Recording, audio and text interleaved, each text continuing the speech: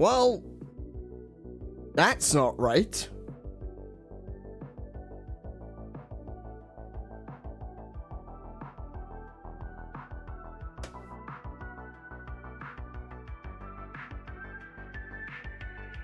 Hang on.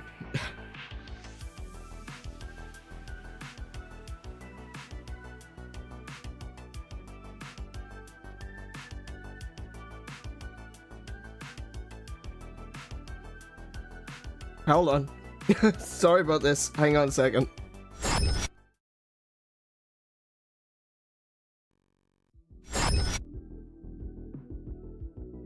Hello everyone and welcome back to An Iron Plays. Why is it saying help me? Why did why did my captions know what's up?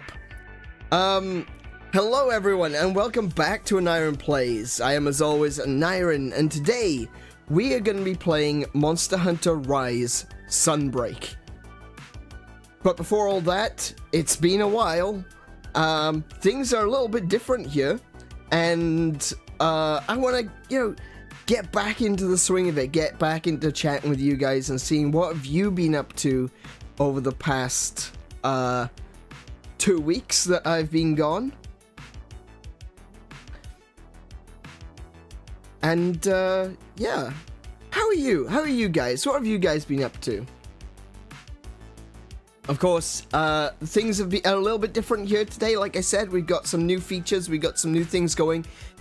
We do have a caption now, so that's useful for people, and hopefully it will be mostly working.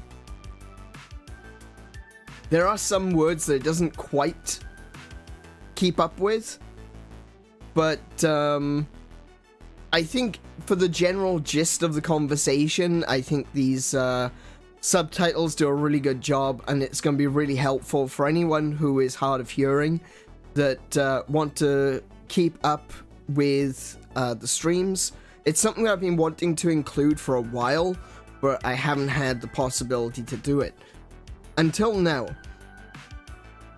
So, yeah, I hope that helps. You love how the captions say but keep referring to you as Iron Place. Yeah, it's either going to be Iron Place, an Iron. I got an Aaron at one point. But yeah, technology is incredible. It's just good enough to be crap. To be crap, I said. Captions, crap. There we go. Just one Aaron. Yeah, just one Aaron.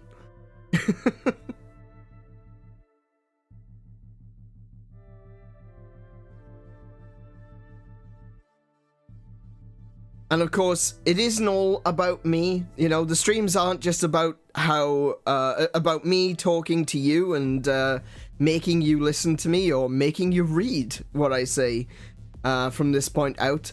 It's also about you guys, and of course, I'm gonna bring you all in to the chat. How are you guys today? Hello, Handicap Gaming, and of course, hello to Kiko, who is our moderator for this evening.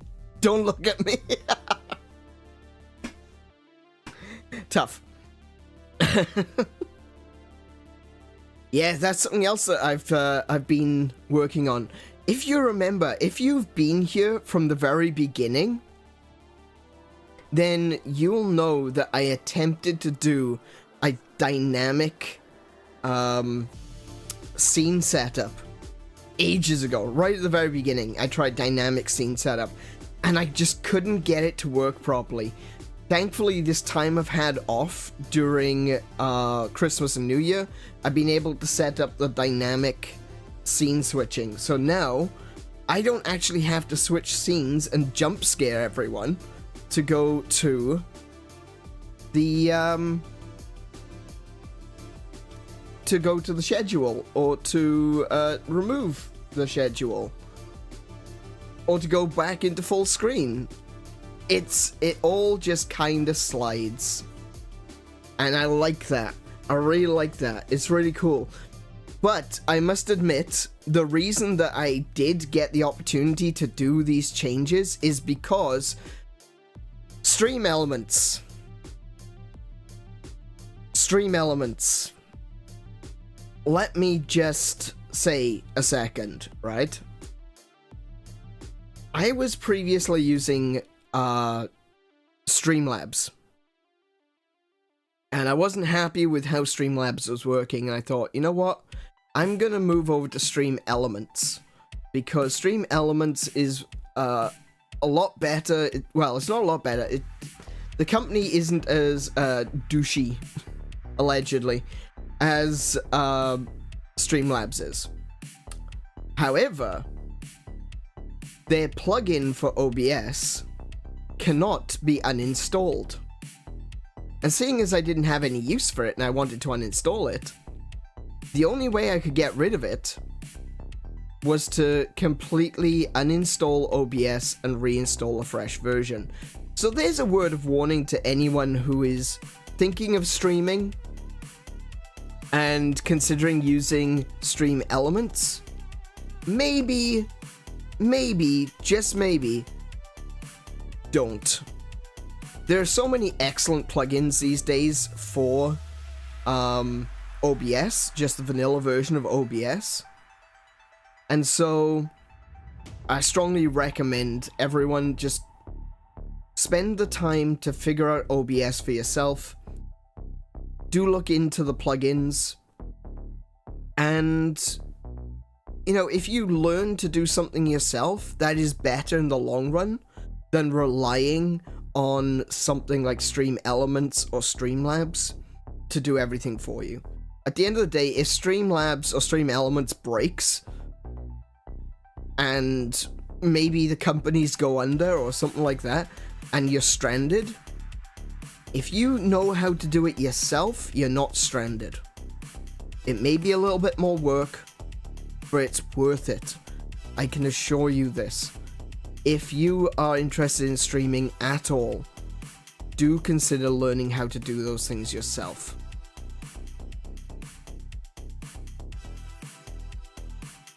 I've been watching a friend play Final Fantasy V for the first time, and they just finished it a few days ago. Oh wow, okay.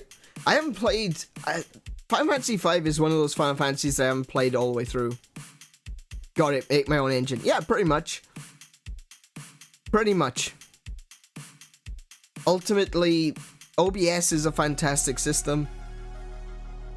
And it's basic, you know? If they never update OBS again, it's probably still going to be useful into the future.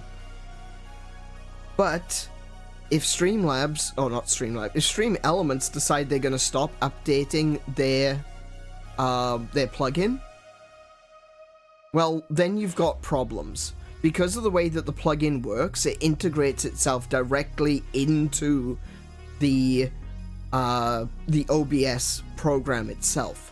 It isn't a plugin. It's basically a mod.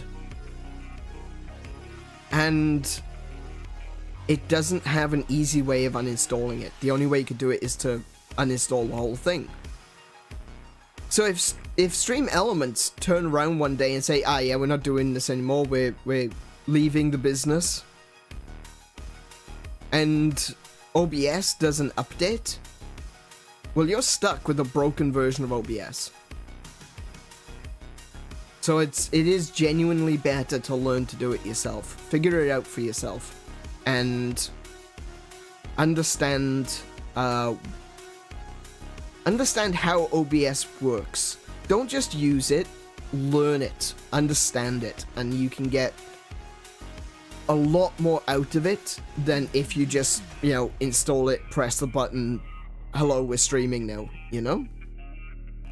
But yes, that is the primary reason why I haven't been streaming for the past 2 weeks.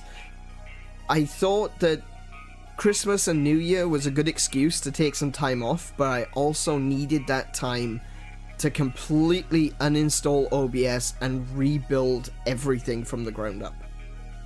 And I'm really happy with the results. So this is looking pretty good right now. I like the new schedule. I like the sliding mechanics of the streams. And I like the upgrades that I've made to the appearance overall. So, blessing in disguise, silver linings, and all that jazz.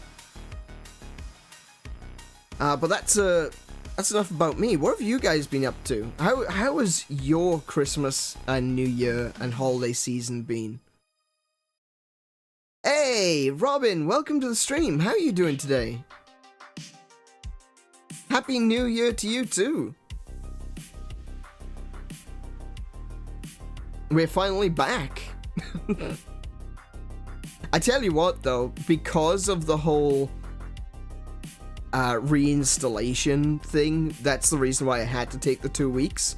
But next year I'm not going to be taking the full 2 weeks. I felt so out of it not being able to stream. So next Christmas / New Year, it's not going to be 2 weeks off, that's for sure. I may slow down my streams, stream a bit more intermittently. But I am going to continue streaming through Christmas and New Year, I think. It was just so weird not being able to stream. I really wanted to as well.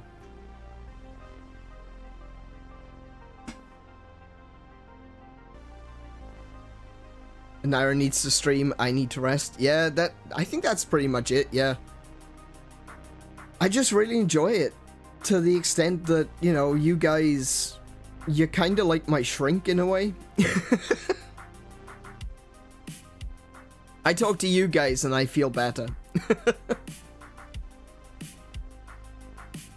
Yeah, look, Christmas is one of those things. Christmas and New Year, I don't have family out here in Australia. All my family's in the UK.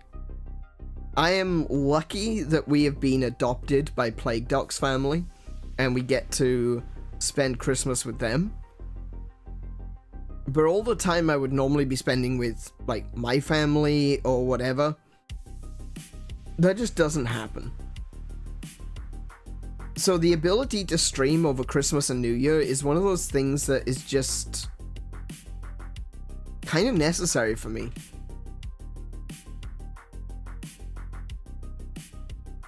So, yeah. I'm everybody's shrink, yeah. But I'm glad to be back. I'm glad to be streaming again. Before we get into gaming, though, today, because obviously we're going to be playing some Monster Hunter. We're still continuing through the story of Monster Hunter Rise. So, but for this point onwards, it's all multiplayer. So we're going to go straight into multiplayer as soon as I get this started up. Before we get into that, though, let's have a little bit of a chat. Let's have a little bit of a chat. Just you guys and me. About goals, about direction. Because it's that time of year, you know? New Year's resolutions, all that sort of thing. I'm not a big fan of resolutions. In fact, the last resolution I made was in 2005, and I'm to be fair though, I'm still keeping it. That was my New Year's resolution, to not make any more New Year's resolutions. And yeah, no, it's going well actually. But I do feel like the ticking over of the calendar is a good time to set goals for yourself. Even if it's not some sort of resolution of, oh, as of this day, I'm gonna eat more healthy. That's not gonna happen. As of this day, I'm going to stop drinking. Yeah, probably not. As of this day, I'm gonna make sure that I go through all of my video games I already own before buying any new ones. That's just impossible. I'm sorry. Have you seen how many games I've got? That ain't gonna happen. But I do think it's a good time to set goals. And over on our Guilded, we actually have a thread. Kenny starts it at the beginning of every year. talking about our gaming goals for the year. And I also threw in... Wait, did I do it or did Kenny do it? I can't remember. Let's see. I did do a New Year's resolution style thread as well. Yeah, I did. No, that was 10A. It was 10A. Okay. And I think it's really important to have goals. Not necessarily because you have to complete them, you know? It's not one of those things that, oh, well, if you fail the goals, you failed at life, you know? This is something which I talked about at the end of last year, because I realized that I wasn't going to complete my gaming goals. But the reality is that by setting goals, you either accomplish them, and then you've done something good, or you don't accomplish them, and you've learned something. Every failure is a learning opportunity, and so rather than looking at it as a possibility that you've screwed up or you've done something wrong, it's so much better to look at a failure to reach a goal and ask yourself, why didn't I reach this goal? What was it that resulted in me not meeting that standard that I set for myself? And sometimes it's entirely outside of your control, and at that point, you shouldn't really worry about it, you know? If you fall ill or something, or you get an injury or something like that, something that straight up prevents you from completing your tasks, that's out of your control. Unless, of course, you were juggling fireballs. At that point, it's kind of on you. But, you know, it's one of those things that you can every failure is a learning opportunity. You shouldn't be down on yourself. You shouldn't be beating yourself up over something that you failed to do. You should look at it and go, okay, but why did I fail? And coming out of last year, I think I only got 1 out of my 4 gaming goals completed. And even then, it wasn't that difficult of a gaming goal. So I've set some goals for myself for this year, and I've got 5. The first one, very simple. I want to finish 25 games in the course of 2024. And I've got a list of games as well. You can find this on the Guilded itself. You know, I'm not going to read all of them out, but I've got a list of games that I want to have a crack at, and hopefully I will complete at least half of the list, and 25 games overall. So that's my first goal, 25 games and half of the list that I've written.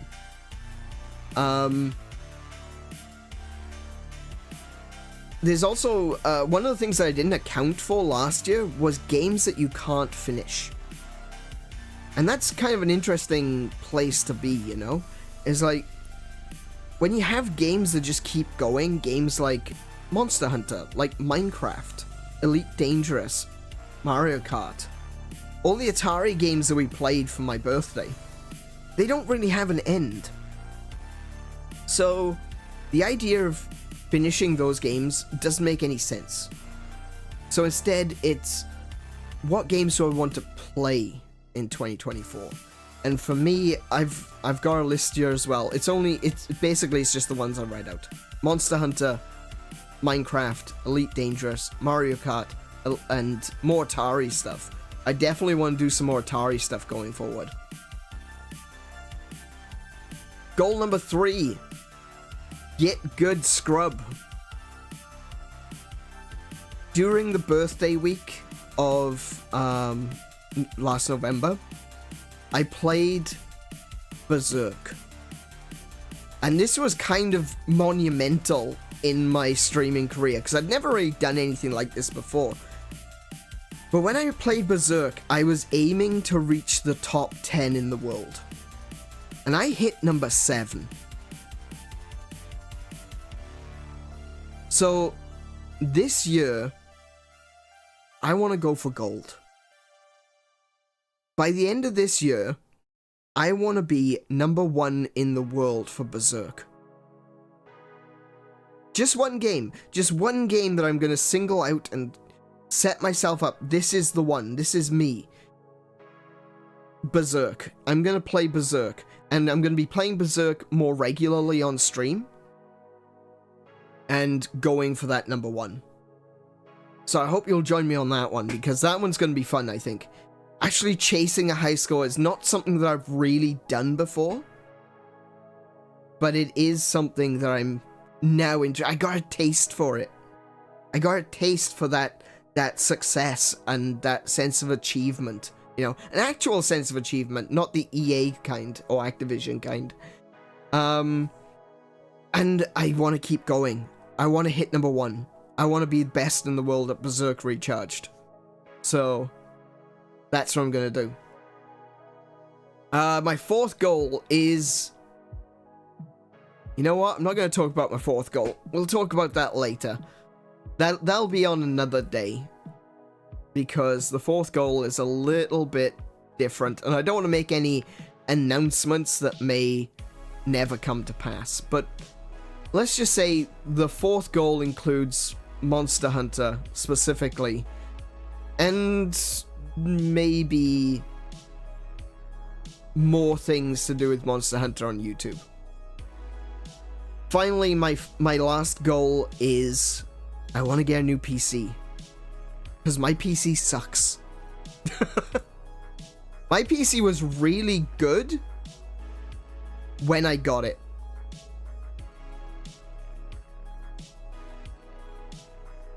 Not anymore. Hey Tim, welcome to the stream. How are you doing today?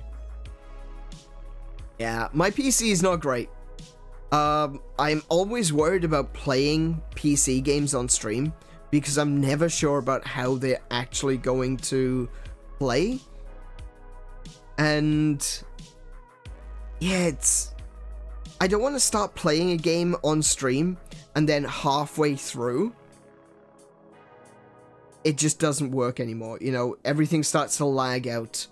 There's too much going on. My PC just is starting to overheat. And, you know, it's not fun for me and it's not fun for you guys. So, I want to get a new PC this year. And I think the best way to do it is, we're not making, like, huge amounts of money. I'm not making any money whatsoever on this stream. The way I'm going to do it is I'm going to be buying it piecemeal. You know? When I have a little bit of money, I'm going to buy the case. Actually, there's a really sick Monster Hunter case that I really, really want to get. It's going to be a limited edition. I can see it's going to be like over $300 easily. But I really would like to have that case.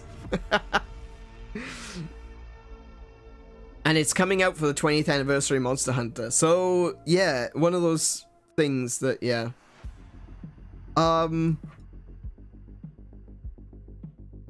So what I'm going to do is I'm going to buy it little by little. If I've got enough money to afford a graphics card, I'm going to buy a graphics card. If I got enough money to afford a new CPU, I'll buy the CPU. If I can afford new RAM sticks, I'll buy new RAM sticks. If I can afford the motherboard, I'll buy the motherboard. And I'm going to do it gradually over the course of the year, so that by the end of the year, I'll have a whole PC. And I'll put it together. It may not be the absolute best top of the range. I see Tim there saying 1490 i9. That would be great. That would be wonderful. But if that's not possible, I'm fine with like a 4060 i7 or even a 3090 i7. That'd be fine too. But it needs to be a little bit better than what I've got, because what I've got is a 1080, and I think it's an i7 in my PC at the moment, but it's well, it's gotta be like 8 years old now. So, yeah. definitely needs to be updated. And then I'll definitely be able to do PC streams. I think 4090 is overkill for the current game. It definitely is, yeah. Your graphics card's 1080. Yes, it is. My graphics card is a 1080. Technically, not even, because it's a 1080i. So it's not a Ti, it's not a Titan, right? It's a 1080i. And what the I stands for, well, actually I don't know what the I itself stands for, but it just means that if I take it out of my PC, I can't use it in another PC. It's OEM. I think that's the term, OEM. But yeah, that graphics card is locked to this motherboard. Can't use it anywhere else. Not if or when you can afford. You should figure out a way to crowdfund. Oh, I don't know. No. Probably not the crowdfunding thing. I don't know.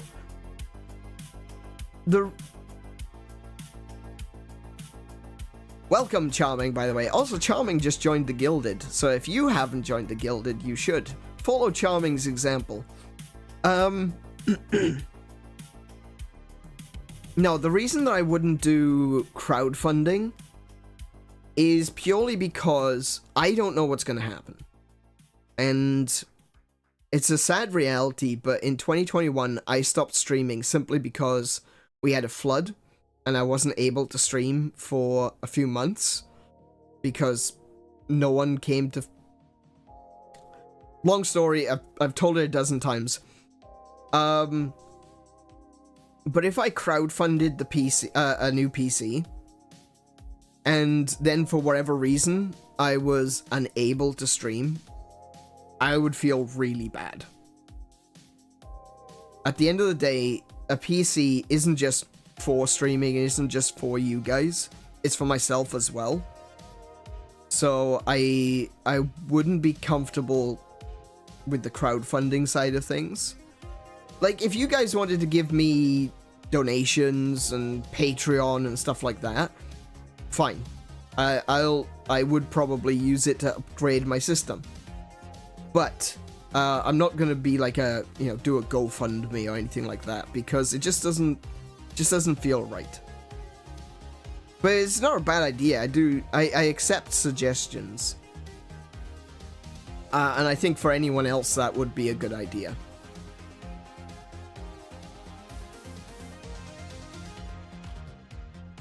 But yeah, those are my gaming goals for 2024. Do you have gaming goals of your own? What are you planning? What are you hoping to achieve in video games this year? I do have another list as well. It's about my streaming goals, but let's hear about you guys. Have you got anything that you want to do this year? Anything you want to be successful at? Is there a particular game that you just want to platinum trophy? Is there a game that you just want to complete to say that you did it? Beat Civ 6 in God difficulty? Oof. Well, my salute to you, and may your gods go with you, because wow, that's tough. I know there are people out there that can do it, and I stand in awe of them, but yeah, I can't do that. I tend to play Civ 6 on Prince or King. Those are the ones I tend to go. Is it King? I think it's King. I personally don't do New Year's resolutions. I do mantras at the start of every new year. Okay, cool. Up my rank in Street Fighter 6. That's a good one. I like that. Oh, and Charming as well. I may mention this before you got here. I don't really do New Year's resolutions either. It's more setting goals to try to achieve in the next 12 months. Rather than saying, as of today, I am changing my ways, it's more along the lines of aiming for doing something by the end of the year. Oh, right, fair enough. Well, thank you, Charming.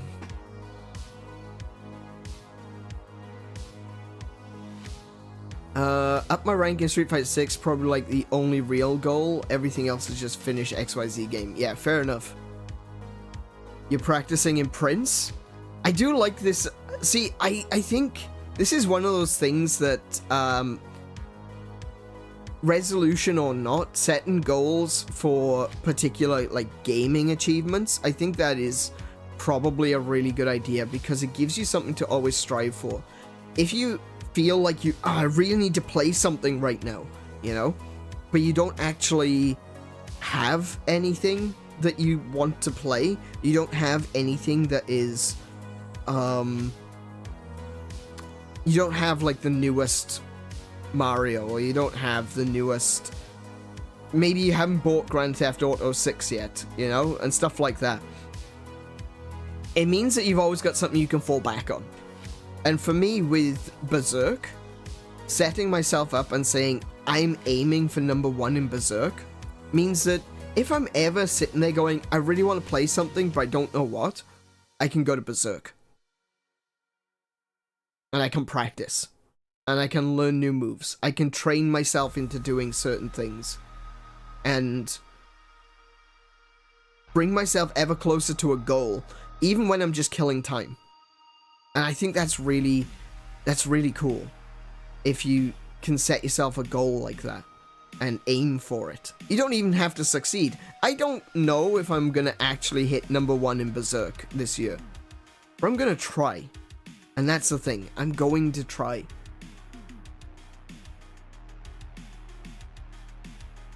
Hey Mary, welcome to the stream. How are you doing today? We're just talking about gaming goals. Do you have any gaming goals for this year?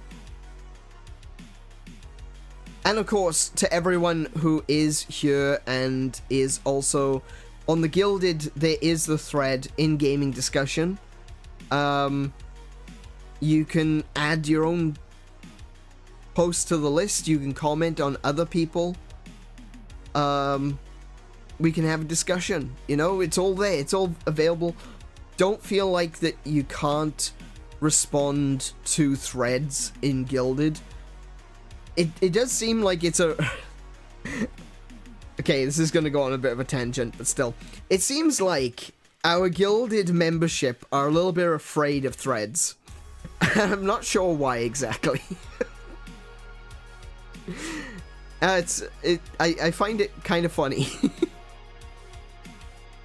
But, like, people will read threads and they will, they'll leave a little reaction emote or something on the thread, but very few people actually respond.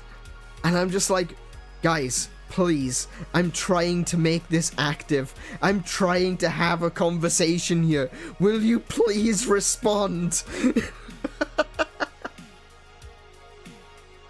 I don't feel like I have anything thread-worthy to say. Well, I mean, if the thread is already there. But if you actually have a look at the threads, it's like, it's me and Tene. And we're like the only ones that really make threads.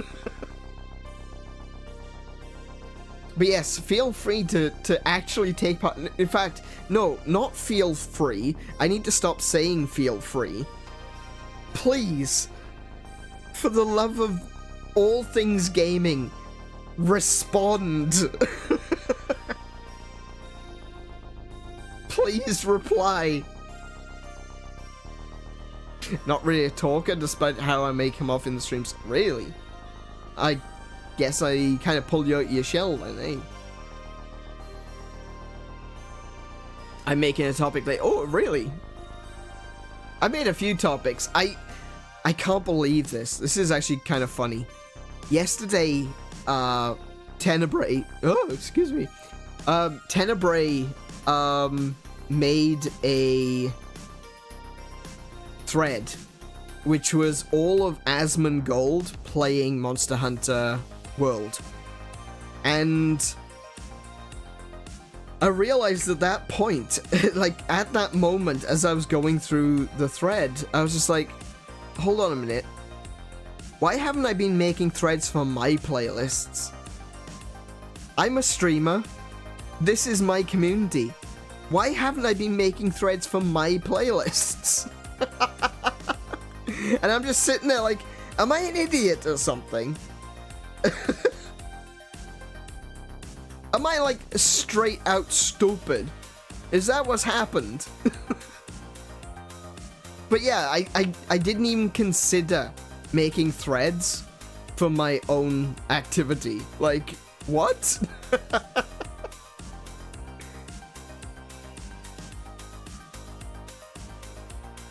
I know engagement is important, and it's super easy to make you and Kiko laugh. Well, yeah, that's true. We are giggly bitches.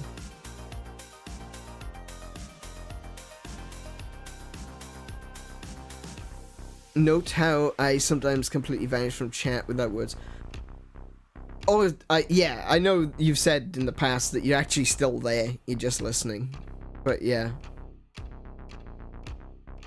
I made one post on Threads and never again. Really? That's... We used to have a... See, this is the thing, right? Okay. I said this was going to be on a tangent, and it absolutely is. We started on a forum. Like, in 2003, we had a forum called Slightly Out of Order. And the following year, I created my own forum called Ultima Java. Right?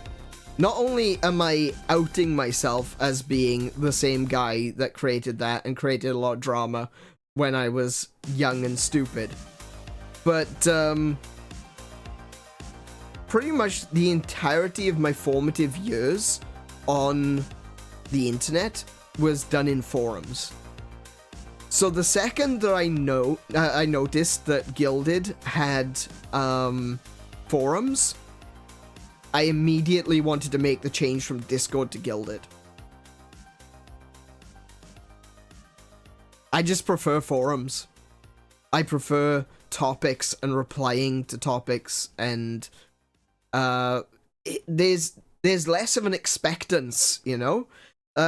With chat, if someone types something in chat and an hour goes by and no one responds, there's just this assumption that no one is going to respond, you know?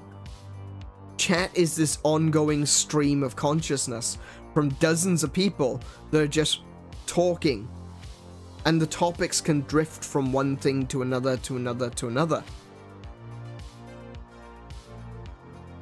When it comes to posting in threads, however, there's kind of an understanding that someone isn't necessarily going to respond immediately. And also, because everything is topical, the replies are going to be relating to that topic. So it's very easy for me to keep myself in line, as it were, you know, keep myself on those rails so that I don't wander off topic all the time. I just find threads so much easier to be able to condense my thoughts into something and then write it. Whereas with chat, I'm trying to have a conversation about something and then someone else might come along and change the topic. And I do find that frustrating, but it's just the reality of the situation. If no one else wants to talk about something, then they won't. But at very least with a thread, someone might come and make a new thread, but I guess there's less of a sense of my time has passed, you know? If you ask a question in chat and no one responds to it, and then something else comes up, there's a sense that, okay, my time has passed. No one's paying attention to my question, no one's paying attention to my topic. I guess I'll just move along. With a thread, that thread could be sitting there for weeks, if not months. And then someone will come along and go, sorry to thread Necro, but I actually have a response to this. And that's so good. I really like that, because you kind of get a rush from it, you know? You get this rush. It's like, oh, someone responded to my topic. And then you go, oh yeah, no, forget about necro posting. I don't really, that's don't worry about it. It's all good. Let's keep chatting about this thing that I really, really like. It's really fun. We used to have a very, very strict no necro posting on the forum. And I kind of realized later on, like, how really dumb that is. Necro posting is good. It means that you don't have to create a whole new thread for a topic that was talked about a year ago. It means you could just open up the topic again and just keep talking. But I think in older web forums, it was... The reason that they didn't allow for necro posting was they wanted to create this air of activity, you know? Oh, did you notice that our gaming forum has 1,000 topics this week? It's like, yeah, because you close topics after a day of inactivity. And people keep having to make new topics. I made a thread, go respond to it, or I will find you a spooder and oh dear, no.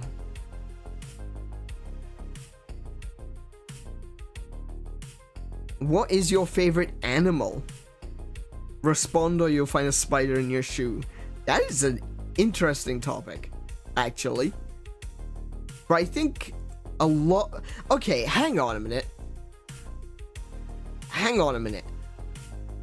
How many people here can guess my favorite animal? Kiko probably knows. So, Kiko, you're not allowed to answer. What's my favorite animal? I've talked about them. I've actually talked about them at length. And I've even posted about them on Twitter. What is my favorite animal? Let's do a test for the people out there. See who's been listening. Jeff, correct. There we go. Whoa, Mary's on the right track.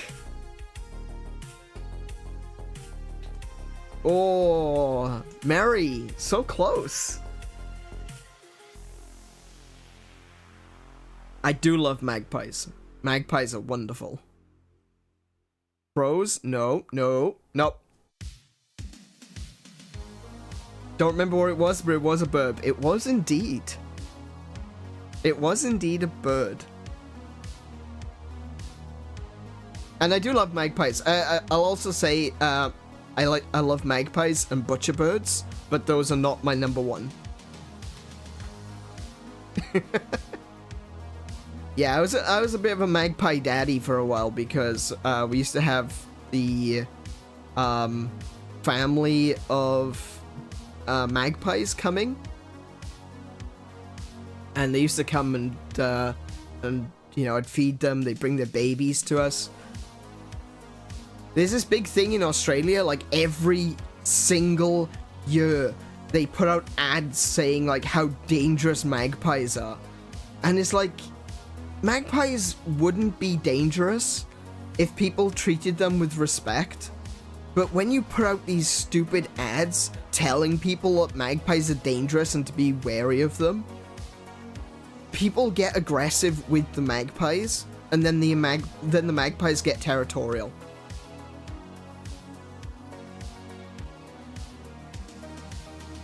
So, I got an idea. Don't screw with the magpies, and the magpies won't screw with you. I can almost guarantee that.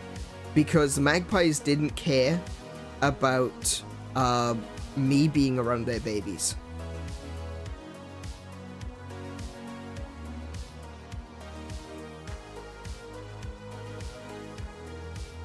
So how about that one, Australia? Don't screw with magpies. And they won't screw with you. But yes, Mary is correct. It is a burb. It's not exclusive to Australia, and it's not in Finland. But it is a bird, and I'll even give it to you. It's a big bird. And a version of it appears in a video game.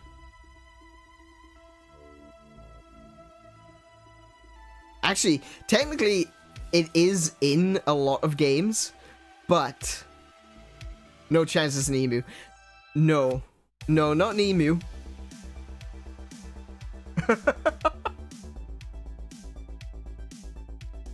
Batman. You just said it's Big Bird.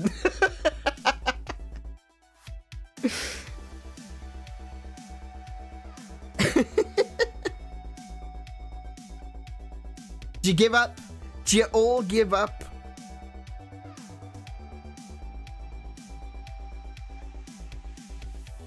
My favorite animal. Birds in Australia, how it reminds me of dodos. Dodos are cool. I like they were cool. I do like chocobos, but no.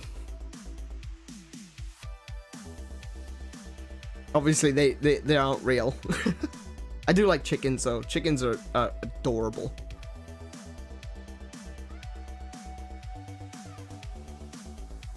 That's it. Time's up. My favorite bird, much to the chagrin of a friend of ours, is the shoebill stalk. And they are the inspiration for Loftwings in Skyward Sword.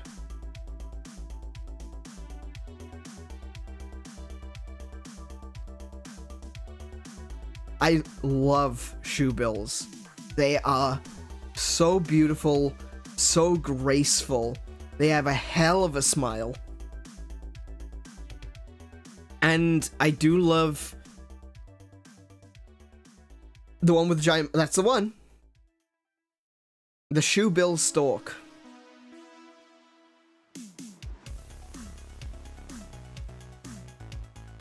They have... They're how do I say this? Like, the way they work as an animal is very interesting, and it's very appealing to me. You have to show a shoebill respect, and they will, you know, show respect back. Their way of showing that they don't mean any harm is by bowing. How to spell it?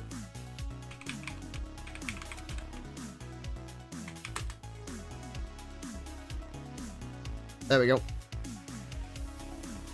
They bow to each other. And there's just something, the weeb in me loves that, you know? They bow to each other. And if you bow to a shoebill stalk, it shows that you don't mean them any harm, and they don't get as grumpy. They can be pretty grumpy though. So yeah, you actually have to bow to the stalks. It's so cool. Some of the wild ones, obviously they're gonna be like super wild, but ones that you have in captivity, usually ones that are wildlife reserves and stuff like that. Yeah, there's videos all across the internet of people walking up to them and bowing and shaking their head, and then the shoebill will do it back.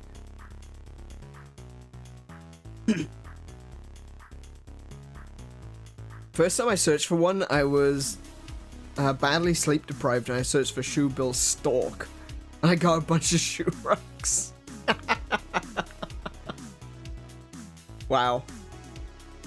Doing large portion of the Shadowbringers expansion, while going along the main story quest, you can frequently find a model of a small shoebill perched nearby. Yeah, I've seen that. There was it was a video I watched, and it was what was it called? It was something along the lines of Unexpected Shoebills, or something like that. And there are loads of games out there that just have a shoebill somewhere in the background. Like in Final Fantasy, it's a big part of the expansion, like you say. But there's a bunch of other games with there's just a shoebill, just because just in the background. You probably didn't even notice it, but it's there. And I'm trying to remember which game it is, but there's one where... what is it? I don't remember what the game is, but there's this one game where you even go into a lake under the water, and on the lake bed there's just a shoebill standing there. Because there's been a huge fascination in shoebills in recent years, and I'm all for it. Because yeah, I adore shoebills. They are my #1 favorite animal. Favorite bird, favorite animal, favorite living creature that isn't human. Actually, I don't really like a lot of humans either, so so I think I'll put shoebills above humans. But yeah, big fan, big fan. So yeah, I'll respond to your post later, Mary, because I definitely have a few things to say.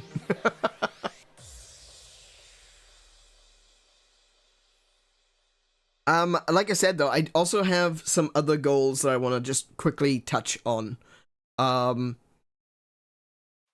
Going forward this year, we're not going to be stagnant. We're not just going to be playing video games on stream. That is something obviously I want to do.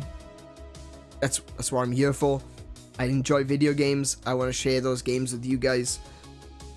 But I will be pursuing other goals as well in content creation. I'm currently streaming 5 days a week. The end of last year, I started doing the 5 days a week thing. I will be streaming different days this year, though. You probably have already seen this in my big announcement post. But if you haven't, as you can see there in the schedule, you've got Monday, Tuesday, Thursday, Friday, Saturday now. So I'm taking a midweek day off so that I've got time to make any adjustments. That's one of the things that I felt like I didn't have the time for last year. One of the things I struggled with streaming was that if I did something, say Monday, and I realized that there was a mistake, I didn't have the time to do any adjustments to OBS or anything like that until the end of the week, till the weekend. So, having Wednesday off rather than Saturday means that if I notice something going wrong, I can fix it on Wednesday. I don't have to wait the entire week to be able to make adjustments to the setup or to the schedule or to any sort of notes or anything else that needs to be changed in the stream. It also gives me a day where I can change some of like my thumbnails and things for YouTube, because Final Fantasy Renaissance, it's one of those games that I don't know what I'm going to be doing in Friday's stream. So as you can see there on the schedule, I'm going to be playing Final Fantasy Renaissance Tuesday, tomorrow, and Friday. But because I haven't played Tuesday's stream, I don't know what I'm going to be doing on Friday yet. So Wednesday gives me an opportunity to play the game on Tuesday and then adjust my thumbnails and adjust my description for Friday's stream. Something which I didn't necessarily have enough time to do when I was doing Monday to Friday. So hopefully that means that I'm going to be more on the ball, my information is going to be more accurate, and that means you guys get, you know, better information, better understanding of... Better? What is this? What's happened all of a sudden? Where am I from? A better understanding of the schedule and everything that's happening, the streams that are coming out and stuff like that. I want to make sure that you guys are not misinformed And that's kind of the important thing. That's like the really important thing for me, is that you guys always know when I'm streaming, what I'm streaming, so you can make an informed decision whether or not you want to stay up all night. Because let's face it, some of you guys in the US, some of you guys are in Europe, and unfortunately I can't stream on those time zones. But I can at very least make sure that your decision to watch me is properly informed. And I think that that's really important to me. That if you guys are giving me so much of your time, and I want to make sure that if you're doing that, that you know what you're getting in for, that you're not going to be disappointed. So there's that side of it. I think that's having that day off is going to be really good overall. I mentioned this one last year as well because I talked about this during the I talked about this one during my 100 subscriber count stream. Once I hit 100, I did like a re-debut of sorts. It's still available to watch if you're interested. I wouldn't really recommend going back. Please don't. It's a little bit cringy. It's amazing how much changes in a few months. But yeah, it's a little bit cringy still. But I do want to start making shorts and videos. My current mindset is that I want to be playing... I want to be making shorts. I want to be making shorts like at most 3 times a week. At absolute most. And I also want to be doing some recorded content, like discussion topic stuff. And the discussion stuff that I want to do is going to be down to you guys. I already have a list of topics, but I want you guys to be able to send me an idea, like a question or a topic, and I want to be able to write a short video on that one, like a 10 to 15 minute video. If I can do more than one a week, that'll be great. But at the moment, I'm starting with, I want to do some shorts whenever I feel like it, and I want to try to get to doing 1 video per week.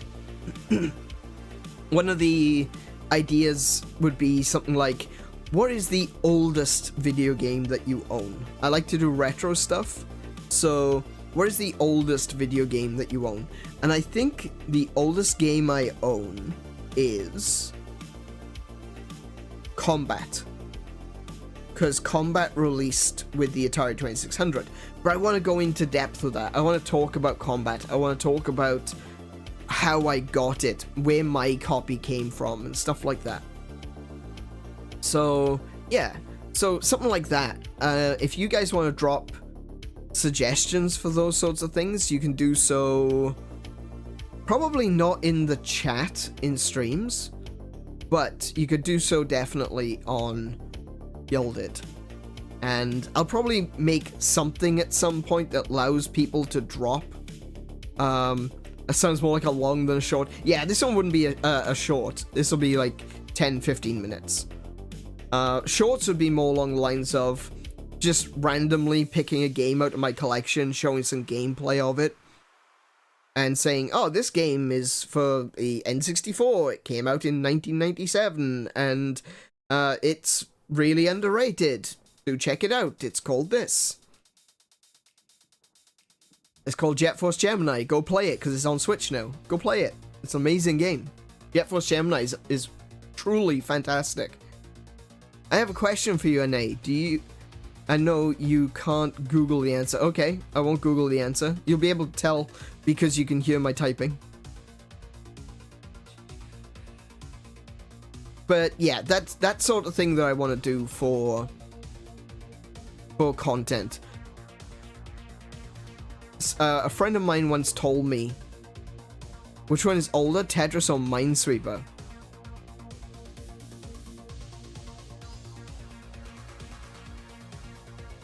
Now, I know Texas Instruments had a version of Minesweeper back. It would have to be Minesweeper. Because Tetris came out in the 80s. And Minesweeper has existed since the 60s. I think it's the 60s. It may even be older than that now that I think about it. Could be the 50s.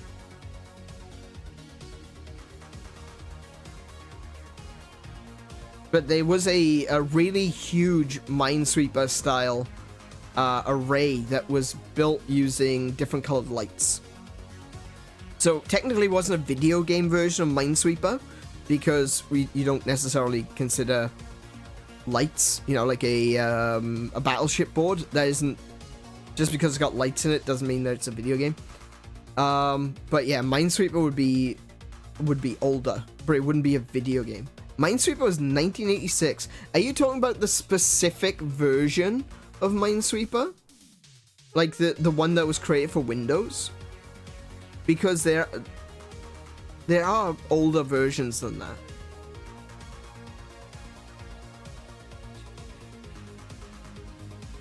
I imagine if you go to the wiki and you search Minesweeper, it'll say Minesweeper was released in 1986, blah blah blah, but it'll say based on something else. Officially, Minesweeper wasn't released until 1989. Existed in a lab full... There we go. Yeah, like I said, I know Texas Instruments had a version of Minesweeper for a long time.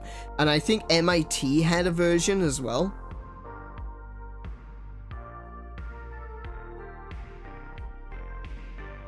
And I can't Google things, but I can. Yep.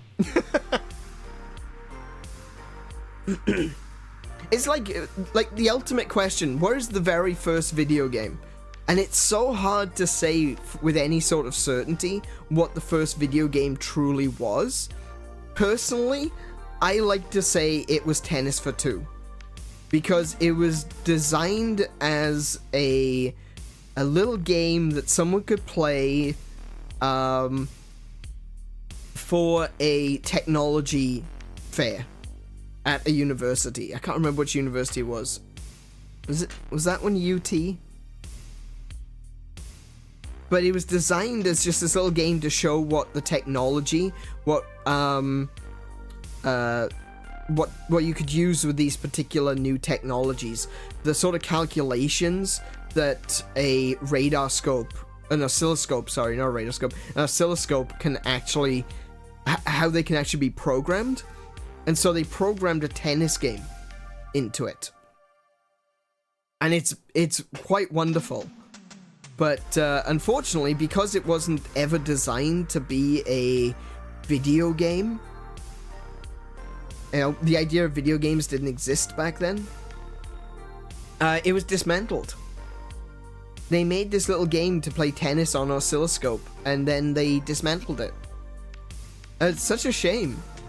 We could still have that original oscilloscope with Tennis for Two. It's a real shame. But there is actually now a recreated version of Tennis for Two on a similar oscilloscope. It's in the museum. The video games museum. So, yeah. But like, some people argue that there was a form of noughts and crosses, or tic-tac-toe, which was technically a video game. And yes, technically a video game, but it was literally just like a series of bulbs, and you changed which color bulb. I mean, yes, okay, much like how a television or a PC monitor is just a series of tiny little LED lights. It was a series of bulbs. It was just extremely low resolution. You know? It had a resolution of 3 by 3.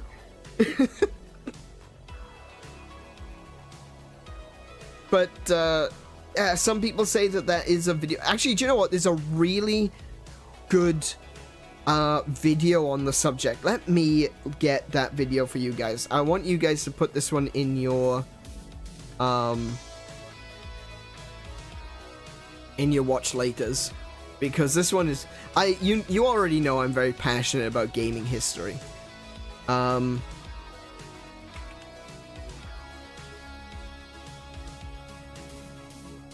But there is a video by a channel called Ahoy,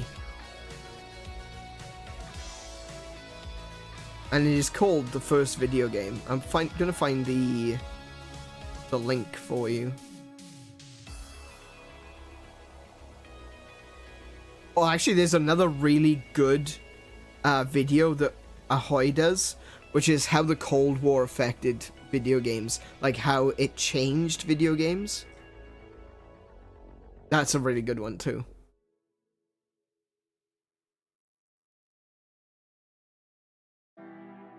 Where is it? Oh, The First Video Game. There it is.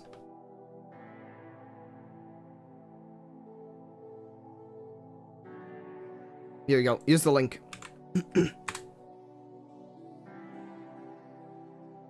Definitely check out that that video. That is really good, and it goes back through all of these different ideas. Like it writes a pretty sturdy definition on the on what a video game is, and then it goes back and it says, like, okay, so what is the first video game?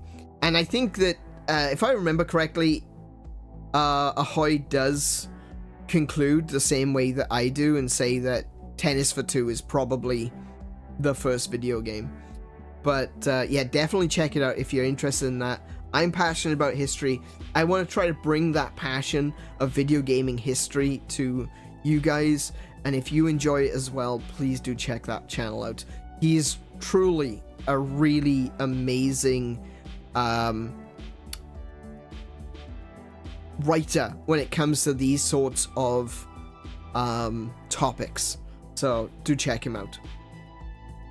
He probably doesn't need me shilling for him, but I'm going to anyway. Anyway, tangent aside, let's see. Oh yeah, one of my streaming and content creation goals for this year is gonna be I'm hoping to hit monetization before the end of the year. That requires 500 subscribers. So tell your friends, make alt accounts. I'm kidding. YouTube, stop it. No, YouTube, no. Stop it. It was a joke. Stop it. Stupid YouTube. Don't actually make alt accounts, right? Okay. Don't fill up my my subs with spam, because that is a genuine issue. But do tell your friends, share the experience, give links to friends and stuff like that. And you know what? I feel like I'm really going to grow more when I start adding videos and start adding shorts to the channel, because shorts is one of those things that does tend to get a lot of attention, especially if you can keep them consistent. So if I'm constantly pumping out shorts, I think my channel growth will be pretty good this year. But yeah, not sure if I'm going to be able to make it.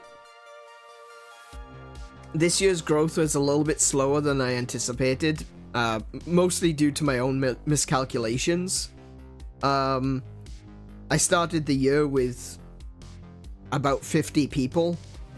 When I started my channel, I started with like 50 people here. And so when I reached 100 really quickly, it was a surprise to me, and I thought, oh, clearly I'm going to hit 250 before the end of the year. Well, no. No, that's not how that works. Those 50 people that I started with aren't going to sign up and join a second time, you know? So, complete miscalculation on my part. I'm really happy with hitting 150 though. And, you know, I can't thank you guys enough for sticking around. It's genuinely mind-bending to me that you guys actually stuck around. And that's not a dig at you guys, you know, because obviously you genuinely do mean a lot to me. And you've helped me so much getting out of my shell. I was saying to Mint about that earlier, but the reality is I've been so antisocial for a good long time. And I have felt so much better since I started streaming again. And you guys have helped me out with that one because you've given me a reason to keep streaming.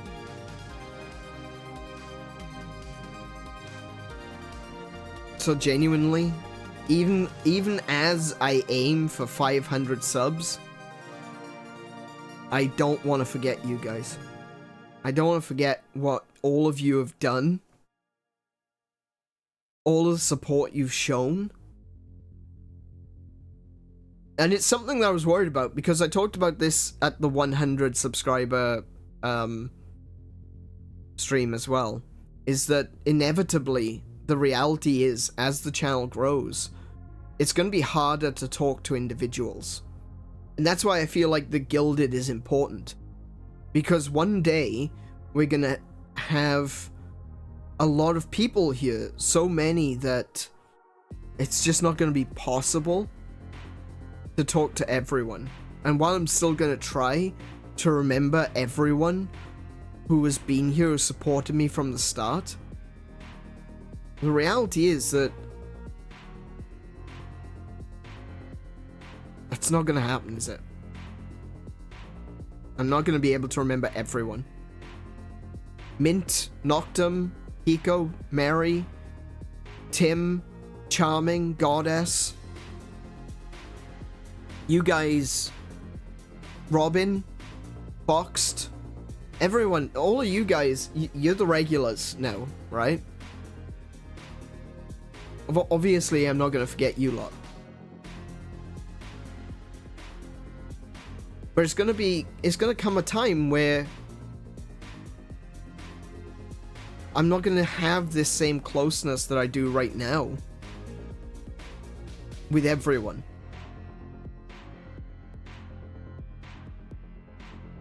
And it's kind of heartbreaking in one respect, but also, you know, it comes with the territory of growth. We can be a close-knit community now, and we should savor this moment. We should savor this and cherish this moment of closeness that we can have while it's here. And I'm trying to do that. I really want to do that. That's why I want to do community games days more often. Well, actually, I do need to talk about that. I'll talk about that later. But that's why I want to do more gaming with the community. I think I kept talking about doing Let's Plays as well as streaming. The possibility of just doing Let's Plays for single-player games and only streaming multiplayer games. That is certainly something that I could do in the future. But, I think that, I think I just want to like stream everything with you guys. I really do. And like I said, maybe that's a thing that I can do in the future, but right now I've changed my mind on that perspective.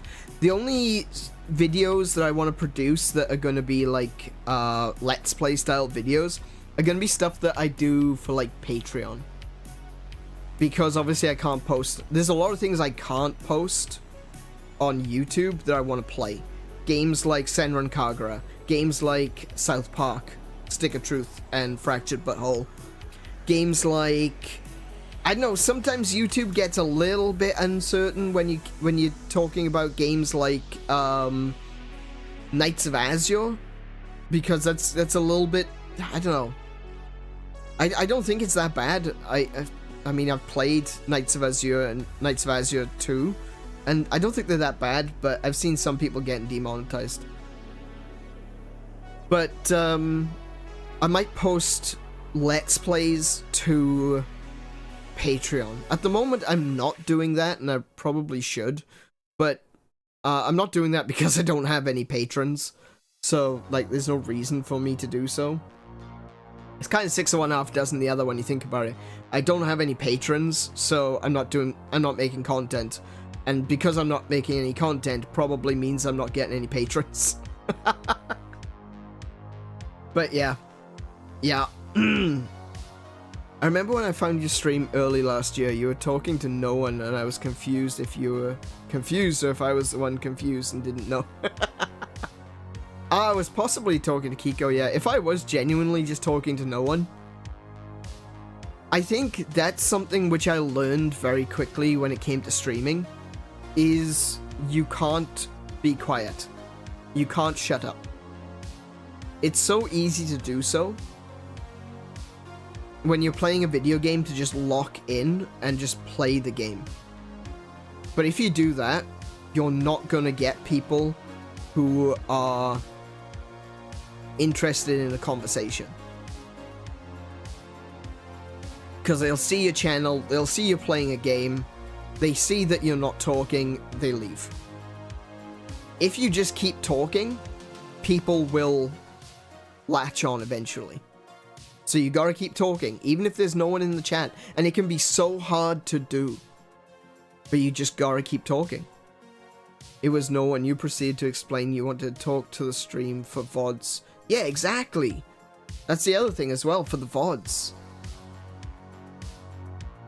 Because people are going to come along, you know, some months down the line and find one of those videos, and they're going to look at it and they're going to be like, why would I watch this?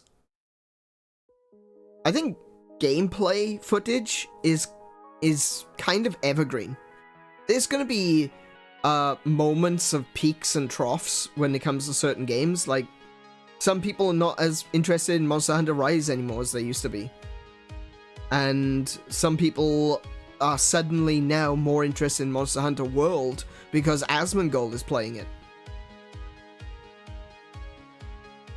So, if you've got a stream that you streamed months or even years ago, and it's uninteresting, you're not going to gain anything from that. You've always been great at talking on stream. Thank you, Charming. I really appreciate that you think that. That came off wrong. I didn't mean to say it like that. That sounds like I'm dismissing you. I'm sorry. I'm glad that you enjoy my streams. Gosh darn it. I think that's a little bit of my own, you know, personal uncertainty, you know. A little bit of imposter syndrome. I'm not entirely convinced I'm that good, but you guys seem to enjoy it, so I'm going to keep doing what I'm doing.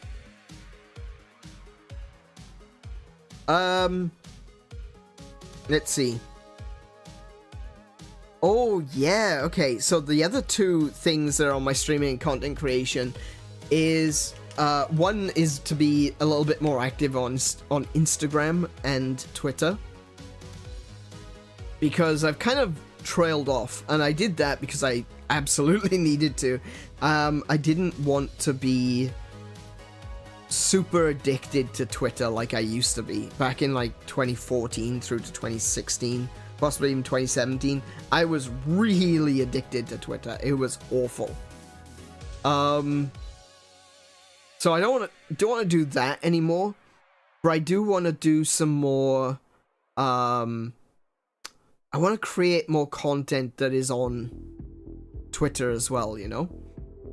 I mentioned doing shorts that highlight a particular game and say what I like about that game while showing gameplay footage in the background. One of the other things that I want to do is you'll see people doing it. They'll just take photographs of games in their collection, or controllers, or consoles, or things like that, or toys and collectibles and things like that. I just want to go through and take photographs and show everyone what I've got. Hopefully, apparently a lot of people enjoy that, so it's something that I'm considering. And the other one is the merch store. Now, I mentioned Patreon, as always.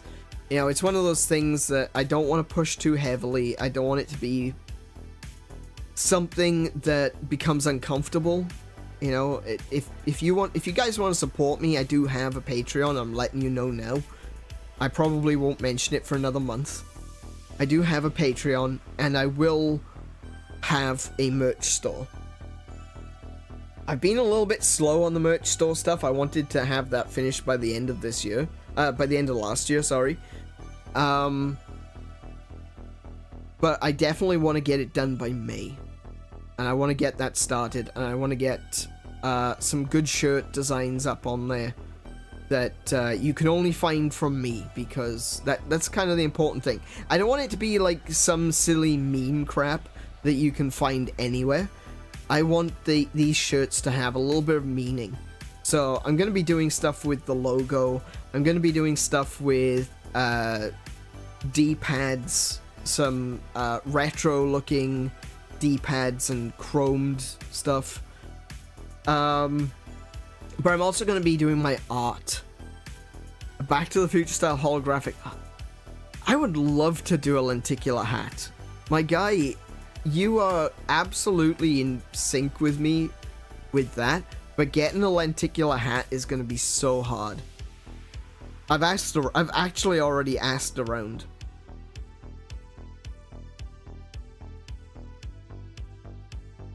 But yeah. So these are the things that I'm going for merch. I just want to let you guys know. I know it's a long way off, and even when the merch store is launched, it's not going to have everything, right? But it's going to have designs that are gaming related. So like I said, the D-pad logo, which I just realized isn't actually visible right now. So my D-pad logo, which you'll find on YouTube, I've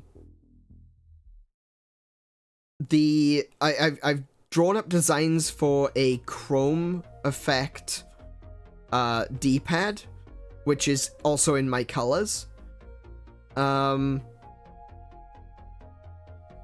So yeah, so gaming related stuff. The other stuff I want to do is going to be art related, and that's where Kiko comes in. She's going to be drawing designs and things for of my character and of gaming related things and stream related things. Any memes that kind of come out of the stream, like our little, you know, inside jokes, they may end up on shirts. So feel free to attempt to make a thing happen, right? Mint has already tried to make beans happen, and he may actually be quite successful at that. So beans is a thing.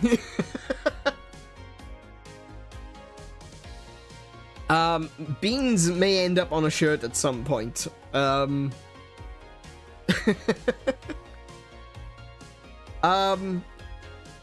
Artwork that connects with me and particular games. So like there may be like an artwork of me eating Dango from Monster Hunter, you know?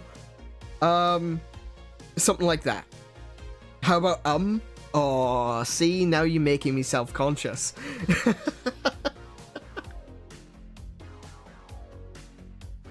It's kind of annoying that the captions actually say because I noticed how many times I say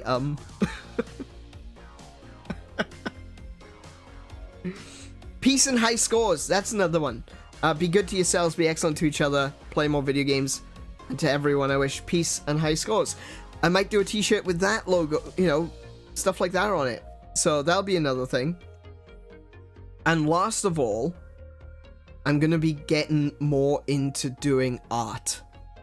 Now, my idea of art and your idea of art may be completely different, okay? So, if you're imagining me sitting in front of an easel and painting something that's going to get scanned and put onto a shirt, that's not going to happen. That is never, ever going to happen.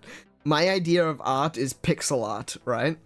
And I like limitations as well. So, I'm going to have stuff that's black and white. I'm going to have stuff that's grayscale. I'm going to have stuff that's limited to the NES palette. I'm going to be creating stuff that's limited to a C64 palette. Stuff like that. Like Spectrum palette. VGA. Oh, unfortunately, I can't. That sucks. I can't actually do VGA stuff because the magenta in VGA, you can't print it. Which sucks. It sucks so hard. You can't print VGA colors. But still. Because actually my color scheme before it was this hot pink was bright violet magenta. Because my color scheme was literally lifted from VGA. But, I'd like to do some artwork with VGA limitations, even if it's not going to be actual VGA colors. I'm going to use those same sort of limitations using my pink and blue. And it's going to be like lots of pixel art stuff. So expect to see a lot of that. And I'd be posting a bunch of that to Gilded as well. I've already got a channel. I know Charming, you can't see that just yet. But once you level up, you'll be able to see it. But there's an art section in the Gilded, and once you're leveled up, you can go there. It's where I've posted a few of my artworks, and where I've done a bunch of tutorials for sprite work and for pixel art artworks. So I want to do more of that. I want to do a lot more of that. I've been talking to Mint, Noctum, and Athero specifically because, like, you guys are my party in Final Fantasy. Excuse me. Sorry about that. Yeah. So, because you guys have been my party in Final Fantasy Renaissance, I've been talking to those guys about doing like sprite art and sprite comics and things. So going into this year, I'm going to be putting a lot more effort into my artistic stuff that I haven't been done for I haven't been done for a very long time. That I haven't done for a very long time. And I want to share that with you guys as well. I want to bring you in on that because the idea is I want to do a bunch of sprites so that we can do sprite comics together. It's one of those things, I know a lot of people don't find that interesting anymore. That's something that happened 20 years ago and no one cares. You know? No one cares that one of the greatest comics in online history was called Bob and George. No one cares about 8-bit theater anymore, right? But let me tell you something. That is something we can all work together on. Because it doesn't require artistic talent. It just requires that you have Microsoft Paint, Photoshop if you really, really want to, and a supply of sprites. It's that simple.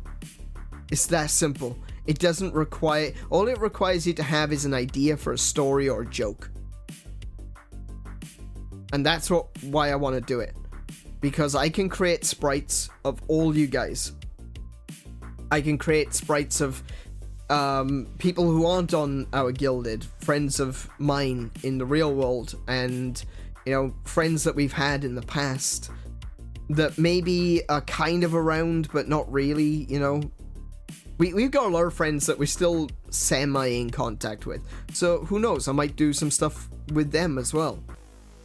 But the idea is to create this library of sprites so that we can do cool things together and make these comics and tell stories with each other and joke with each other and have just a good time, a collaborative, creative effort. And I think that's going to be really fun going forward. Yes, I am absolutely trying to make Sprite Comics a thing again. And you know what? Even if it is just between us on the Gilded, even if it is just our little community, that's good enough. That's good enough. I don't need more than that. I want to do this with you lot. I want to have a laugh with you. I want to create these artistic endeavors together with you. So, yeah. That's something I definitely want to do going forward this year.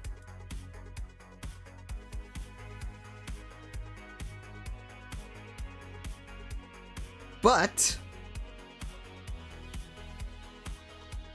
I've been talking for an hour and a half. I mean, it is the first day back after 2 weeks without streaming, so obviously I've got a lot to talk to you about. But yeah.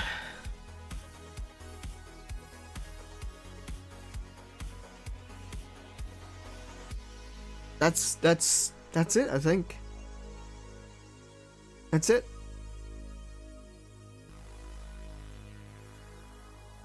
So a big thank you to everyone for joining me today, because it does really mean a lot. It really does. Thank you for coming back. You've had 2 weeks to find someone else to listen to, and yet you decided to come back to this hellhole. Okay. Think we covered everything? I think we covered everything. And of course, like I said, if you guys want to continue this conversation, and I say this every single time, but thankfully, right now, I think everyone who is in the chat right now is also on the Gilded. If you want to continue this conversation, go over to the Gilded, because that's where we continue to chat long after the stream is over. I try to keep this hellhole tidy. So do I. I'm really happy with the new designs and everything. And all the slidiness and the dynamic overlays. Do you guys like the dynamic overlays? That's something that I meant to bring up as well. Is like, do you guys like it? Do you like what I've been doing? It took me a while to figure out how to actually get it to work, but yeah. Also, new shirt. Did anyone else notice that? New shirt?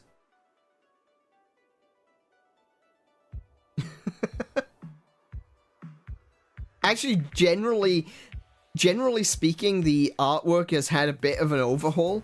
I had Kiko make some detail adjustments to my artwork. So now the power glove has a lot more detail to it. I've now got the pink and blue lines, not just pink lines. And on my left hand, rather than having a full glove like one of the gloves that Link had, it's just a bangle or bracelet sort of thing. Yeah. So I had Kiko. Oh, there's also a little pink ribbon in my hair. Now, some of you might know the significance of that. I was going to comment on your character, but I thought, feel free to comment. Also, I've got Frogger now. I got a little Frogger on my headsets. I actually do have Froggers on my headset. In real life, I got a couple of little Frogger stickers and I stuck them onto my headset. So it's cool to have that actually in the design. But yes, I do have a little pink ribbon in my hair, and that actually has special significance. I've mentioned it before.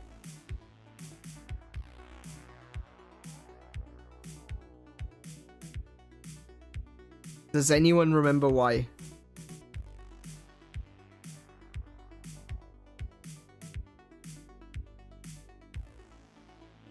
Breast cancer awareness? I think someone made that comment before.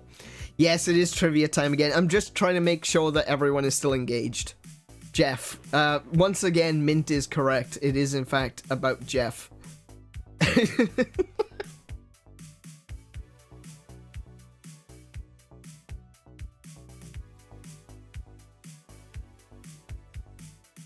All right, like I won't keep you up. I won't keep you going, because I do want to actually get into play some video games.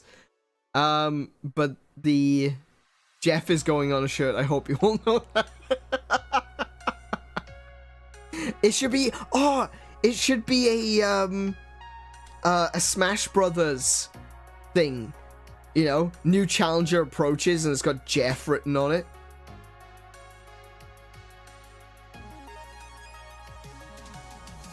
That would be good. In Times New Roman font.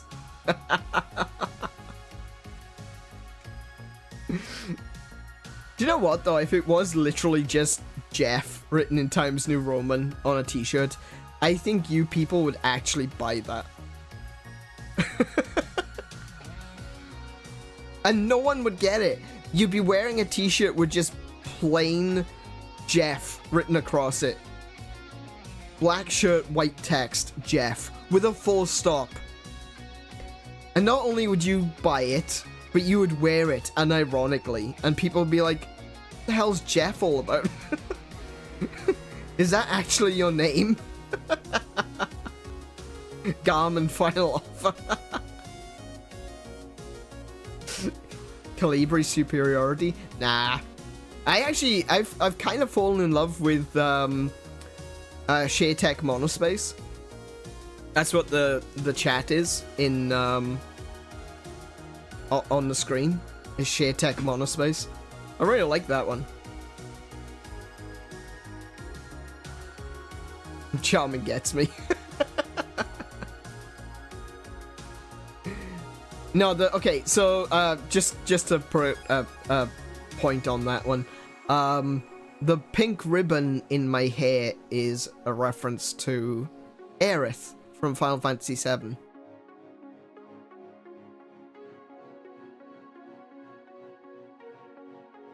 A reminder.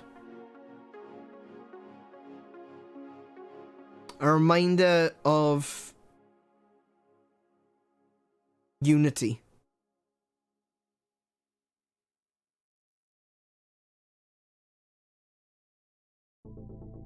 I think that's, yeah. I will die on this Garment Hill. Well, before Mint dies. Yes, Unity. That's right.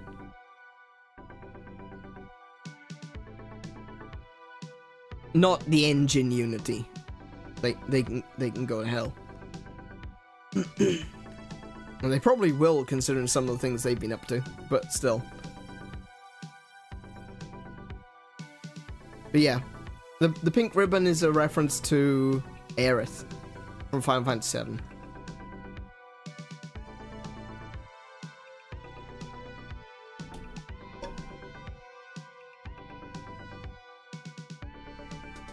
As an official Final Fantasy VII meta, I have no idea why.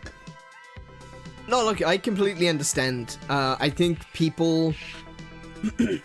I like Final Fantasy VII. I'm actually quite the fan of Final Fantasy VII. It doesn't even appear in my top 5. Not even close. Actually, I think it's like 7th, funnily enough, on my list. Every year, it kind of goes down my list a little bit slow, you know, over time. But, yeah. No, my favorite Final Fantasy is 6. Followed by 10 and 10-2. If you want to count 10 and 10-2 together as one, then they're just short of being number 1. But as 2 separate games, 10 and 10-2.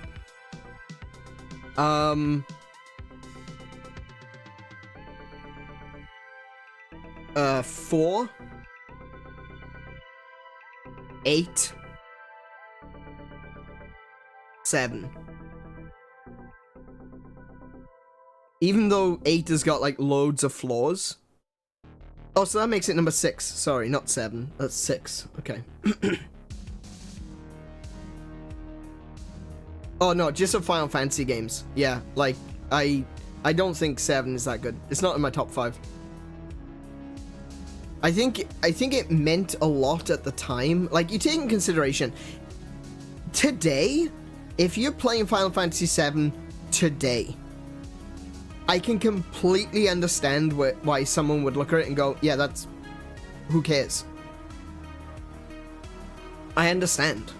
Because the world has advanced so far since Final Fantasy VII. And early era 3D games don't look good.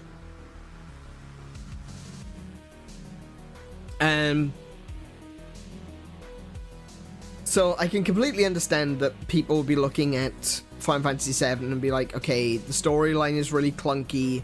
It's a very dramatic and in your face. It's got, you know, very pushy with some of its environmental message and its theming. It's the graphics don't look that great. But if you look at it from the perspective of someone who has played not necessarily every Final Fantasy game I played, in fact, Final Fantasy VII was my first game. But if you think about someone who has played Final Fantasy 1 through 6, and then that huge jump to 7, that's a big deal. That was a big deal. I don't think 7 was as good when it came to storytelling as 6 was. 6 is by far and away my favorite. But 7, from that perspective of someone coming up through the franchise, or someone who has never seen RPGs before, taking into consideration that Square, Enix, Nintendo, Sega, I think Sega, actually I might be wrong about Sega, all of these companies had abandoned releasing RPGs in the West for the greater point, you know? Because they released a few and they didn't sell. Nintendo didn't want to release Fire Emblem games in the West. Square didn't want to release Final Fantasy games in the West. Enix didn't want to release Dragon Quest games in the West. They just didn't want to. They thought that they wouldn't sell. And then Final Fantasy came along in 1995, was it? 1996? I can't even remember. Final Fantasy VII came along, and it was like eyes being opened for the first time in the West. Like, in Europe, we didn't really have the other Final Fantasy games either.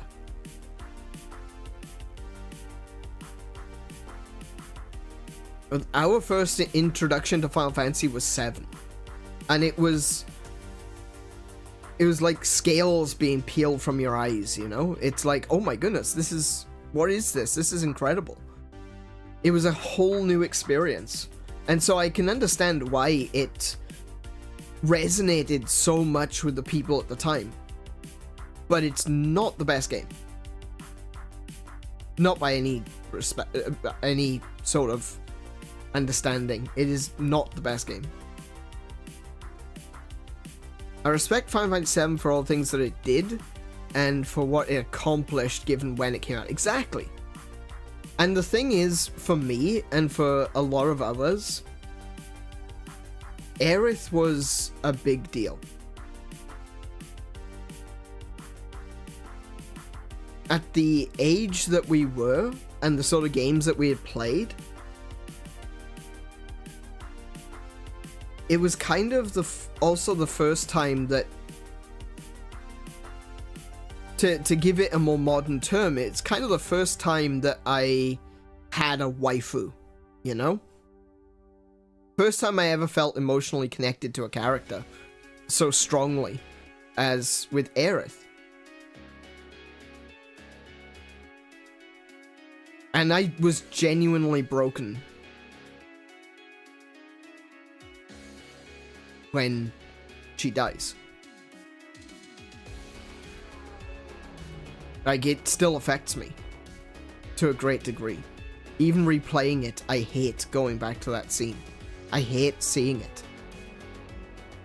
I even to this day still think and wish and pray that maybe there is something in the game that people have missed and we don't have to go through with it. And it's almost twice as hard knowing that it's going to happen, because you're kind of making it happen.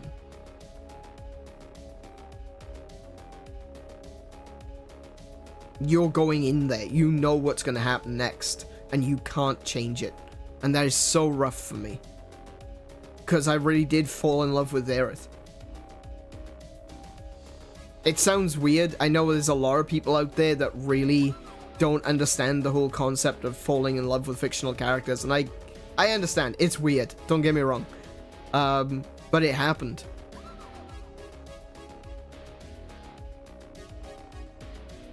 It happened, and I hate going back to that. I hate going back to that scene. Charming says 15, 13, and 13 too. Really? Okay, interesting. 6, 10, and 10 2, then everything else. Okay. Oh yeah, no, I know it's really common. I'm just saying, there are people out there, we like to call them normies, who don't understand the whole concept of falling in love with fictional characters. And I can definitely, I can understand why from an outside perspective that would seem odd. But it did happen. And I actually dropped an, I don't swear, I try not to swear on stream, right?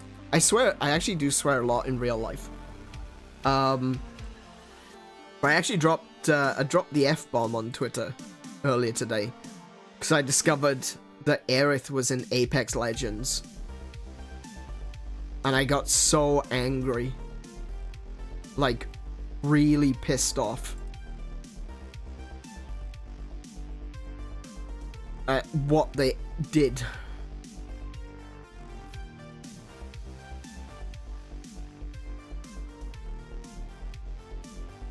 It's very disrespectful.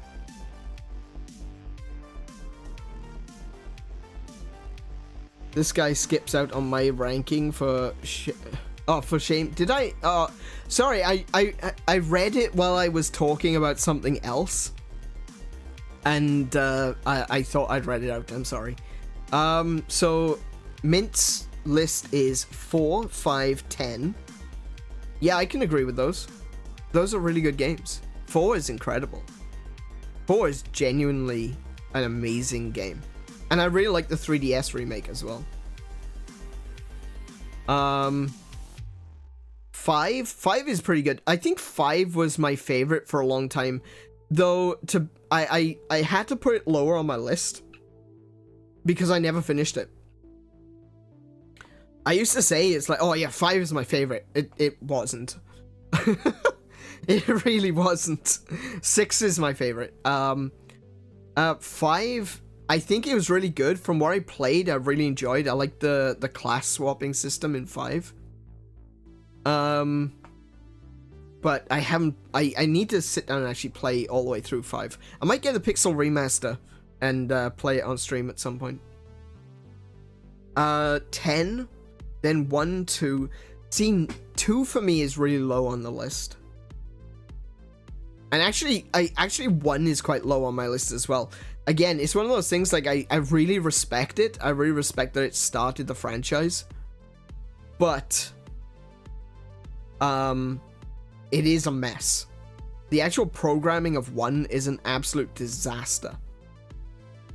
Out of 1, 2, and 3, my favorite one is 3. Interestingly, it's another one with class swapping. I really like the idea of class swapping. That's the reason that 10-2 is so high on my list, is because the class swapping. I really like that as a concept, the idea of just being able to swap classes, especially if you can do it on the fly, mid-game, mid-fight. That's really cool. 9. Again, 9 is a game that was really...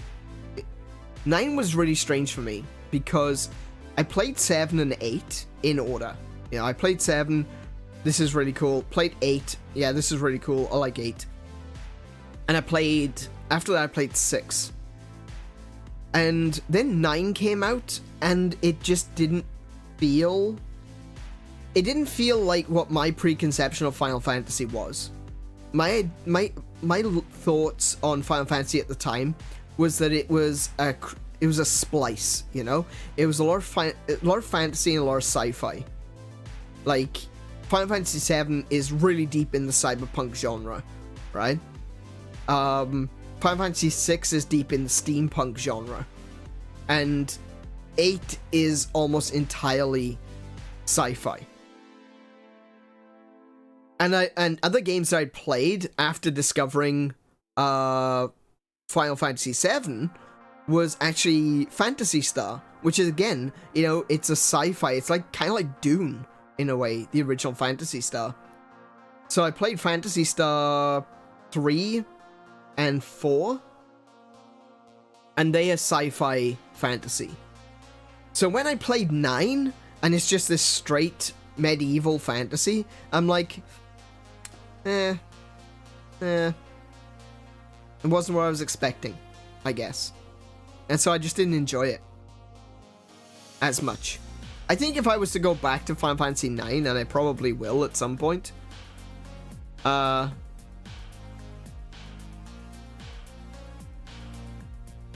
think that I would probably enjoy 9. But for me, it just didn't. No.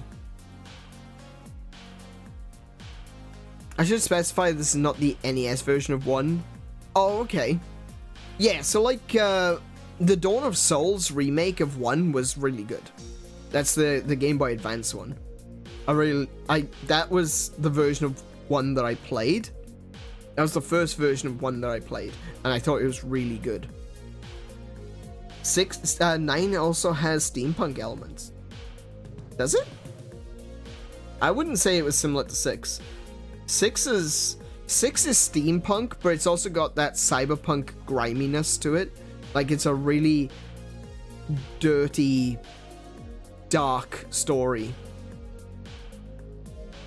I don't think 9 is quite like that.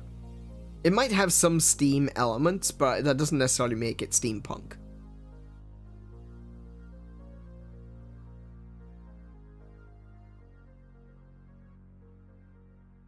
But yeah, like if you look at the artistic direction of 6 and 7, they're very similar. Even though 6 and 7 are very different when it comes to story and world, their color palette, the darker tones, everything about that is very, very similar. It's this dark and grungy and grimy world that people are surviving rather than living. Maybe if I play it again, I'll see it. Yeah, probably. Sorry, just getting back to Mint's list there. 3, 6, 7, 8, and 12. I'm surprised that 6 and 7 are quite that low. But fair enough. I mean, everyone has their own ideas, I guess. 8 and 12 you've never played. I haven't played 12. 12... There are things about 12 that really appeal to me, but then there are other things I'm not too sure about. Like, I am aware of the story, and the story just feels like a Star Wars ripoff, honestly. I do like that it's an Evilus. I really like that. That about 12 definitely puts it up a couple of ranks. That it's an Evilus title. But, yeah. I don't recall ever falling in love with a gaming character, however, I was emotionally heartbroken and affected by Selene from Returnal. I haven't actually played Returnal. I knew it was a roguelite, but I thought it had an ending. Oh, right. Yeah, understandable. Yeah, that's a I haven't played it. I've watched a few people playing it, but I think that was a rough point for everyone, was the realization that, no, hang on a minute, there is no out. There is no escape from this. Yeah. Yeah. Exactly. As soon as people realized, whoa, hold on a second. Hang on, there's no ending. What the hell? And yeah. That's a rough moment. I've seen a lot of people saying that's a really rough moment.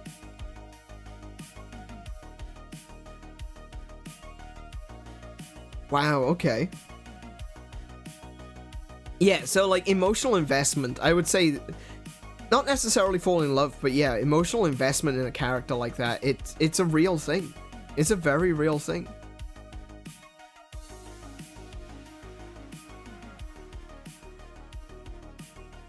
Actually, do you know what? I think I'll do that at some point in the future. You know, I was talking about doing 10-minute, 15-minute long videos. I think I'll do that in the future. I'll do a Final Fantasy tier list. Because there is actually one game that I think okay, I personally don't like 13. I really didn't like it. I thoroughly did not enjoy 13 for the time that I played. But I don't think it's actually the worst. Have you ever played Final Fantasy 12 Revenant Wings?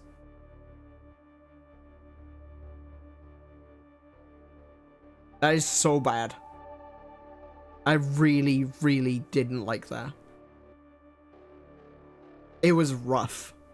And it was completely merciless as well. I remember getting trounced in the tutorial like 5 times in a row. Because they didn't really properly explain things. And then they just kind of hit you with a load of combo attacks. And just kill you outright. Revenant Wings sucks. I was really looking forward to it as well because it was a tactics game. Okay, I shouldn't say it sucks. That's not fair. I didn't like it. I know a lot of people, actually, I know a lot of people don't like it, but I'm sure there are people out there that do, and if you do, then that's cool too, because everyone has their own opinions, you know? I don't want to make you feel bad for liking something that I don't. So, yeah, I shouldn't say that it sucks. I didn't like it. I thoroughly didn't enjoy it. Same as 13. Really didn't enjoy it. I think I would put Revenant Wings below 13. I haven't played 13, 2, or 3. Because, why would I? I didn't enjoy the first one. I did like 15. Though, you're not gonna like this, Charming. I like the pocket version of Final Fantasy 15 better than the actual version. Final Fantasy 15 Pocket Edition, I liked that. I didn't like the full version as much.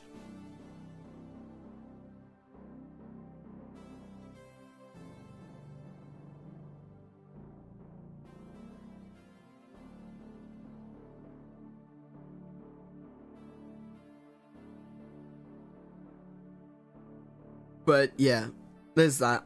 10 and 10-2 are really up there for me. That's probably one of the best. Some of the best storytelling in any Final Fantasy game is 10 and 10-2. And it has to be both of them, right? 10 on its own is really good. Don't get me wrong. I really love the storytelling in 10. Fantastic game. And everyone thinks 10-2 is just Barbie dress up. It isn't.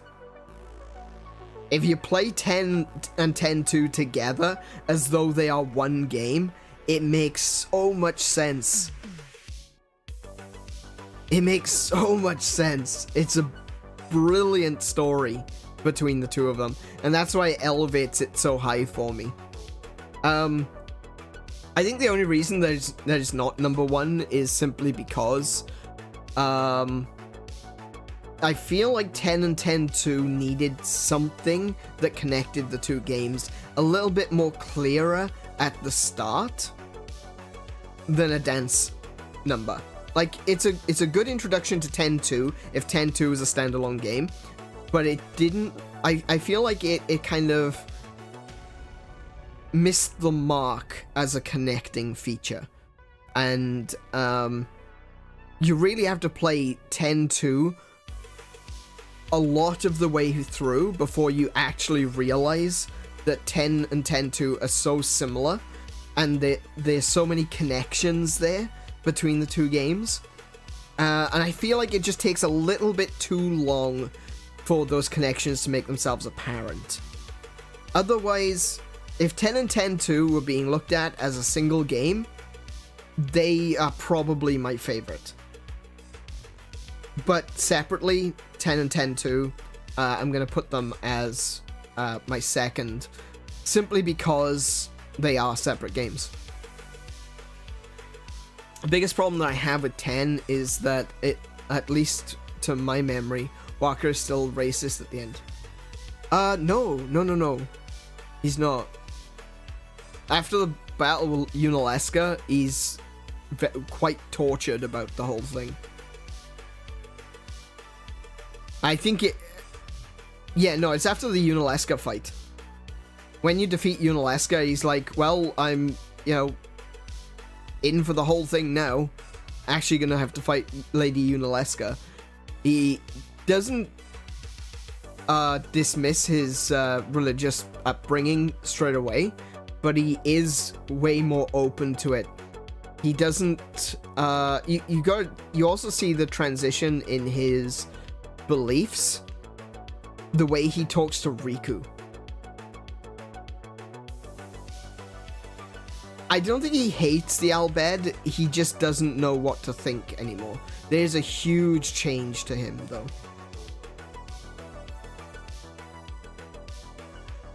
But, as he's going along, he is constantly being confronted by the realities of sin and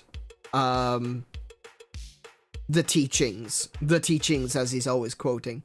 When he fights Unalesca, he's like, I can't believe I'm doing this. I'm basically killing my god. Or my... I guess she's like a pope figure, I suppose. Yu Yevon being their god. But, yeah, when they fight Unalesca, he basically crumbles. He didn't know she was Al Bhed up until you get to Bikanil. After you go to the, I think it's Bikanil. Might be wrong. Which was the snow one? Shiva Temple FF10.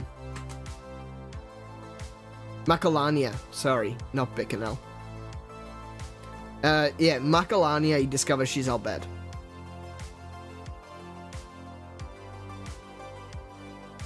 And at first he's like very, very cold towards her.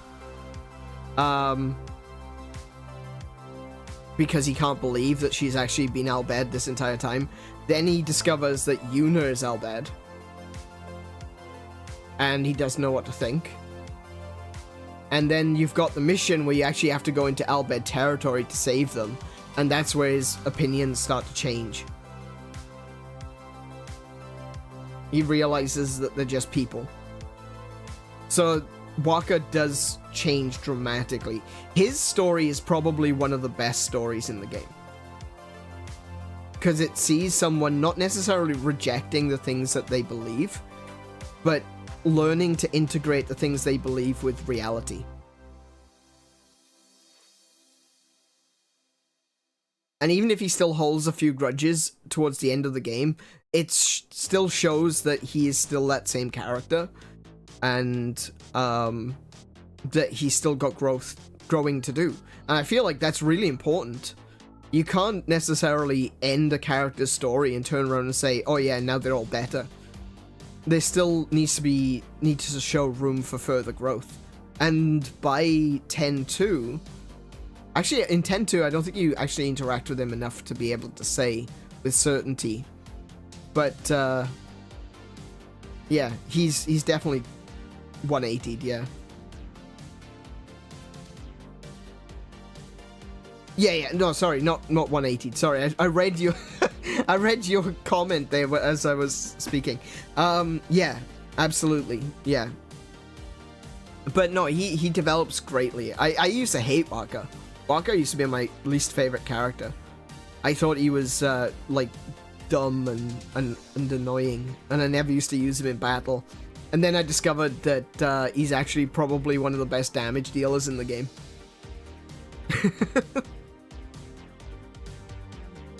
But yes, anyway, we've gone on for way longer.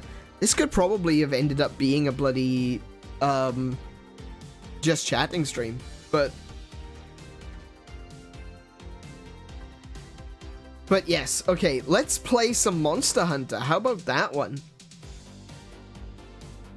How about we play some Monster Hunter? Bro saves the world with a volleyball. Yeah, there's your example of a true hero right now.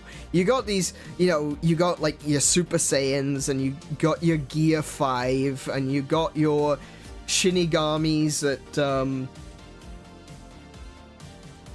save the world, and all that sort of stuff. You got these characters with their massive swords, and you got a bro with a volleyball, and he saves the world. There's your true hero right there. And yeah, charming. I love 15 Pocket. I felt like was really good because 15, it felt like it meandered a lot. So 15 Pocket was really good for me to just play through the story. I have a problem with open world games. I end up going off and do. I've mentioned this before. I've got like 300 hours or something into Skyrim on Steam. I have not been to the Greybeards yet. 300 hours. I haven't even done the first part of the story. I'm not even a Dragonborn yet. Oh, I'm not like, you know, learning Dragonborn skills. I'm terrible when it comes to open world games. Goddess and I have done Final Fantasy 15 anime movie. The movie was amazing. I saw that one in the cinema. I freaking loved Kingsglaive. It was like a Final Fantasy greatest hits tape. So good.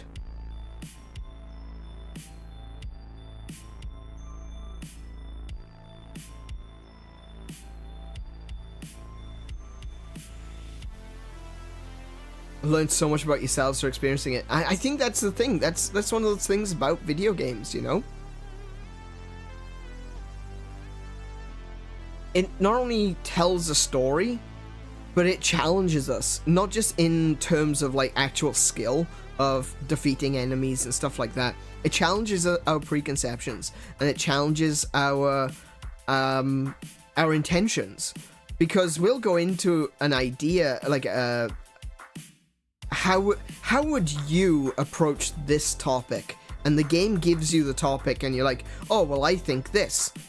And then sometimes the character does something, and when you stop, you go, oh, damn, they were right.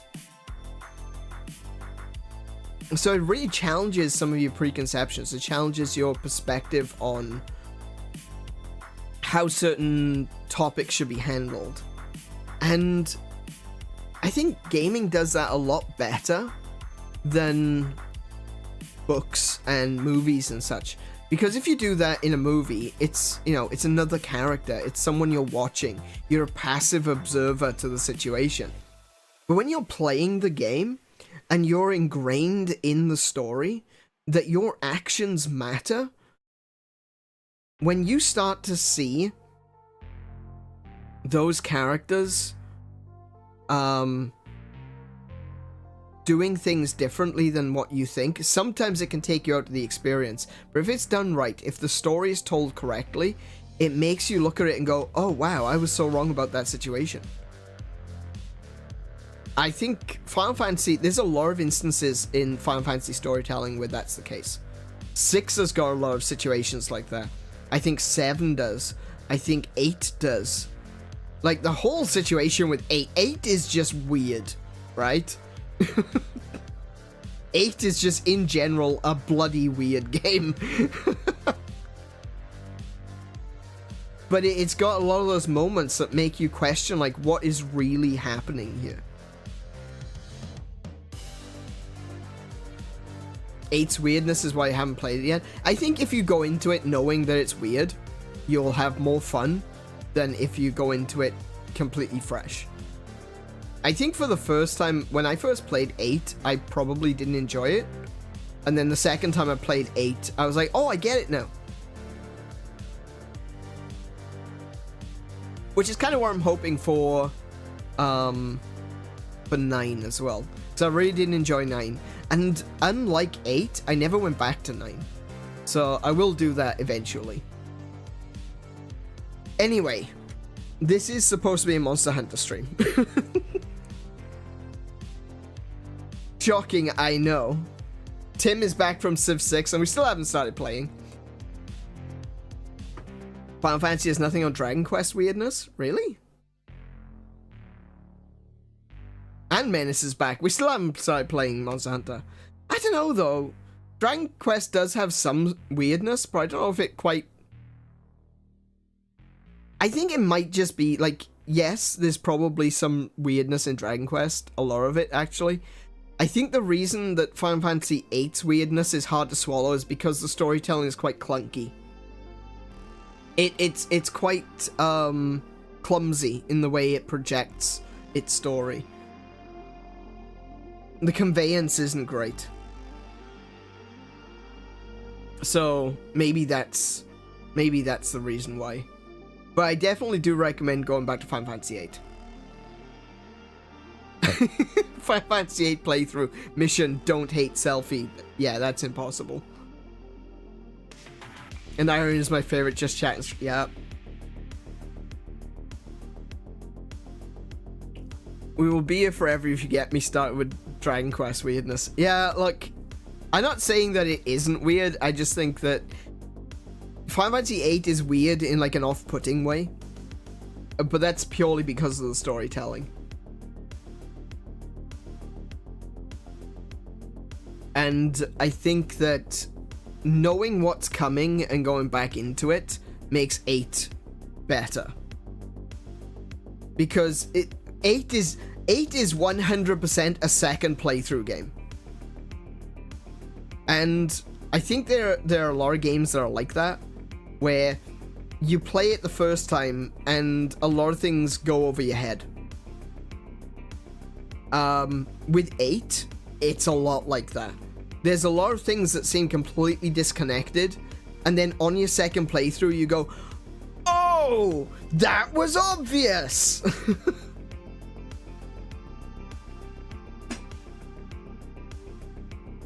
But yeah, okay, let's actually play the game because I'm being teased about it now.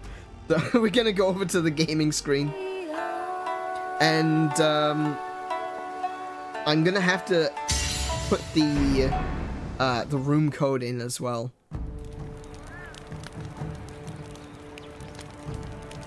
Every time I start Civ 6, I feel like time goes fast. Yeah, turn the gravity down.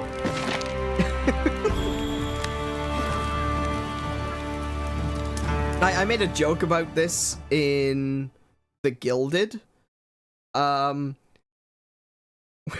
where I'm playing Civ 6 and then Kiko comes in and it's like, oh, hi, are you heading off to work? Is it that early already? And she's like, no, I've just got home from work and it's Wednesday. You know? That's me playing Civ. Alright, so we are actually in the game right now. And I'll start the online, create a lobby.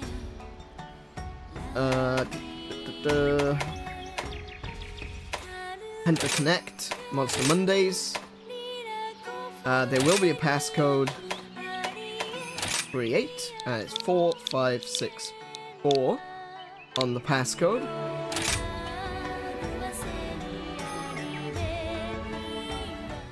Alright, so anyone who's friends with me, or anyone who's already got the Hunter Connect, can already connect. Let me just quickly see the lobby settings. The lobby ID is right there. Cool. So let me just change that.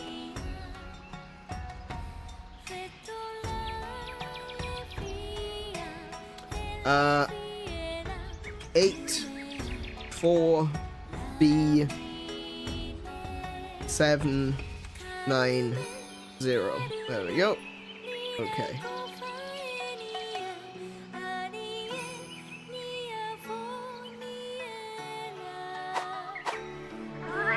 Alright, so there we go. And that is available. You can see it there in the low bar. If anyone wants to join, you're very welcome to do so. Sorry it's taken so long to actually get into the game. Yeah, we're actually gonna play now. Game seems louder than you are. Oh, wow, yeah, you know, you're not wrong. Hold on.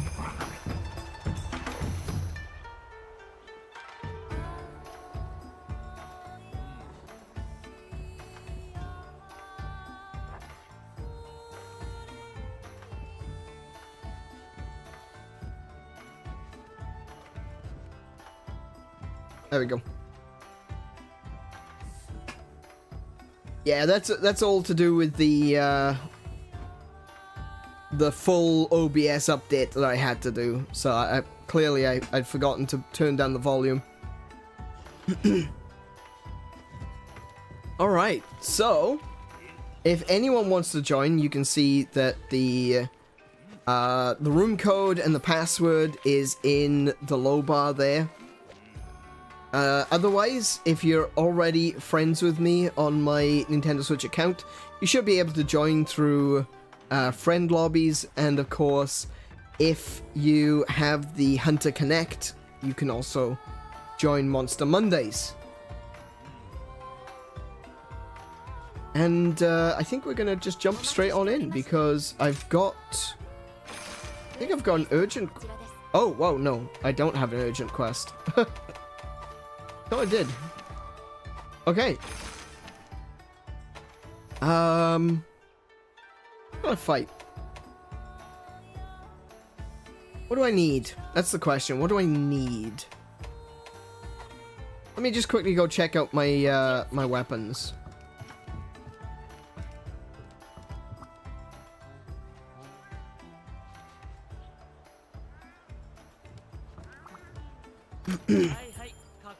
Alright, let's have a look. Long swords. So, as you can see, I did do a little bit of grinding while I was off stream. I've now got almost every sword. Every sword that I'm capable of getting. Let's see. Oh, we got... no, can't get that one. Okay, so I need to do Barioth to get the Bastine Edge. Oh, Block of Ice. Actually, Block of Ice requires Gos Harag. And a Tigrex Fang. Okay. What's this one? I need a Wyvern Gem for the Jura Saber. And I need Tobi Kadachi materials. Okay.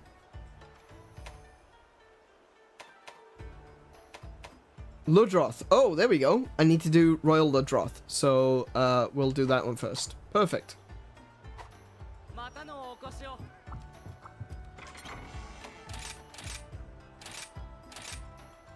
Let's see. I'm gonna use my sleep sword. It's not the best sword that I own. Like, the attack damage is quite low compared to this one. It's also got better sharpness.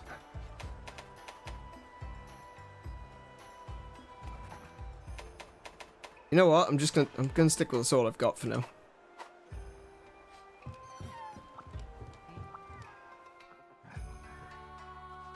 On future Monster Mondays, I'll nudge you to get back to hunts fairly early, as my job involves looking at screens. My eyes hurt. Oh yeah, fair enough.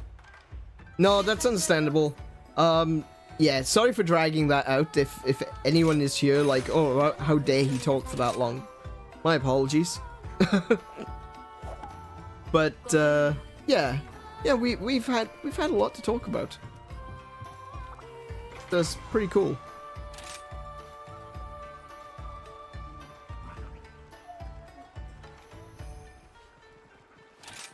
Okay. Multiplayer. Yep. Equipment is good. Switch skills. I'll stick with those ones for now.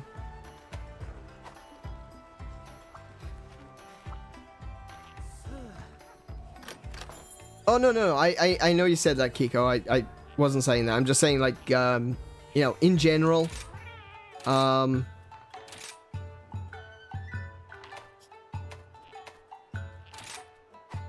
hopefully, we will be getting more into it in future.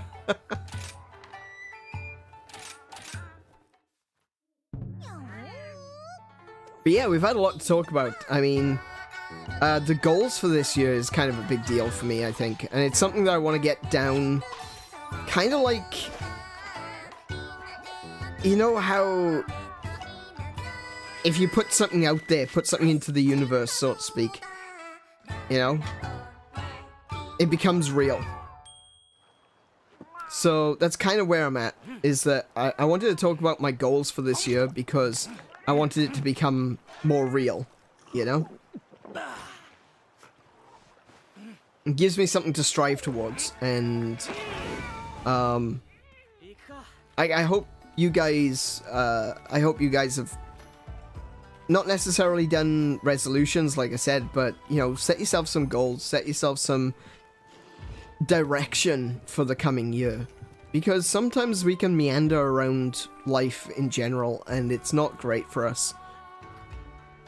As people, as logical beings, we have a certain amount of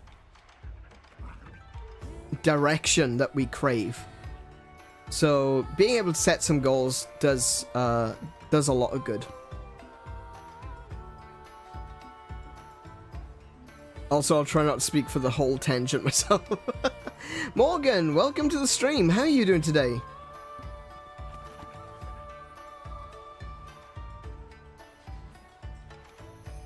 Are we good, Kiko? Yeah, of course you can, Morgan. Code and everything is in the low bar. So if you want to join, jump on in.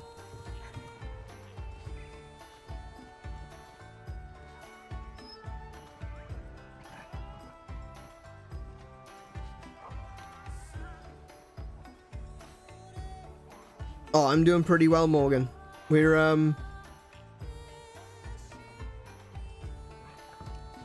2.5 hours in and we're only now starting to actually play the game. Yeah, we've been chatting for a lot today and it's really cool. I really do like being able to chat with everyone.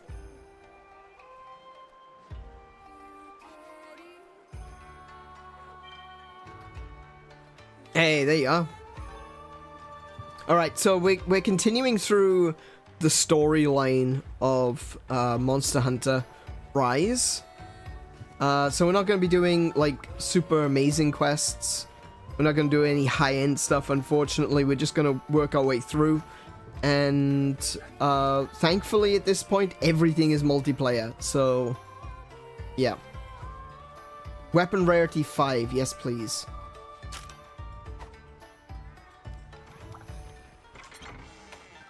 Actually, let me just quickly check. 5, yeah, 5.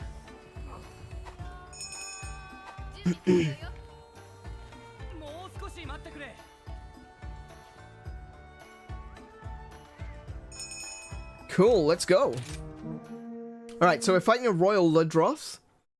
This one shouldn't take too long, honestly. Ludroth is really cool, but I do love the Spongy Boy. He's a really cool design monster. Anything we have to break? Claws. So front feet. Do damage to the front legs if you can.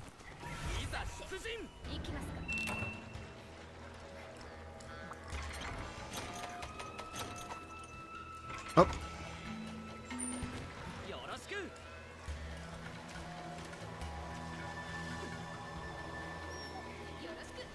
Let's see then. What have we got? We got a Kulayaku and a shitty monkey. Alright. Not too worried about getting any friends. If you want to grab some friends, feel free to do so.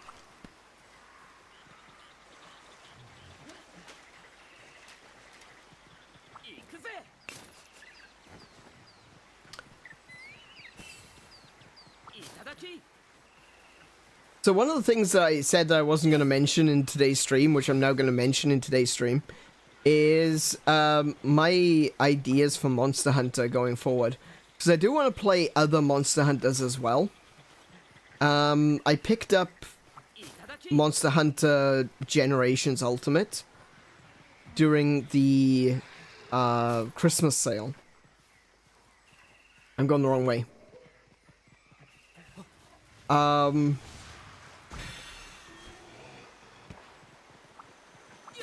So I'd like to go and play Gen as well at some point. I'm still going the wrong way. Oh my goodness, I suck. This is what happens when you spend 2 weeks not playing the game.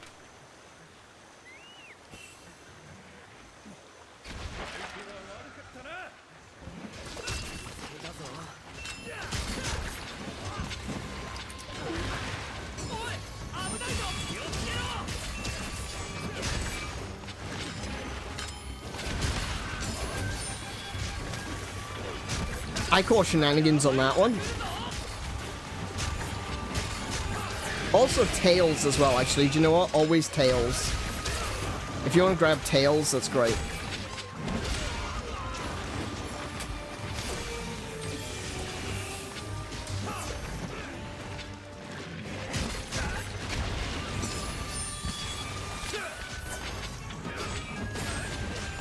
Oh, don't look at me.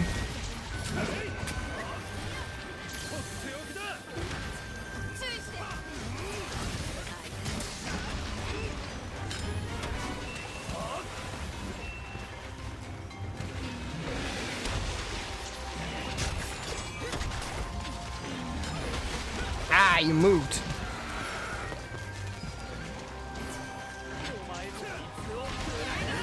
Could you please stop moving?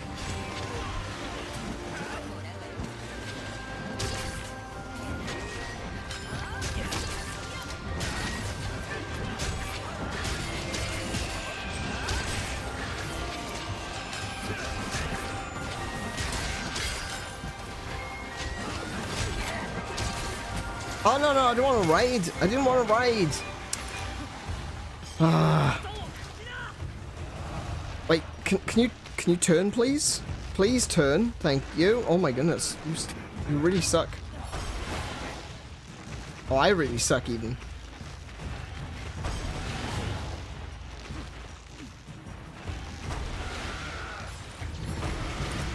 Yeah, I just really couldn't control the Bloodroth there.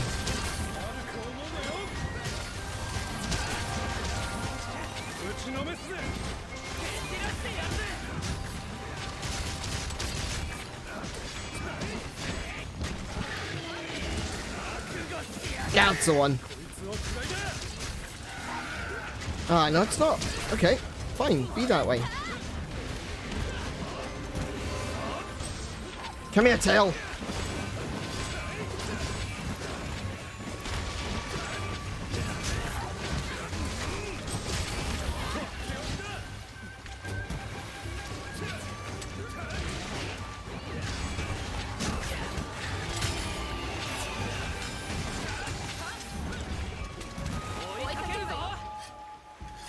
Alright, well, we got a couple of part breaks in that one. I think we got, oh, I got the claw. There we go. Oh, wait, that's a claw. Oh, no. That's a claw plus. I need to do a low rank one. I need to fight a low rank Bloodroth. Hey, there goes the tail. I saw the tail fly there.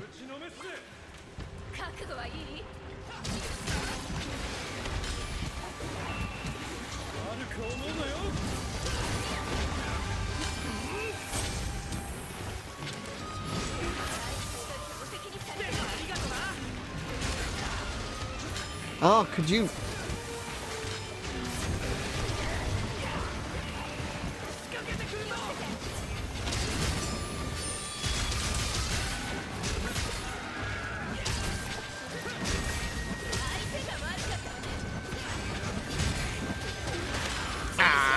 didn't get out in time. Oh, that was lame.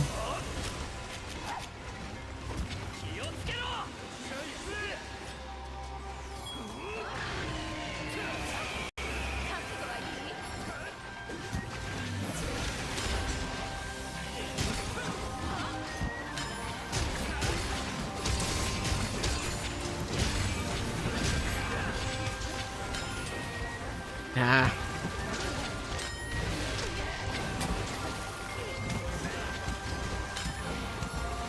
Nope.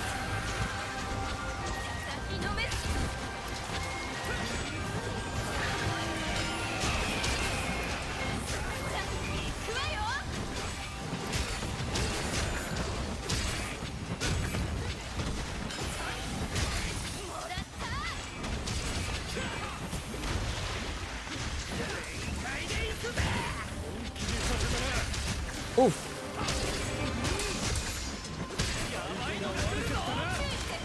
Oh, what? Oh, I wasn't paying attention to my health. I can't believe I did that.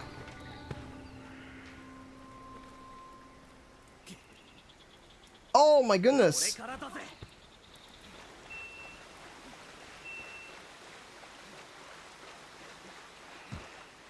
Oh no, I can't believe I did that. That's so bad. I got really greedy there.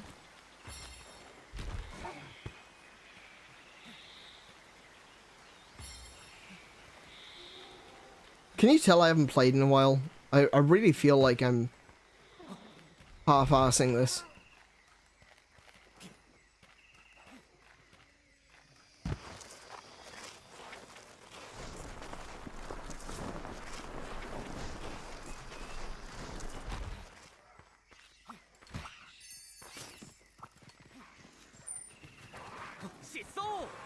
Ah, wrong button.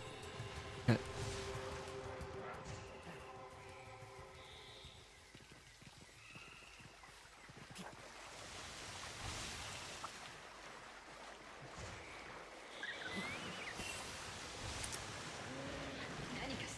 I'm back.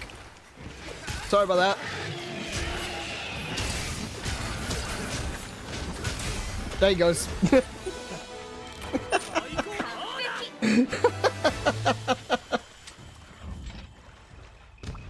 Yeah, pretty much, Joseph. Welcome to the stream, by the way. How are you doing today? Actually, the last time I played was New Year, and I only played like 2 games.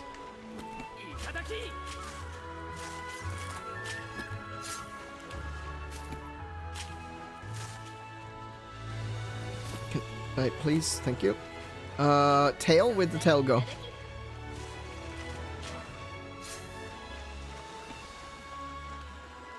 Where'd the tail go? Oh, there it is. I got it, I got it.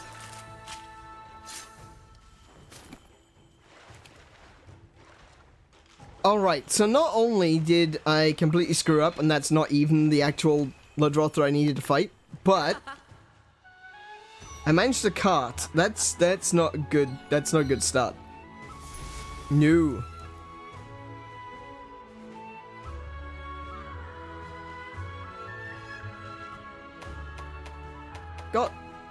Got some decent stuff though. Look at that. That's actually not a bad shot.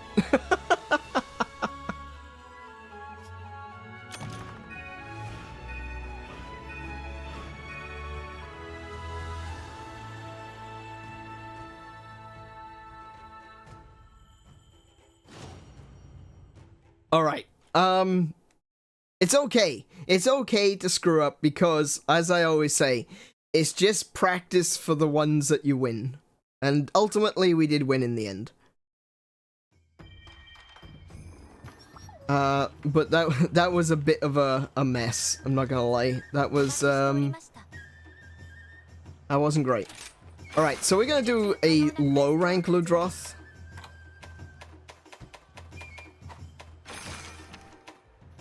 There he is. So I just need the claw. I just need the claw so I can upgrade the sword.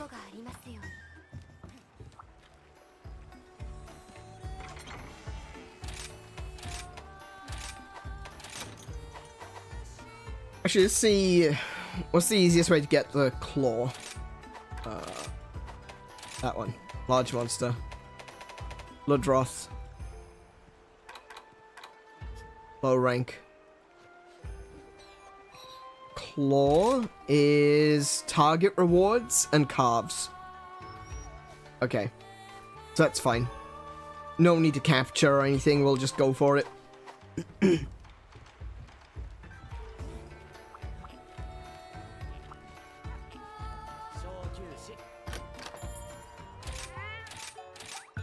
Oh, Dango Connector. What's that do? The high five or shake command boosts hunters' defense and buddy performance. Interesting. I'm gonna go with Deflector as usual, and Polisher and Defender.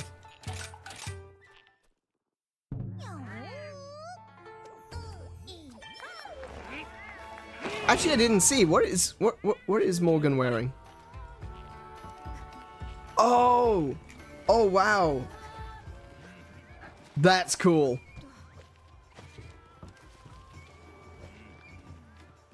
Anyone play Ghouls and Goblins out there? Or Ghosts and Goblins? Or any combination of creepy things that go bump in the night? That is a really sick skin. Ha!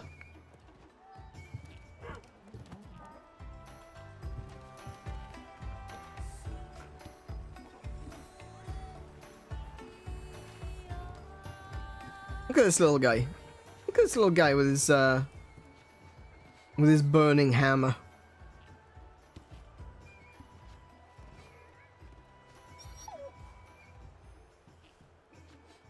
Actually, that's an explosive hammer, isn't it? That's the B-52 weapon.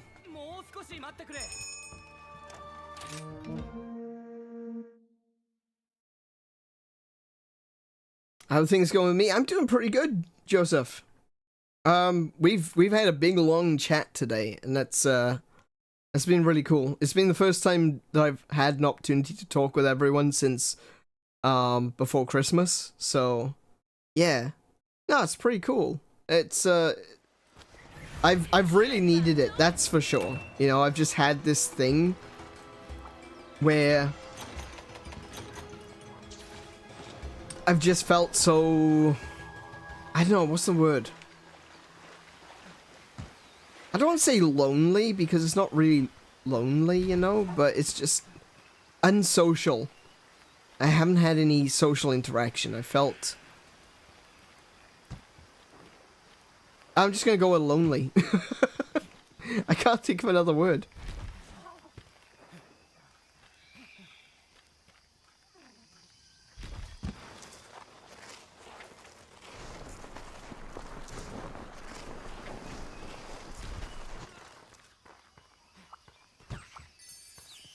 Oh, I was going this way so I could get Rathian, but Rathian's gone and moved in a different direction. I didn't mean to pick that up. Okay. Let's go.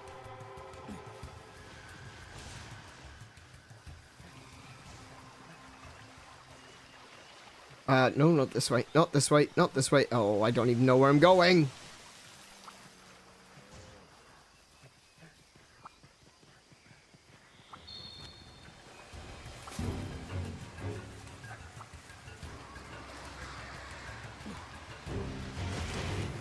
Oh, hi, I'm back.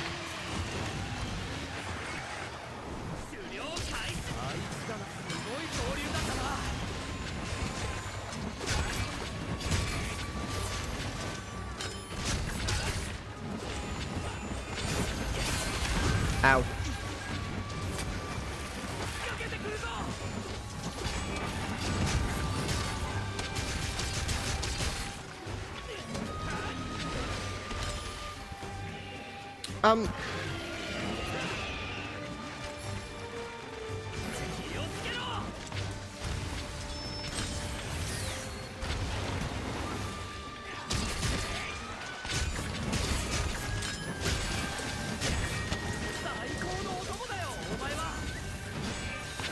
Oh, that was too soon.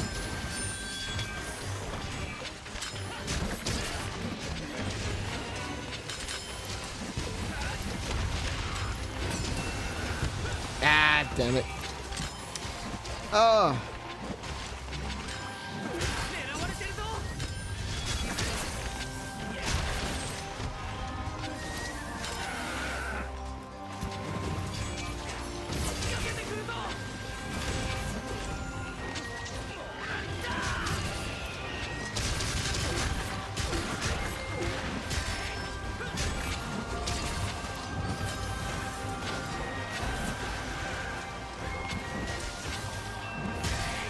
Oh, no, no, no. Oh.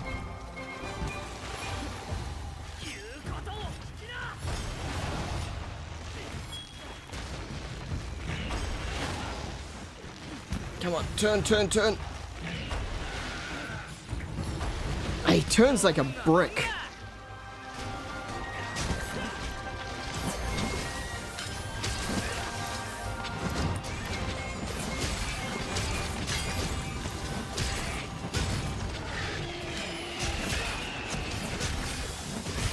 Oh, there we go.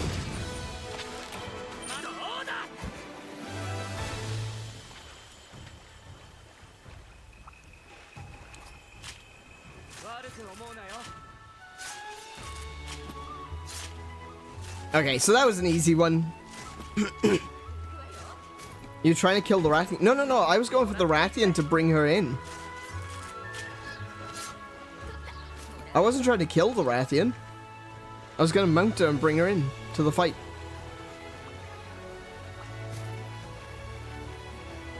Oh, there's some parts over there. Nice.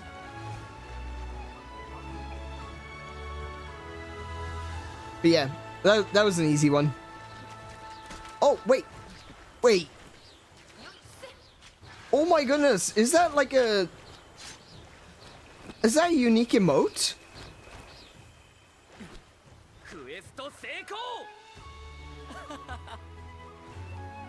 He can throw his javelin?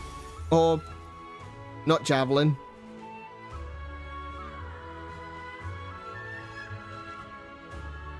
Those are the...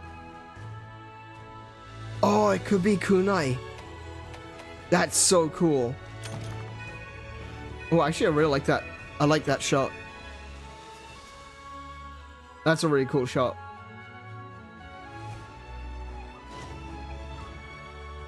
Those are the kunai? Oh, wow. That's so cool.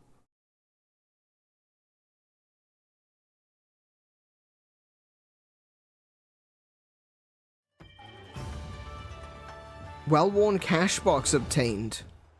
Oh, because I've got a lot of cash. Right, gotcha.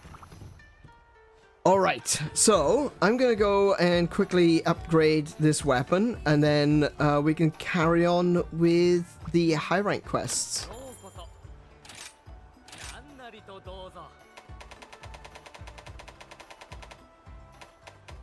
There we go. What do I need? 8 points? Oh, there we go. What else we got? Azeros? Oh. Oh well. I can do Azeros on my own, that's fine. Magnum Marlow? I need a plate?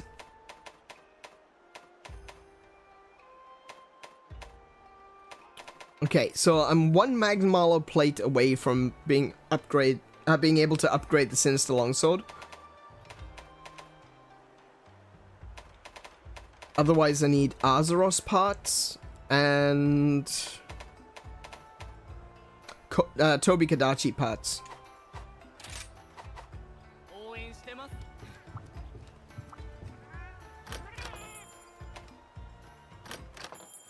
Also, my Meowsnaries just came home.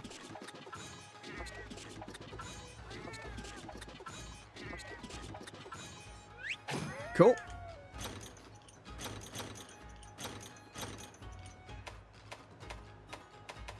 Okay, cool.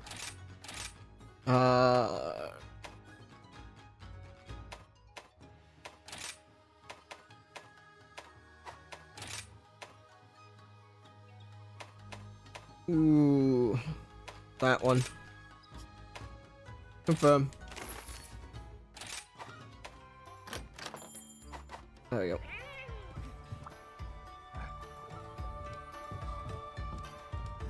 You can't move while throwing them, but it does more damage. Oh, wow, okay.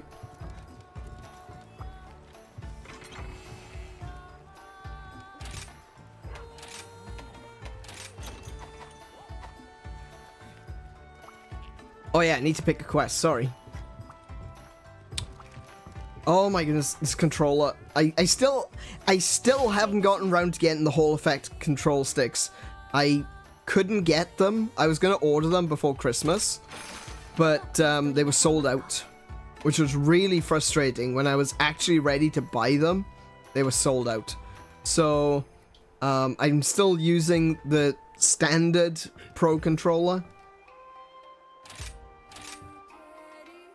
Let's do Basarios. And it's still got that issue where the controller flicks back. Really annoying.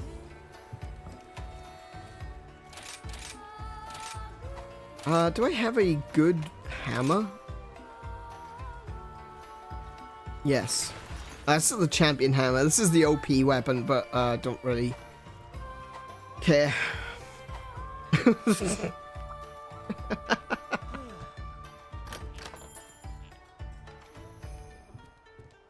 I know Palico's in World had a Mega Man outfit. Yeah, there's a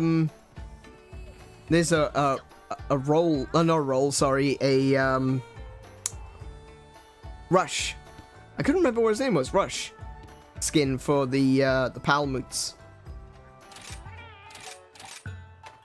Okay, I want Slugger.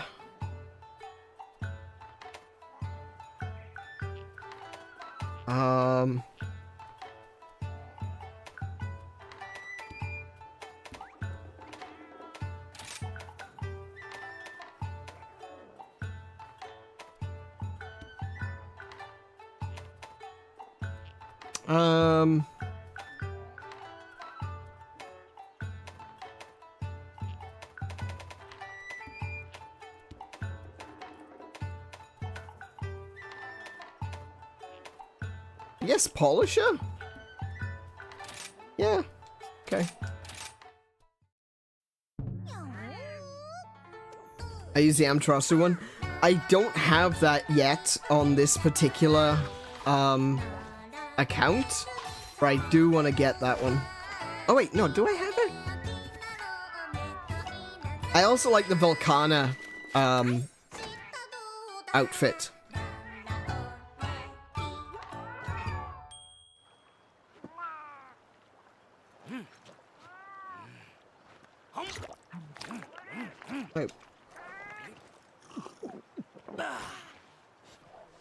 No worries, Menace. Thank you for coming. Alright, we're all ready to go.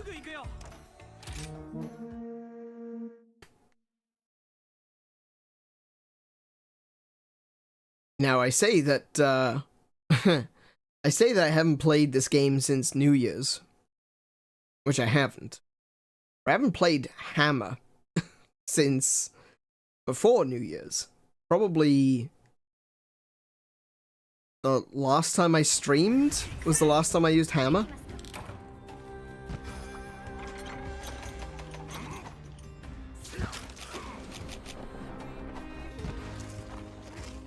Oh, I see.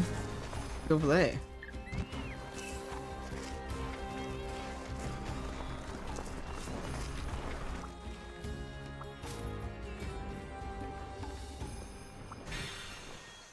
Okay, those are Peeper Sects.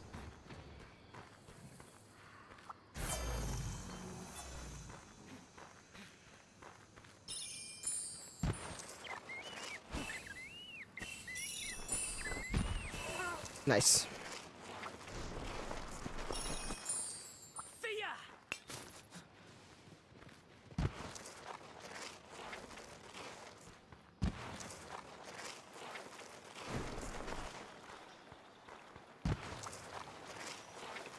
Wait, am I in the wrong place? I guess I am, but, oh, I am. Oh, I am. I shouldn't be down here. Stop sliding around, for goodness sake.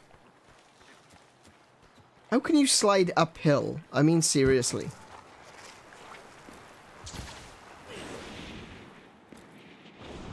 Okay. I'm out of the hole.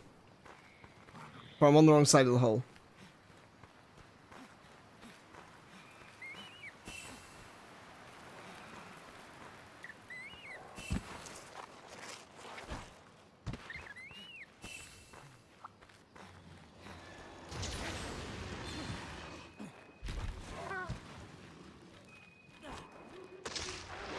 Oh, there he is.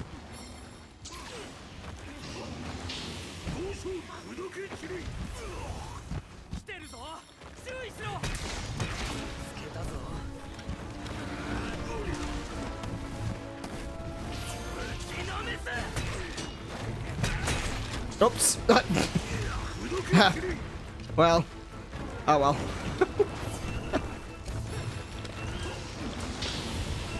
Damn it.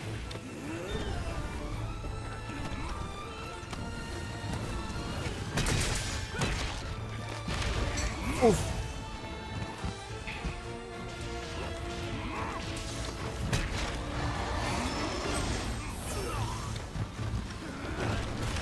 Oh, you swine. Oh my goodness! Caught me in midair. That's not gonna help.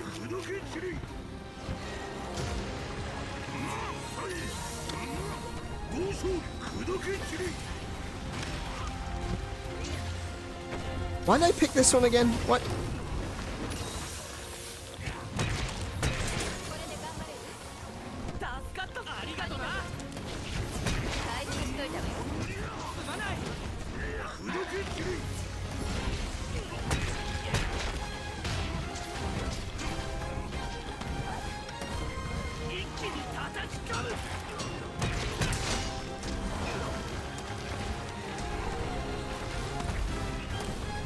Give me that kisser.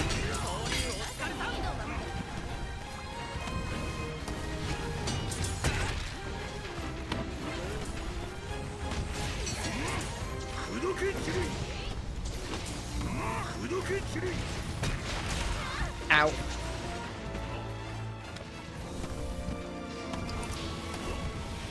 Oh, watch out.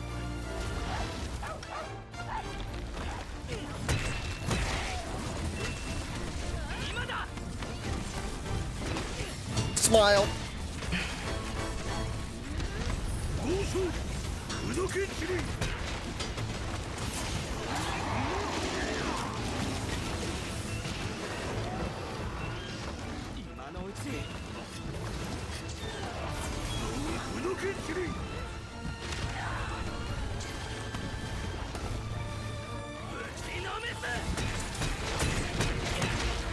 Oh.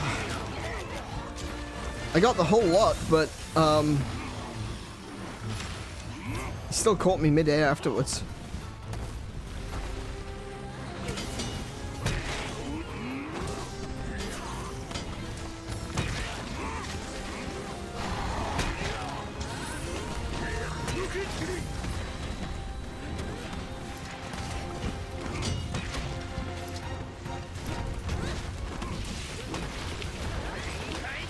Oh no! Ah, you run!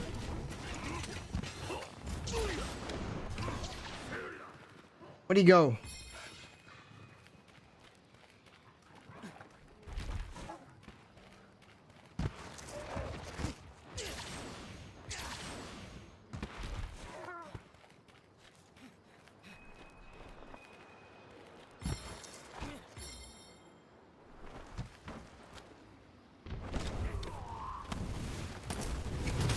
Oh, I was too far away. Oh no, that would have been amazing. That would have been so cinematic.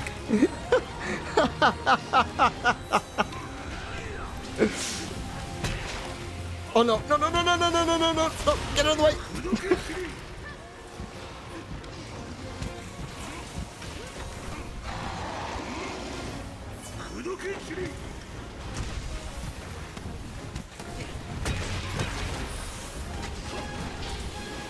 Look out!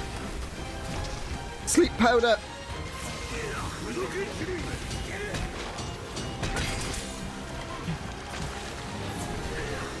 Where's that beautiful face?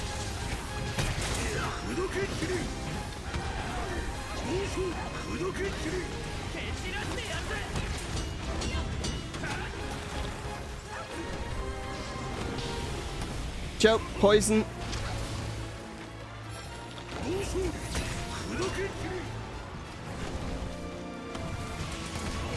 Oh, hip check from hell.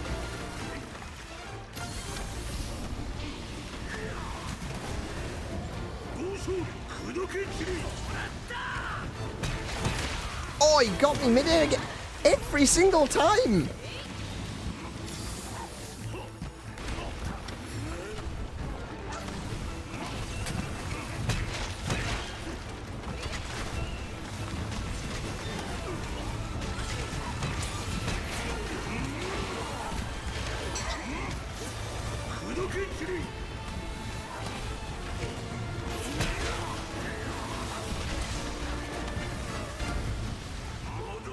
Come here, come here, come here, come here, come. Mine. Uh-oh.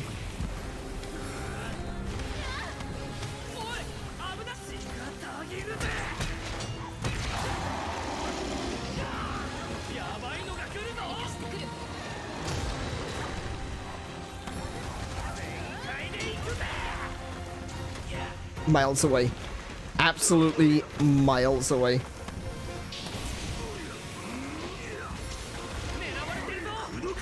Maybe I should have sent my hammer via mail.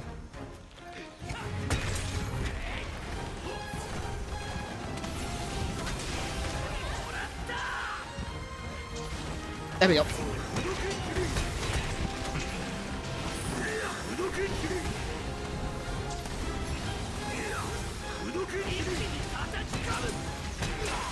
Oh! You know what? I'm gonna stop doing all these high-risk aerial maneuvers because I just keep getting collected. It's like, it's just not fun, you know? Every time I jump, something happens.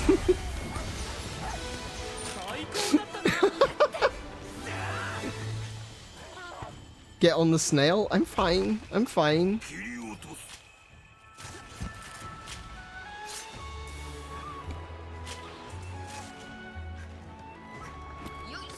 Do I resent being in the hole?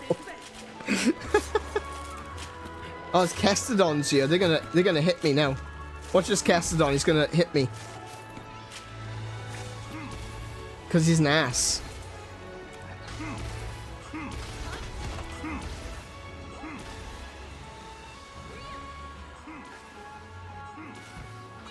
And for the record, I do resent being back in the hole.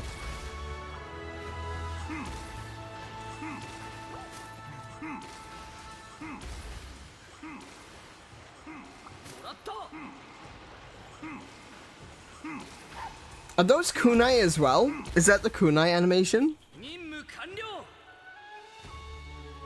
I guess it would have to be, really. There's no other thing you could do. I know there's also a Hadouken emote, but I don't think it actually fires a Hadouken. I might be wrong though, so.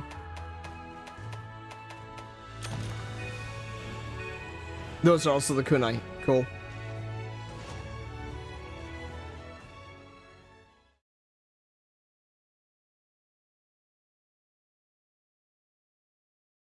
I do like using the hammer. Like, I really do enjoy hammer. There's two weapons that I really enjoy in this game, is longsword and hammer. And I really need to learn more about the hammer because basically my entire gameplay strategy is run around while charging, run in, and then do the charge attack.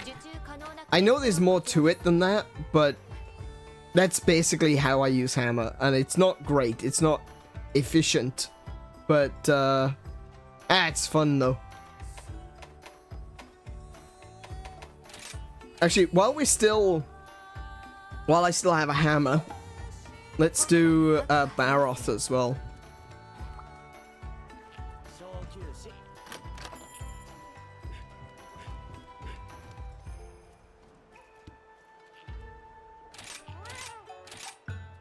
Enhanced Dango Fighter increases the effect duration of some temporary buffers. Interesting.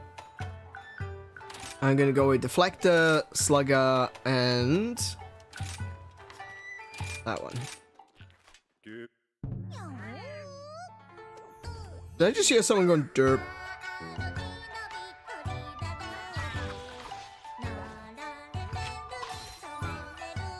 That was weird.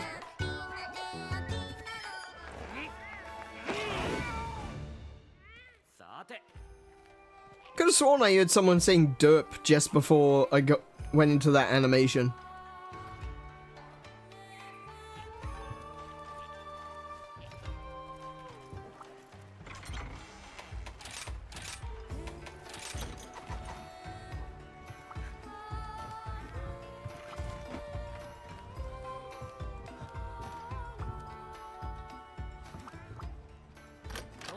Seeing as I definitely need to do some more practicing with the hammer, what I think I'm gonna do is I'll go through and I'll start upgrading and building new hammers. Oh, that's cool.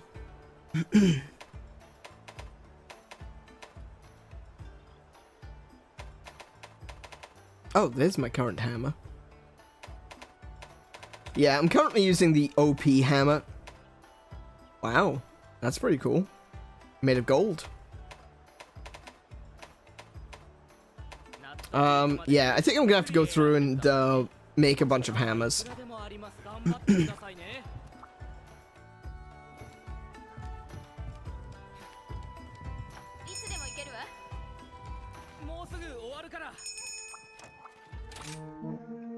Alright, next one, Mud Puppy.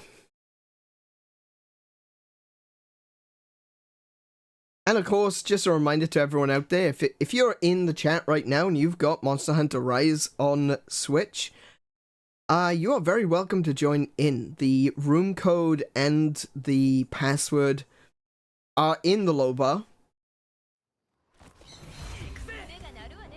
And if you've already played with me before... Oh, wait, this way. If you've already played with me before, there's a good chance that you've got the Hunter Connect for these streams, so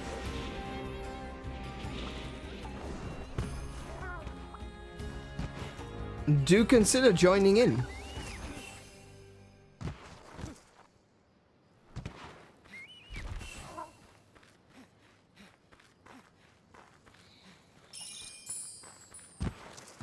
Don't slide climb. It's like the exact opposite.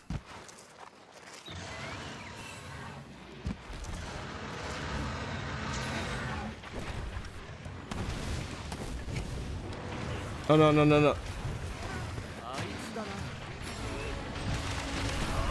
Damn.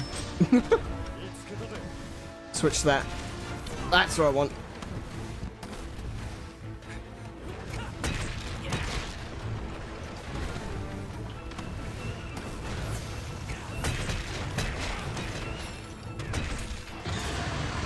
Oof.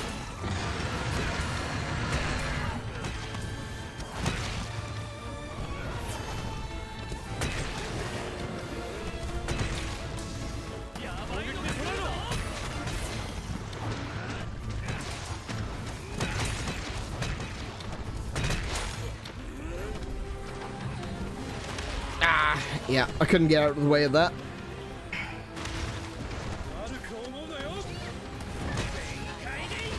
Ow. Oh, no. Yeah. Righto. Yep, fair. I guess I didn't learn my lesson about not doing the high-risk maneuvers.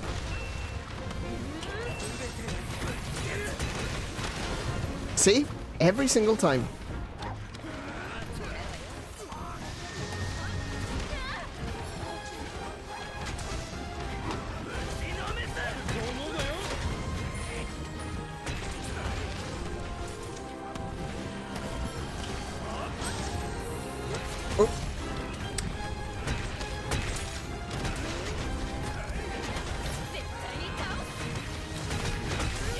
Oh, come on.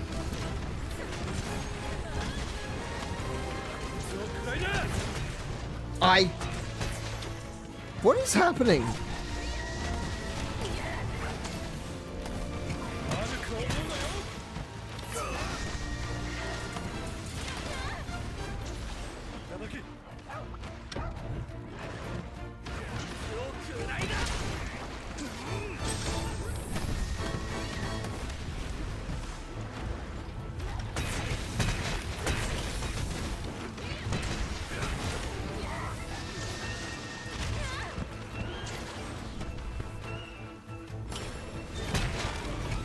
Ow!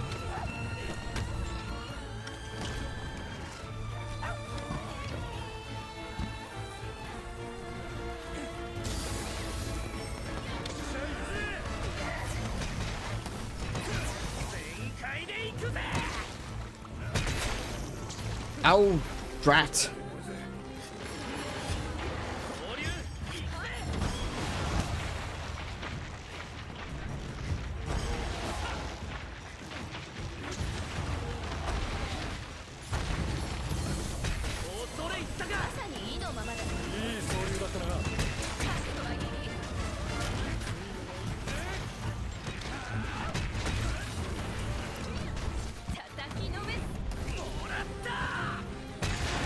Oh, come on. With a roar that time? Even when I think he's pinned, he's still gonna knock me out of the air? Ow.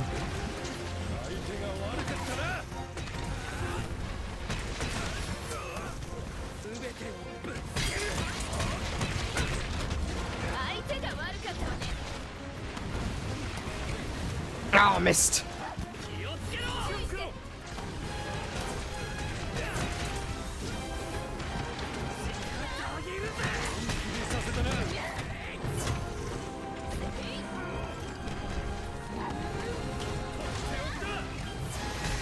Oh no, I already pressed the button.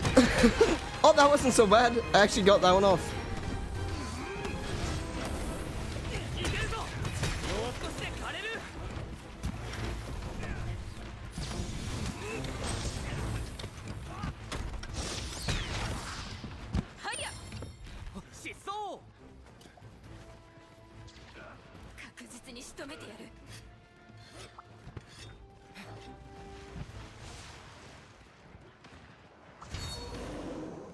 Hey, where are you going? Missed. No, I didn't, apparently.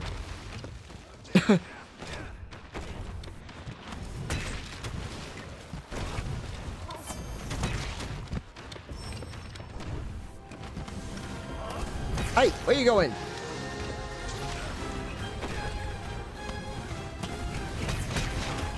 Okay, this one I'll take.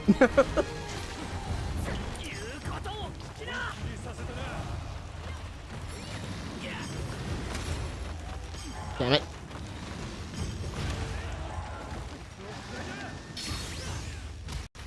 Oh, you actually...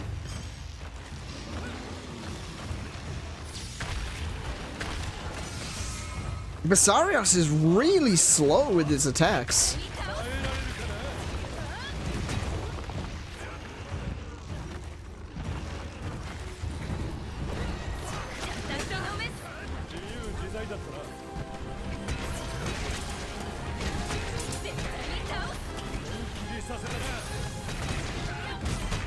There we go.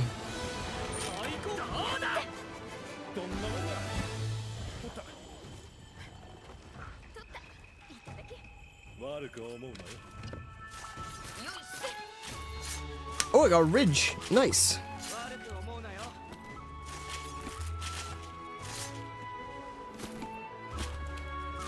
Oh, maybe ridge isn't the one that I was thinking about. No, I think there's one that you can only get, I believe, from breaking this crown.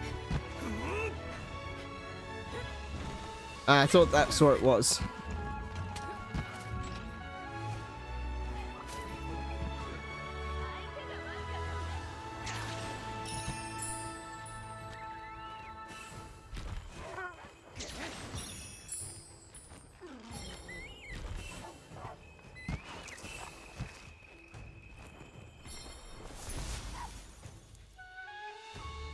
You guys being ham bros. Ham is fun.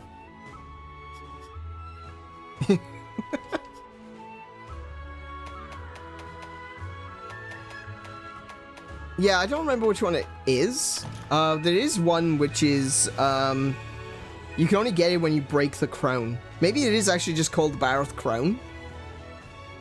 Or maybe I'm just wrong.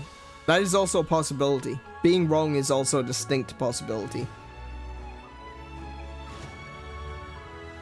If you've got really cool end screens, don't forget you can post them over on the Gilded. Look at that, another plug for Gilded today. I'm gonna just keep slotting them in where I can. Link is in the description. It's flailing chaos.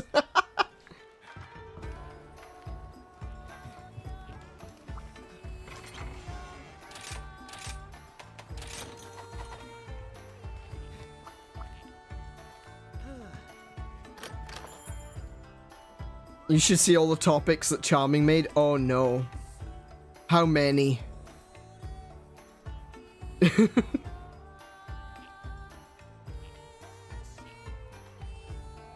Oh, actually, those are pretty good topics. Ooh, I like those. Yeah. I was terrified. When you said that, I was like, am I gonna go over there and see like 100 topics? You have 3,000 new messages.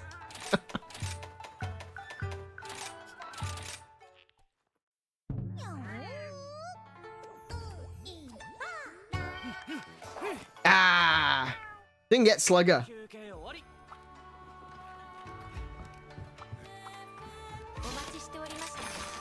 Let's see what we got. I'm gonna do the Bishartan with you guys because I hate the Bishartan. No. I'd rather do it with you lot so that I can share around the misery. But but I really don't like Bishartan. It's a horrible monster.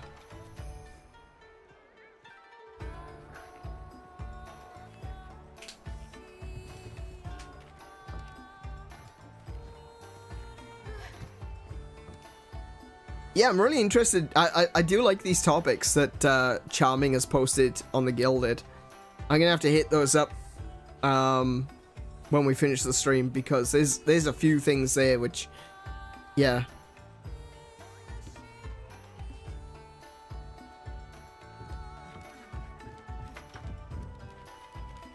Especially year in review. The whole idea of the Nintendo Switch this year. It's had, I think it's probably one of the best years that the Switch has had. There's been some good ones, but this year is like, it's been really, really good.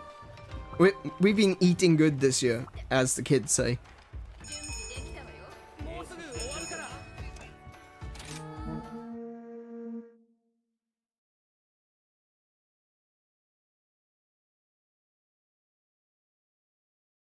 Currently writing a post for one of them between hunts. Yeah, I can see you've already responded to 2 of them.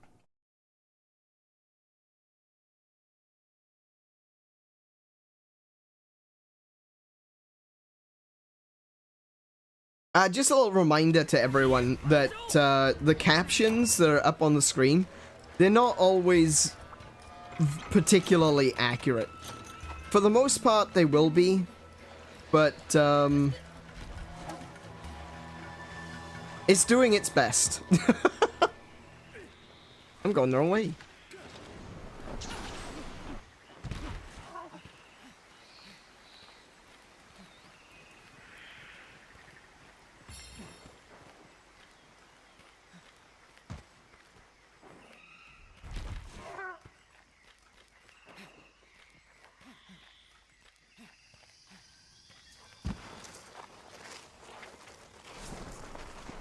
So the closed captions, actually, I wanted to bring that up earlier, but I forgot. But the closed captions is actually a really cool system. Most, oh, I say most, there's a lot of closed captions features out there that are actually AI driven and they have to connect to a server and everything. This one actually is entirely done on my PC. Like, there's no server connection. So it does pretty well considering it is running on my PC.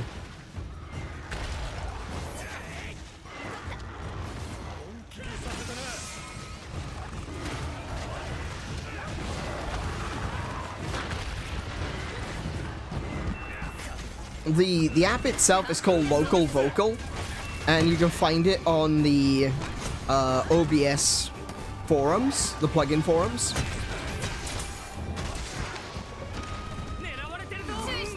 There's a lot of good stuff on there if you're looking for things to upgrade your stream.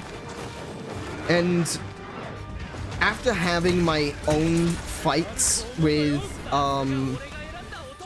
Streamlabs and Stream Elements, I do strongly recommend to anyone out there who is interested in streaming, just use OBS and you'll be fine.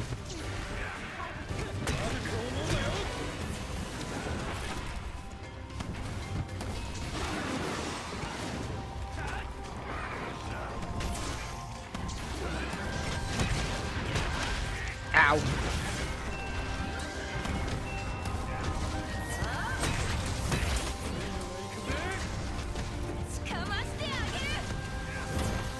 Oh, I don't want to be here. I don't want to be here. Oh.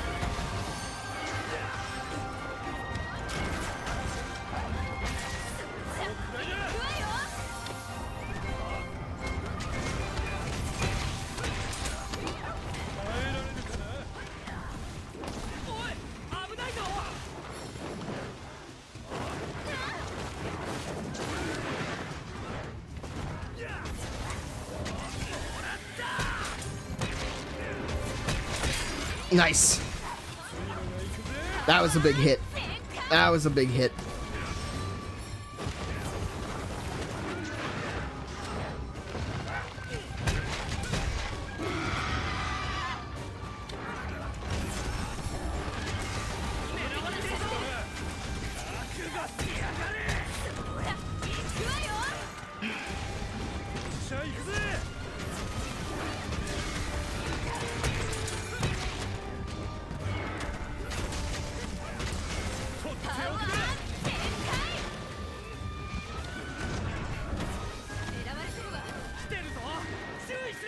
What are you doing? Come back here. Oh no.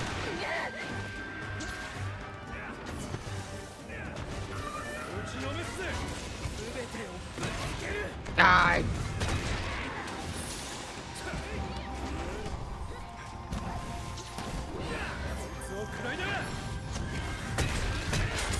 Nice. Nice. Good fight. That was so clean.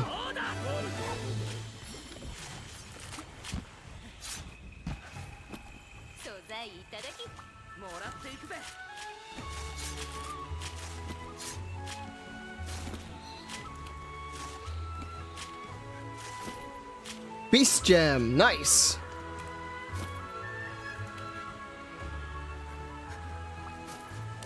Stupid monk.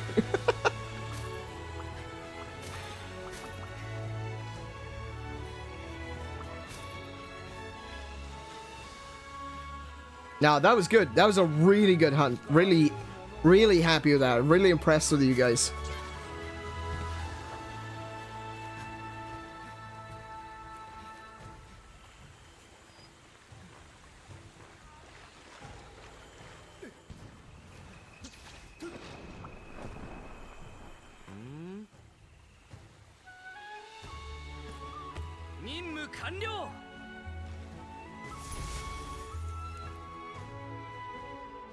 Yeah, that one was actually surprisingly... I got another Beast Gem. Very cool.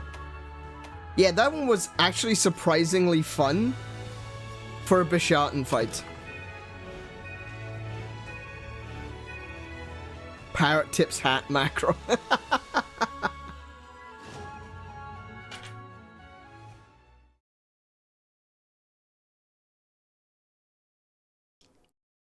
You got 3 Beast Gems. Nice.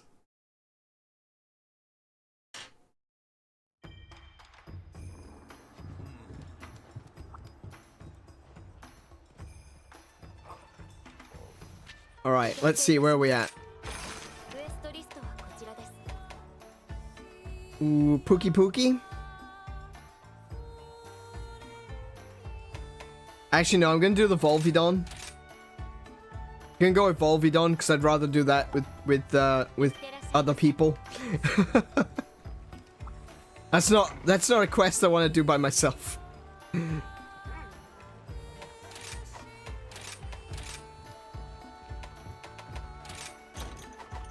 Not that it's going to be like a hard quest or anything, it's just going to be annoying.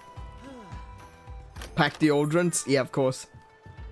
Oh, actually, yeah, I don't have deodorants. Let me check that one.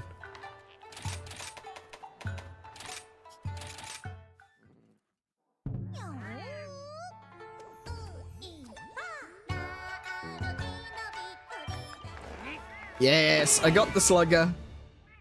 I got the slugger. Let's see, deodorants. That one? That one.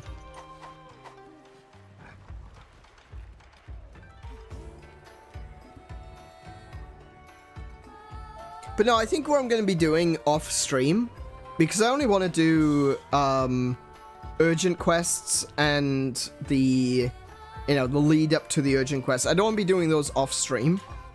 So what I think I'm going to be doing off stream is learning the hammer.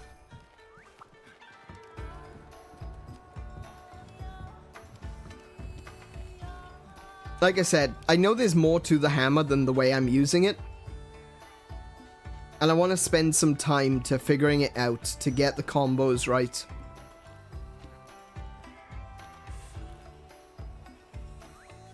Because right now, I do feel like I'm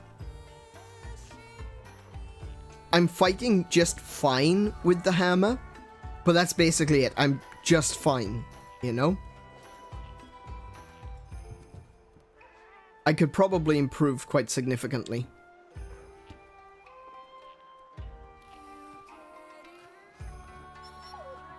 Actually, I wonder what my my guild card says.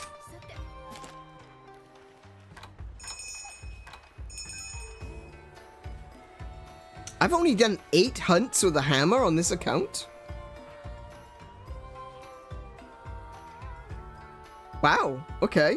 Interesting.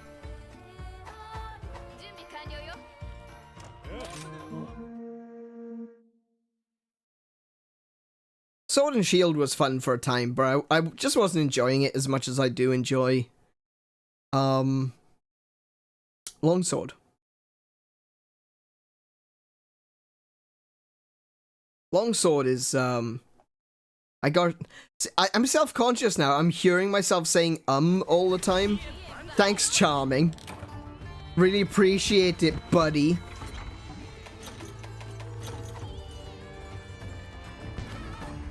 Let's go this way.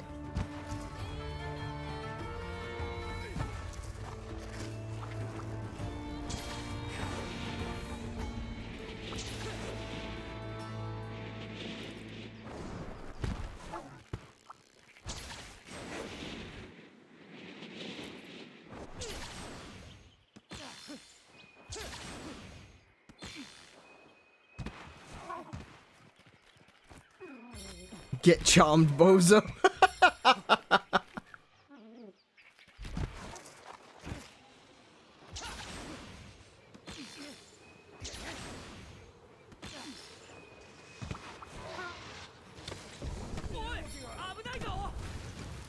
Oh, he's doing the bouncy boy thing. How did you get over here so quickly? I call hacks.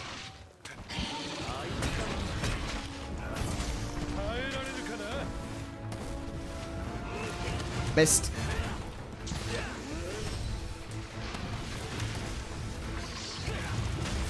Could you stop that? Oh my goodness. Stop with the sidestepping. That's so annoying.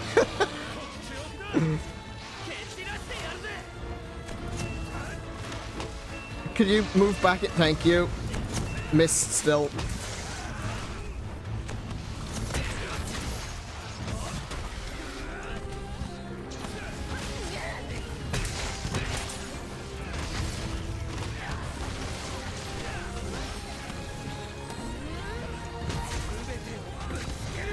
Oh no, no, I pressed the wrong button. Oh no.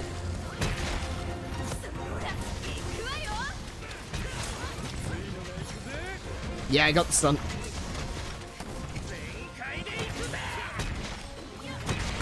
Nice.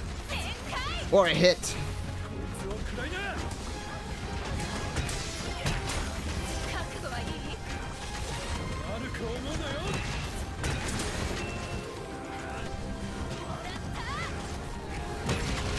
Oh.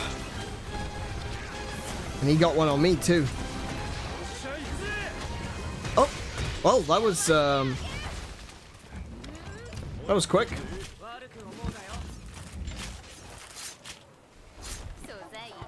What are the pets doing? Are they fighting a Delix?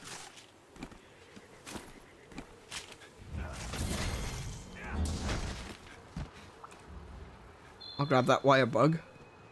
Is there any other drops around? Yes, one.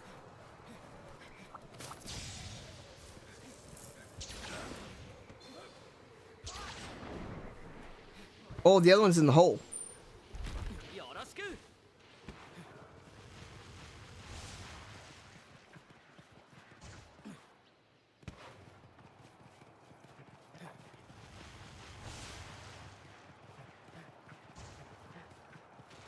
There he is.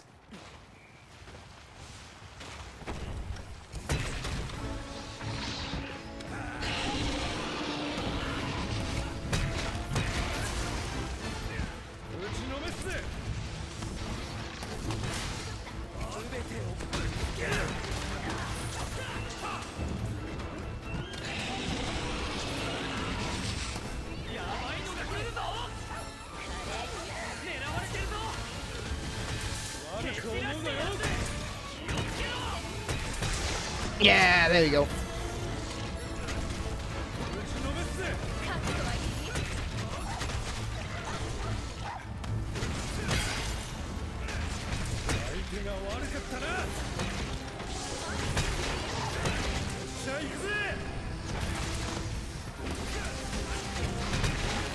Yes. Nah, you stay there, mate. You don't. Oh.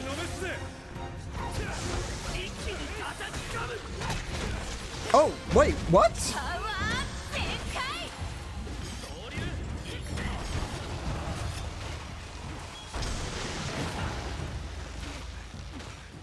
There we go.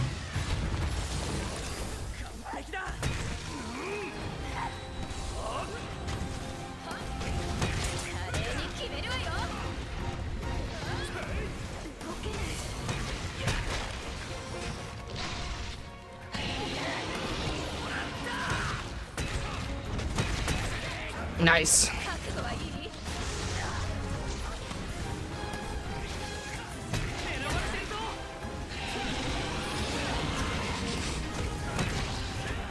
Oh.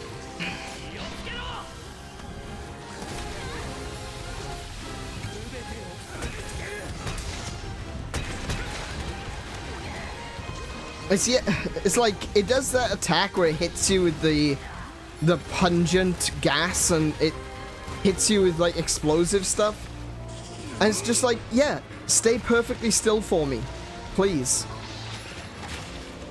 We woke up a mud puppy.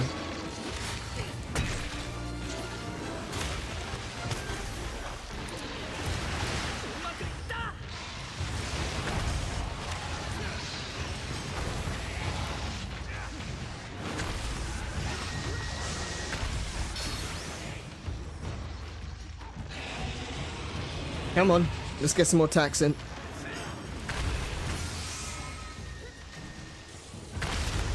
Nice.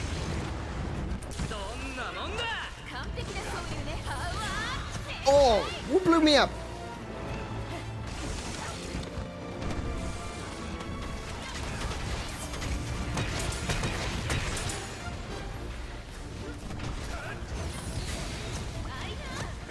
Come here. Oh.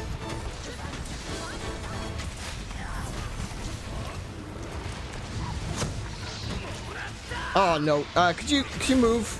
No, this way. Could you come back over here? Okay, one hit will be enough.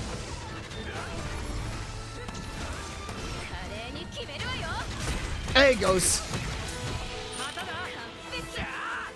Well done, guys.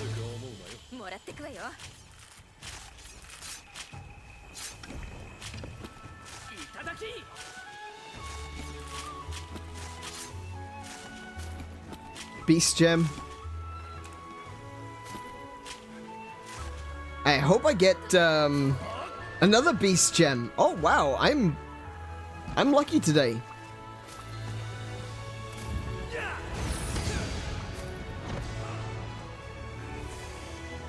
We need to fight some wyverns because I need wyvern gems. I can't wait to see what the finishing screen is for this, because I think that one's going to be pretty good. Because I hit him with the attack just as he was about to leave.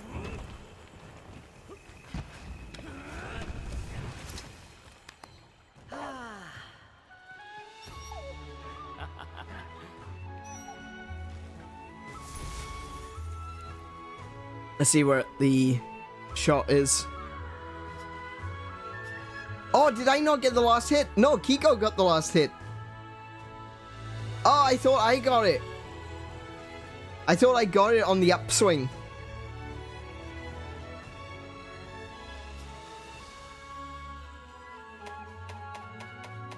Still, good hit there. Managed to stop him from leaving. I think you did. I've got a flash. I mean, it could be... Oh, wait. I think it's you. I'm pretty sure that's you. Because I'm not swinging. But I can see the flash right by your feet.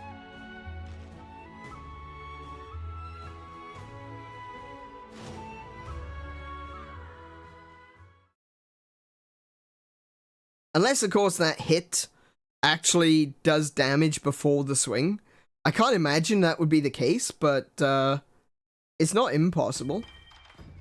A urgent message. Here we go. Hello again, the Niren plays. An urgent quest awaits you.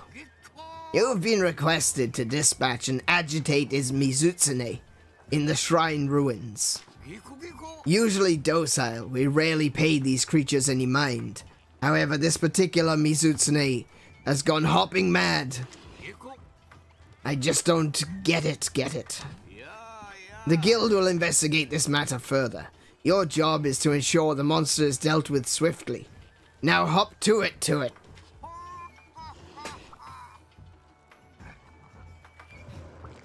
Right, so Mizutsune is the next, Your target this time is Mizutsune in the shrine ruins. It may appear majestic and beautiful, but don't be fooled. These creatures are quite nimble, and they can use their foam to create and maneuver and attack. I completely misread that one. Thankfully, you can actually read what's on the screen instead of having to read my my closed captions. They normally don't pose any threat to us, but this particular Mizutsune has become extremely agitated. I wonder why. Now then, good luck to you out there. Urgent quest, Mizu.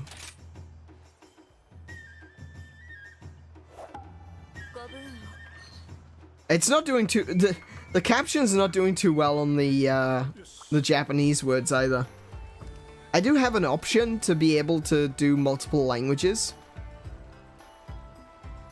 So maybe if I switch it to that option, it'll be able to pick up on Japanese phrases. I don't know. I'll have to play with it.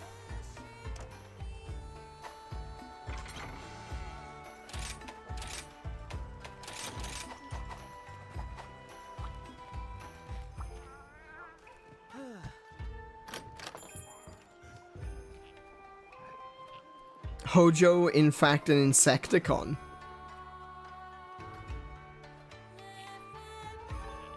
You're gonna have to explain that reference to me.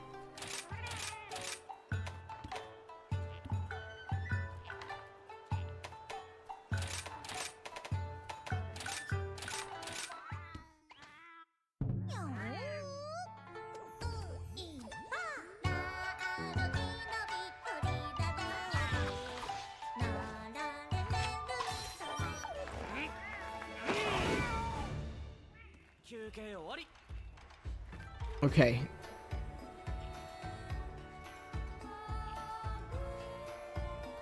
So I think I'm pretty much ready to go. Actually, I'm gonna check on the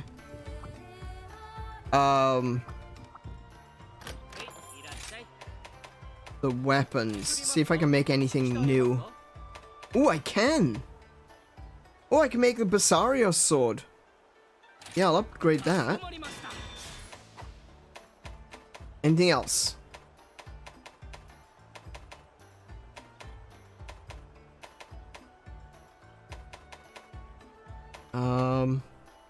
I still need a Wyvern gem.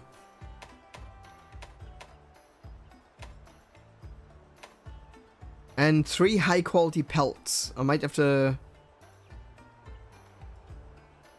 grab those a bit later. Azeros. Yeah, nothing else. Nothing new has appeared.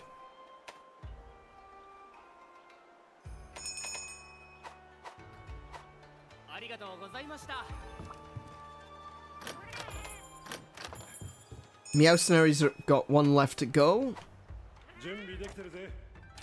And we can be heading off. Actually, I probably should have switched to longsword for this one. Oh well. Get it, and etc. The way he talks, he's a lot like a member of the Insecticons who would repeat himself. Oh, okay.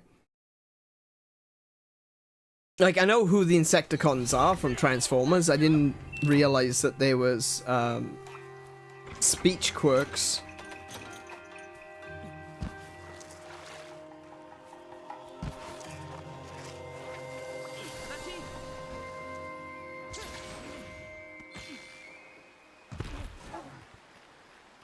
Alright, I'm gonna grab this.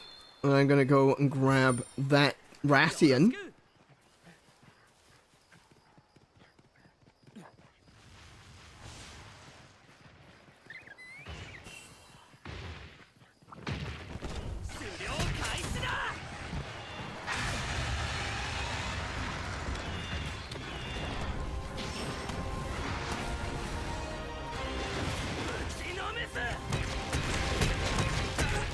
Nice. That should be it. That should be it.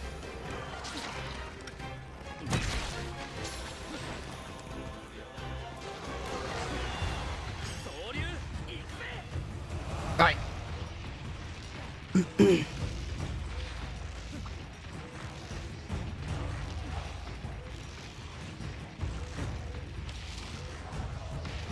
Hi. I missed.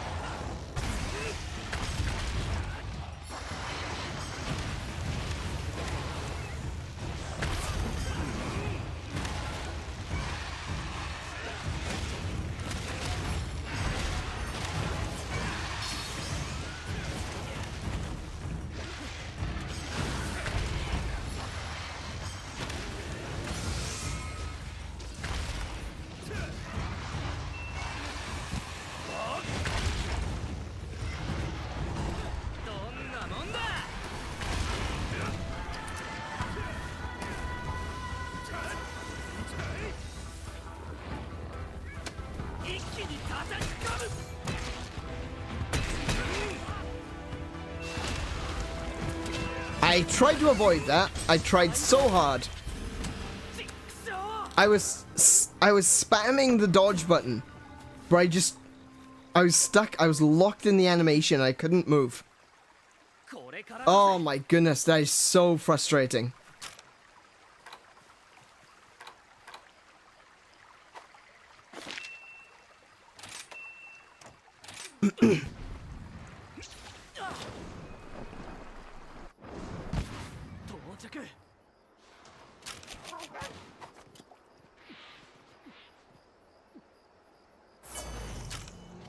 Dango insurance? Oh, good. Yeah, good point.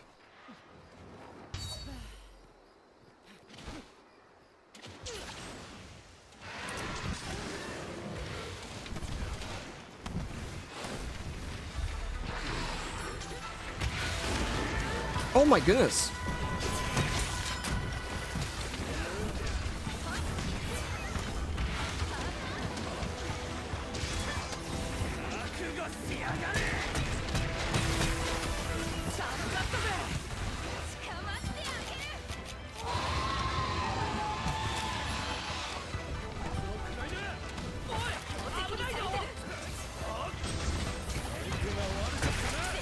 Oh, nice.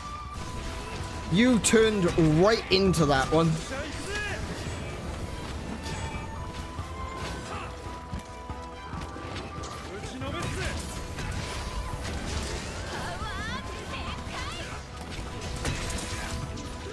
Oh, I didn't mean to do that. Oh my goodness. Alright, we're gonna take him over here. And then into there. And then we're gonna turn around again and do one of those.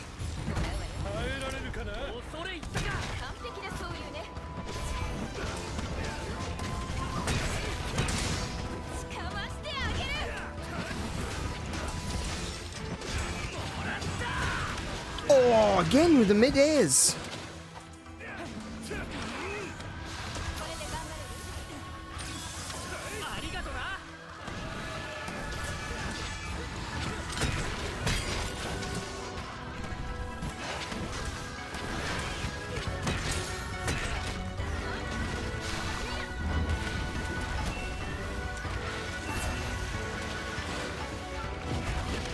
Oh, wow.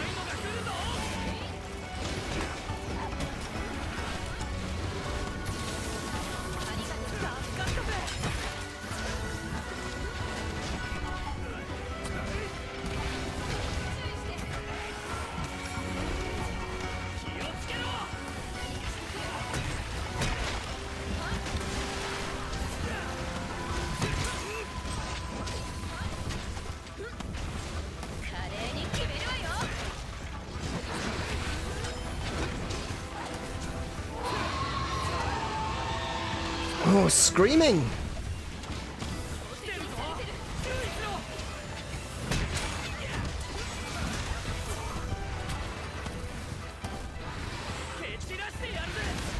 Oh, no. Right.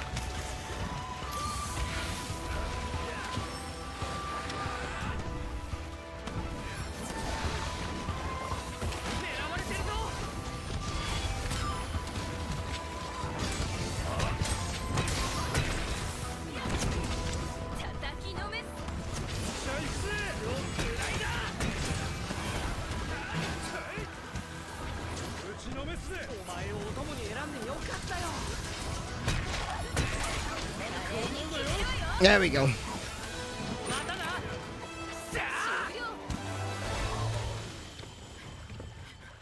That was a big boy.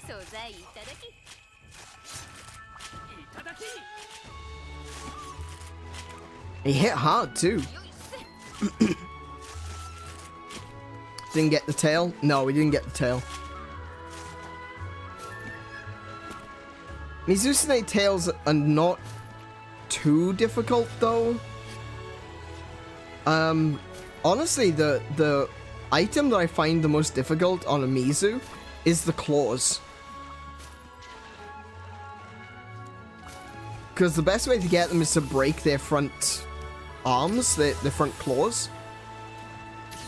And I don't know, I just find it very difficult to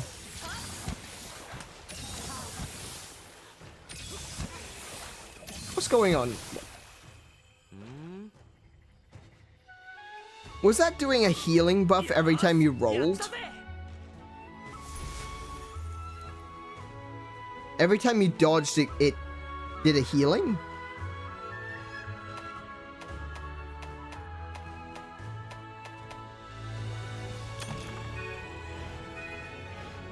I don't know what skills those are.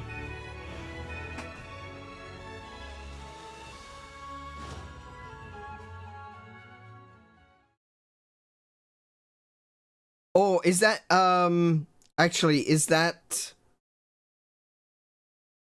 Oh, I can't remember what it's called. There is one which changes the items to an area of effect. I can't remember what it's called.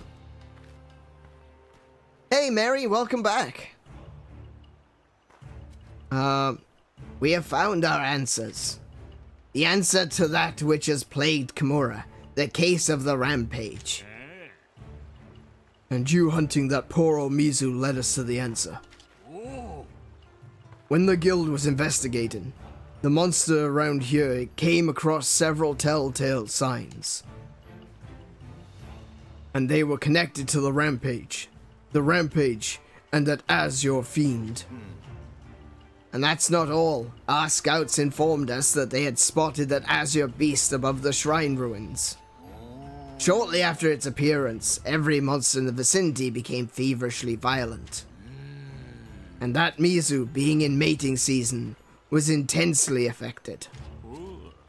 We always thought that monsters attacking human settlements was simply nature at work. As it turns out, it was really the work of this monster, whipping all of the monsters into a frenzy, causing them to migrate. That's the secret behind the rampage. And that is why there were always sightings of that beast shortly after the rampage started. The guild has named this fearsome monster Wind Serpent Ibushi. The cause of the rampage must be slain. We are sure it won't be long before it returns once more. When that time comes, we're all counting on you. While we wait for further reports, please proceed with the newly available 6-star quest. There we go, we've leveled up.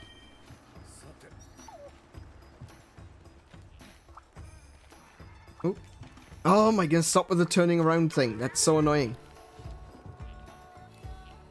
Got some big news from the canteen for you. We've taken our classic dango and cranked it up to another tasty notch. I think you'll be pleasantly surprised by them all. Nice. Each one is confirmed to be double delicious by the whole canteen team. Well, what are you waiting for? Go on, dig in. Cool. He's gonna give me some more. Whoa, Ace, you've really been trashing on those monsters out there. Starting to look like a seasoned hunter now. But even seasoned hunters need some spicy new switch skills. I know you're ready to dig in, but I gotta warn you, these new quests I cooked up have some kick, like here. Each one of them will put you out flat on your butt if you're not ready, so you better lace up your tabby. Wow. Learn the longsword, dual blades, gun lance, glaive, bow. Okay, cool. I get some more longsword switch skills, that's a plus. Hello, Naren. You are now able to accept 6-star oh my goodness, I wish I could speak. 6-star quests. Please have a look when you have time. Can you believe the rampage is actually a large-scale migration of monsters? I cannot fathom the degree of power that Wind Serpent Ibushi must wield to give rise to such an uproar. In any case, there's not a moment to lose. We must quell the rampage and put an end to the pain that my sister is enduring. And there we go, 6-star. 6-star. We did it. Now, I need Tobi Kadachi parts, but I think I need low-rank Tobi Kadachi. So let me just check on that for a second. Wide range, that's the one. Thank you.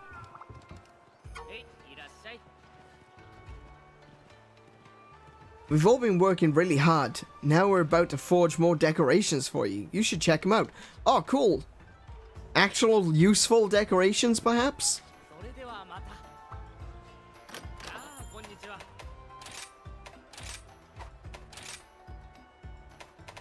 Yes, actual useful decorations. Ooh, I do like Drain. Drain is really good.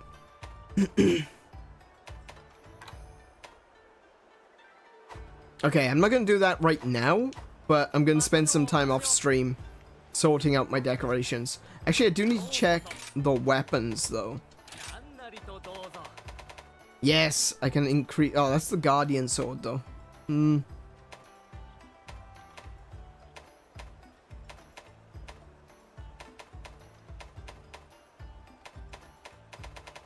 Anything else I can make?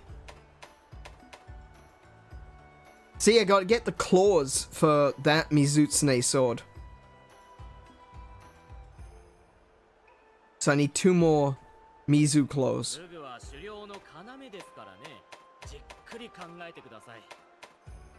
I can't even see these ones. All those ones. I imagine this is Rathalos.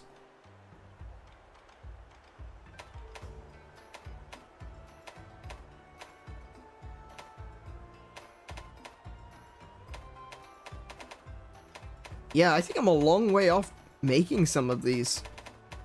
Let's have a look. Tobi Kadachi. Yes, okay, so I need to do the low level. I also need to do another Bashartan. That's annoying. Okay. I need the Wyvern Gem for the Gyrototus line.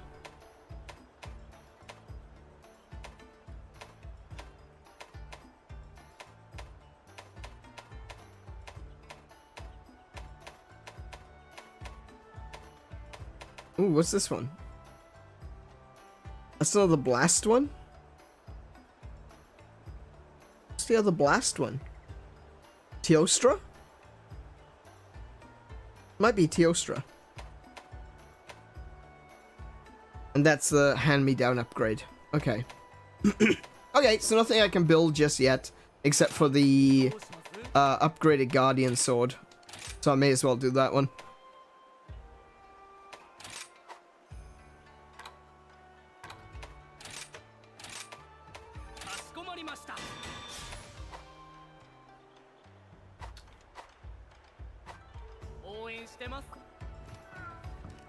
I'm going to grab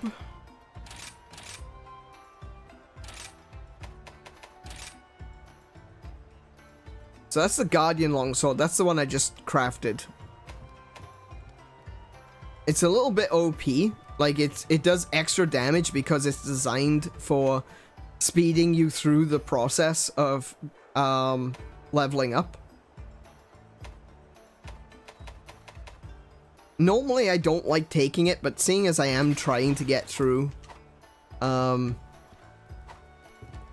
quests, it's probably a good idea.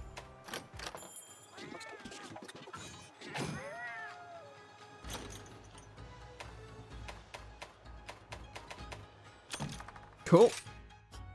Destination. Ooh. Oh, Gyrototus parts.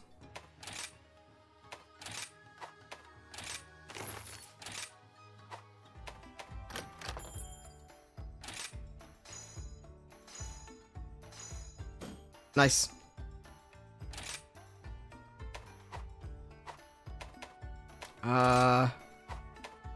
Okay.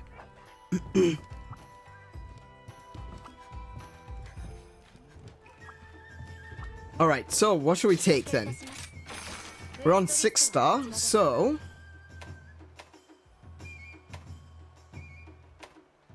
NG. Let's do an NG. Hey Dark, welcome to the stream. How are you doing today? I'm doing quite well. This is my first stream back after Christmas and New Year break, so yeah, it's been good to catch up with everyone. How have you been?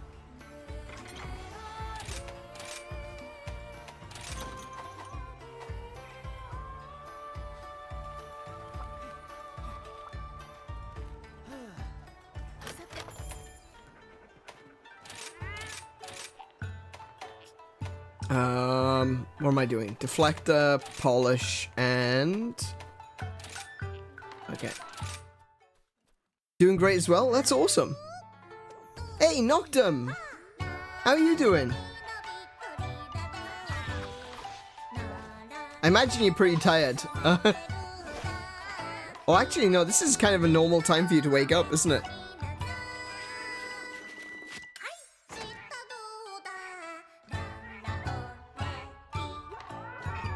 You're so sleepy. Up all night with Foxed. Yeah, Fox did a really good stream last night. I actually caught a little bit of it before I went to bed this morning. No, I didn't say that wrong.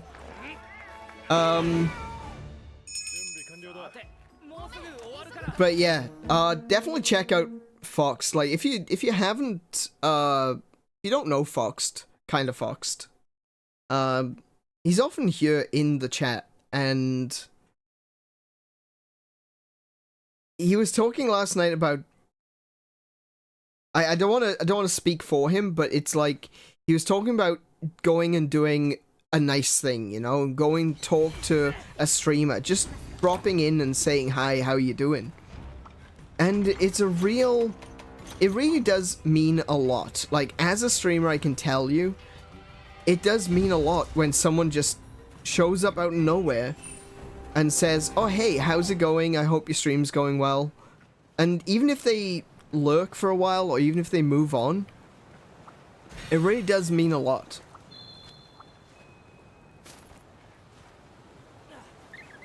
And I think that that's something that we can all, you know, take on board as Fox was talking about yesterday. It's about just doing something for that streamer. Just going and seeing some of the streamers that maybe they don't have as many viewers. You know, they're not Asmongold, they're not I was about to say PewDiePie, but PewDiePie doesn't really stream, does he? But they're not Hololive, you know? They're not Asmongold, they're not VShojo, they're not Niji-Sanji or anything like that. Just regular streamers. Maybe they've got like 2 or 3 people in the chat. Just go and say hi, because it really does mean a lot to us that people are willing to take an interest. I think I need to go this way. Yes, I do.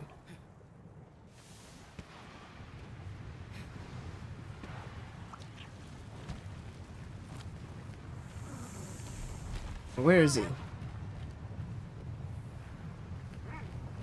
Oh, he's over there.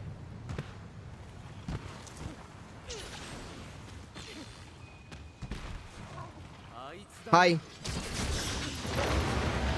Damn it. I was really hoping that I'd be able to. Never mind.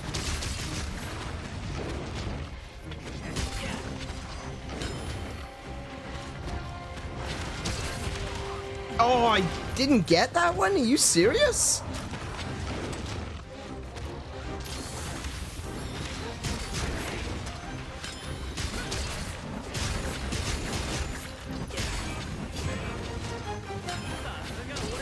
Nah, that was too early.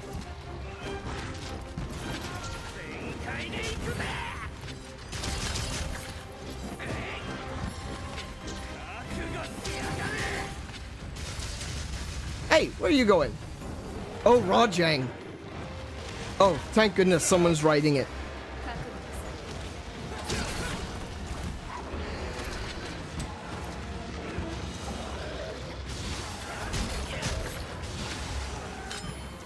I'm too far away. I'm still too far away.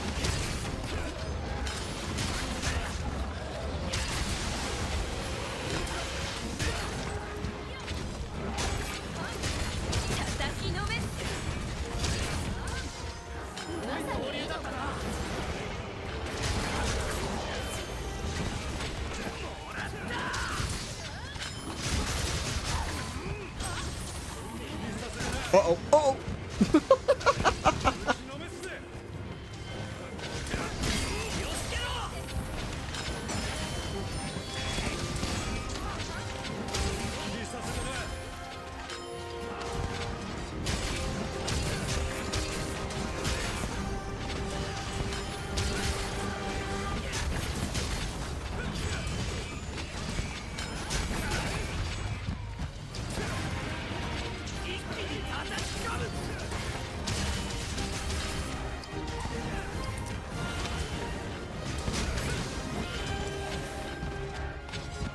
Hey, off he goes.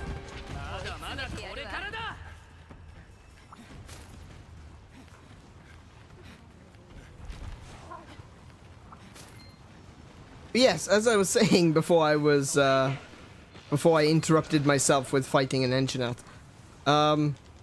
It is a really simple thing that you can do. It doesn't take a lot to just say hi. And it does, for a streamer that's not getting a lot of views, it'll really make their day. Like, genuinely. It doesn't seem like much, but it really does mean a lot.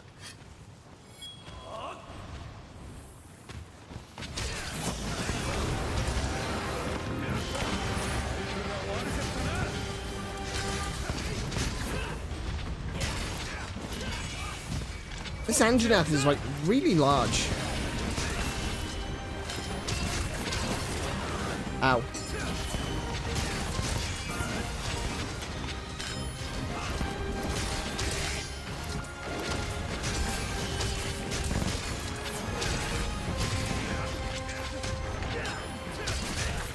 Oh, tail. Don't forget the tail.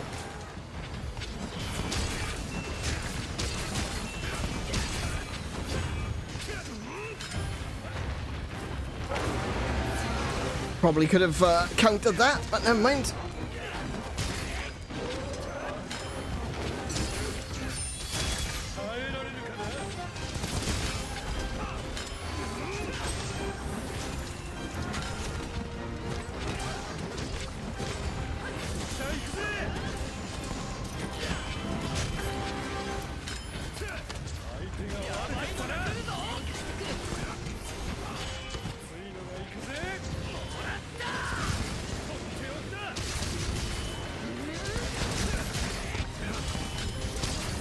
Oh! Yeah, so one of the upgrades between, oh no, it's gone. Never mind. One of the upgrades between Sunbreak and Rise was the ability to switch off whether or not you automatically, mount. Which I prefer, because sometimes I just don't want to mount.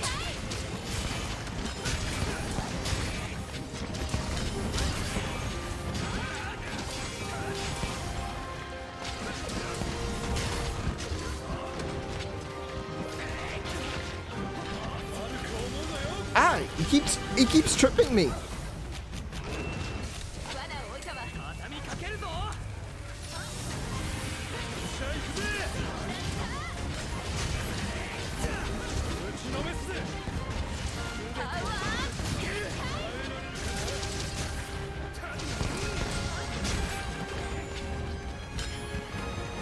Nope. Okay.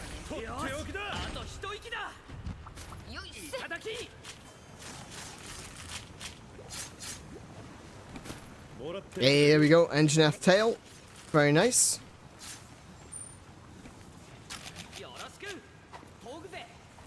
Where'd he go? Oh, I see.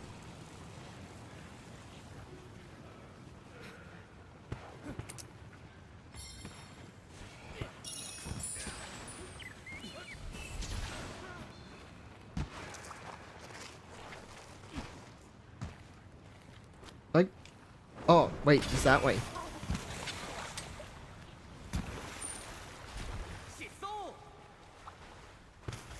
Oh no, I've gone the wrong way.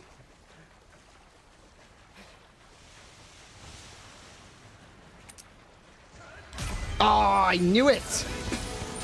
I was just thinking to myself, he's going to be dead before I even get there.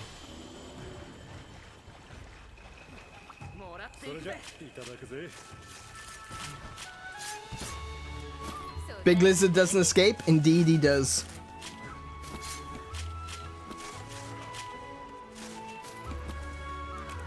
I got a plate.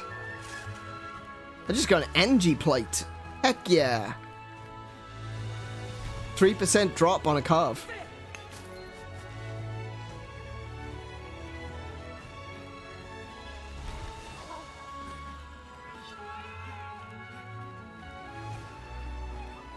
Anything I can collect? Any gems? Let's see if there's some gems over this way.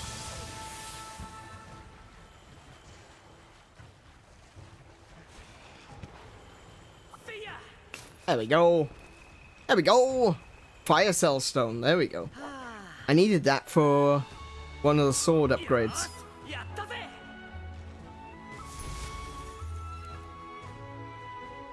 Oh, you got an NG gem. Nice. Yeah, I didn't get an NG gem. Did get the plate. Plate is... Oh, look. What an amazing kill screen. I am so involved in this fight.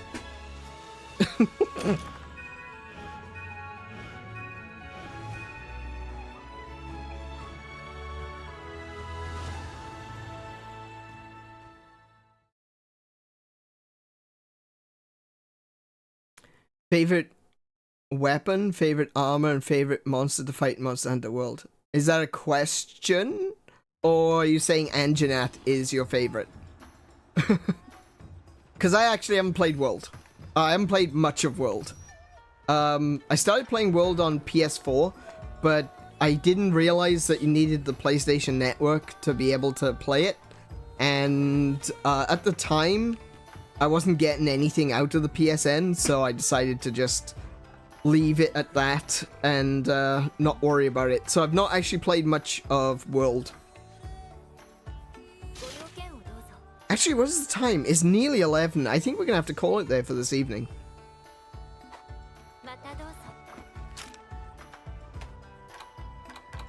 So don't forget to save your games, ladies and gents. And we'll jump on back to chatting. Thank you to Morgan, and thank you obviously to Kiko as well for hunting with me today.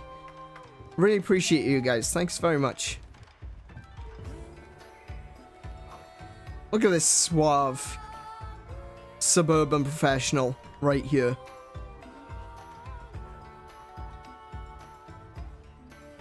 Show us the baby.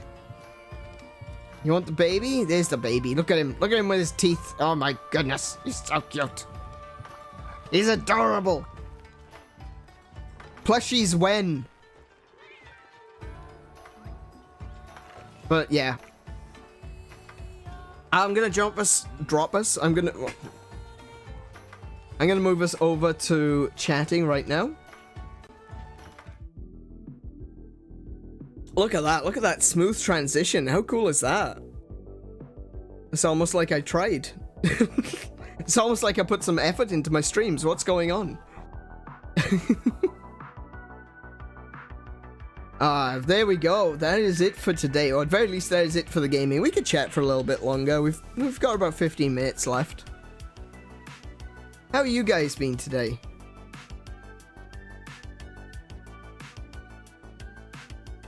Yeah, so Dark, sorry, I didn't catch that. Was that a question, or was that saying that Anjanath is your favorite all across the board? Because if you were to say Anjanath is your favorite all across the board, I can completely understand. I really like Angie. Angie is one of my higher rated Pokemon. Yeah, I said that on purpose, don't worry. But, at very least in Rise, I can tell you that my favorite, armor is probably... Actually, I probably couldn't tell you what my favorite armor is. My favorite weapon is Longsword. I've been really enjoying Longsword now that I've gone back to it. And I really like the Chameleos Longsword. That's like a really excellent weapon right there, Chameleos Longsword. And my favorite monster to fight, probably Anjanath. I do really enjoy fighting Anjanath. It's a little bit easier though. Like, he can be really tough early on if you're not ready for it. But I think Anjanath is a pretty cool fight. It gets you like early on, like I said, it can be tough, but it gets you prepared for a lot of the more powerful attacks that monsters will tend to throw your way. It's a really good tutorial fight, but at the same time, once you get into high rank, the high rank Anjanath, he can do a lot of damage. He can put out a lot of damage very quickly in just a few small attacks. So being able to actually, you know, fight on that level is pretty good. Definitely a fight that I enjoy. I can tell you my least favorite. My least favorite is probably the shitty monkey. The Bishartan. Not a fan whatsoever. Bishartan in his cereal. I really can't stand that horrible monkey. It's a disgrace to the entire game, frankly. I really think it's awful. Volvidon every time. I don't actually have that much trouble with Volvidon. Admittedly, fighting two of them can be annoying. That's why I wanted to do it with you and Morgan. But I don't have that much trouble with the Volvidon.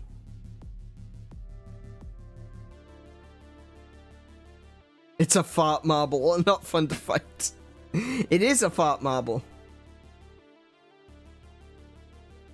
Speaking of Bishartan, he be sharting all over you. But yeah, that's the new D's nuts for Monster Hunter. Bishartan.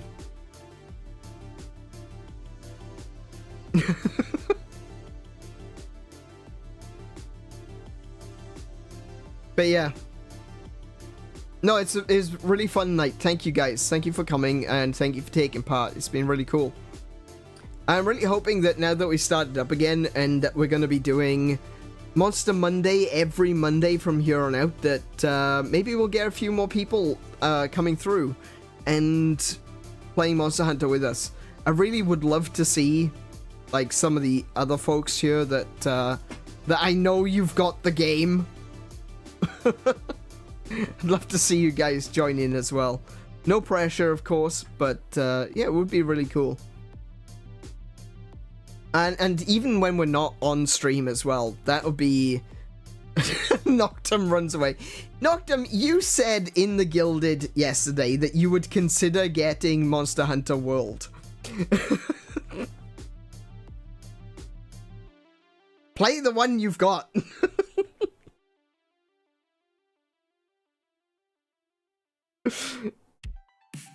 No pressure. No pressure. Here, have some pressure.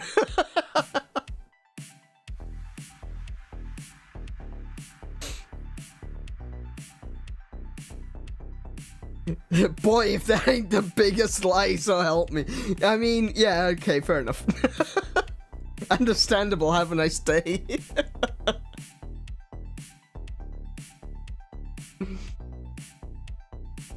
But yeah, looking forward to playing more Monster Hunter Rise in the future. We're working our way slowly through the story. I'm gonna do some more hunts off stream, so when we come back next week, we can go straight into the urgent quest, and maybe I'll have a bunch more swords by that point. Maybe I'll have a bunch more hammers, and we can play offline as well. You don't have to wait until I'm streaming to play Monster Hunter if you're over on our Gilded. I will probably be trying to get folks together to play Monster Hunter on days when I'm either not streaming or when I finish streaming or stuff like that. And this is just the beginning of my Monster Hunter journey for this year, because I've got a lot, and I mean a lot, that I want to do in terms of Monster Hunter. But it's going to be stuff that I'm not going to necessarily be able to do on this channel. I said at the beginning of the stream that I'd talk about it later, and I'm not really gonna go into any sort of depth here, but you'll find it on the Gilded. I think I've spoken about it in more depth over there. Basically, I have this idea. I want to start a Monster Hunter channel. And the reason I want to start a Monster Hunter channel is because a lot of Monster Hunter YouTubers have been dropping out recently. And I can kind of understand why, right? It's been a few years since there's been a new game, and there's only been an announcement of Wilds at the end of last year, and that announcement is for 2025. So it's still another entire year before a new Monster Hunter game drops. So I can kind of understand why people have dropped off in terms of interest, but at the same time, if they're gonna drop out, I'm gonna step in to take the place, you know? I may not be the best Monster Hunter player in the world. I most certainly am not. But I do enjoy the game. I do get deep into the lore, and I am really passionate about it. It's the one game, and I've said this as well before, it's the one game that I don't have any problem with being typecast. I'm not a big fan of typecasting. I don't like the idea of, oh, you're a World of Warcraft streamer, so you can't play anything else, or you're a Fortnite streamer, or something like that, or a Minecraft streamer. I'm not like that. I'm not into that. I'm more into variety, and I like to play RPGs. But if there was one game that people were to turn around and go, oh yeah, he's that streamer, it would be Monster Hunter. I'd be happy with people saying, oh, he's the Monster Hunter guy. I'm not a Monster Hunter guy. There are people that know far more than I do, but I would like to step into that space, if possible. And I think at some point this year, what I'm going to do is I'm going to start a second channel dedicated to Monster Hunter, and probably the first thing I'm going to do on there is do a bunch of hunts in Monster Hunter Generations Ultimate. Because I just picked up Gen Ultimate on Switch. I got it in the Christmas sale for like $16. And seeing as I never played Gen Ultimate, I think what I'm going to do is I'm going to be playing some Gen, upload some videos, not necessarily streams, but upload some videos over to that channel, and also look into playing Monster Hunter World as well, because World is another game that I've liked the look of, but I've never actually played. The downside for World, of course, is that I'm gonna have to get it on PC, and my PC is not very good. I talked about that earlier in the stream as well.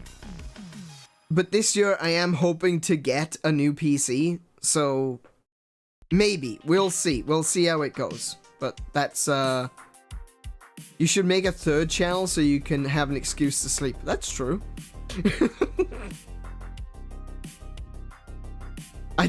The third channel is a sleeping channel, so I stream on this channel.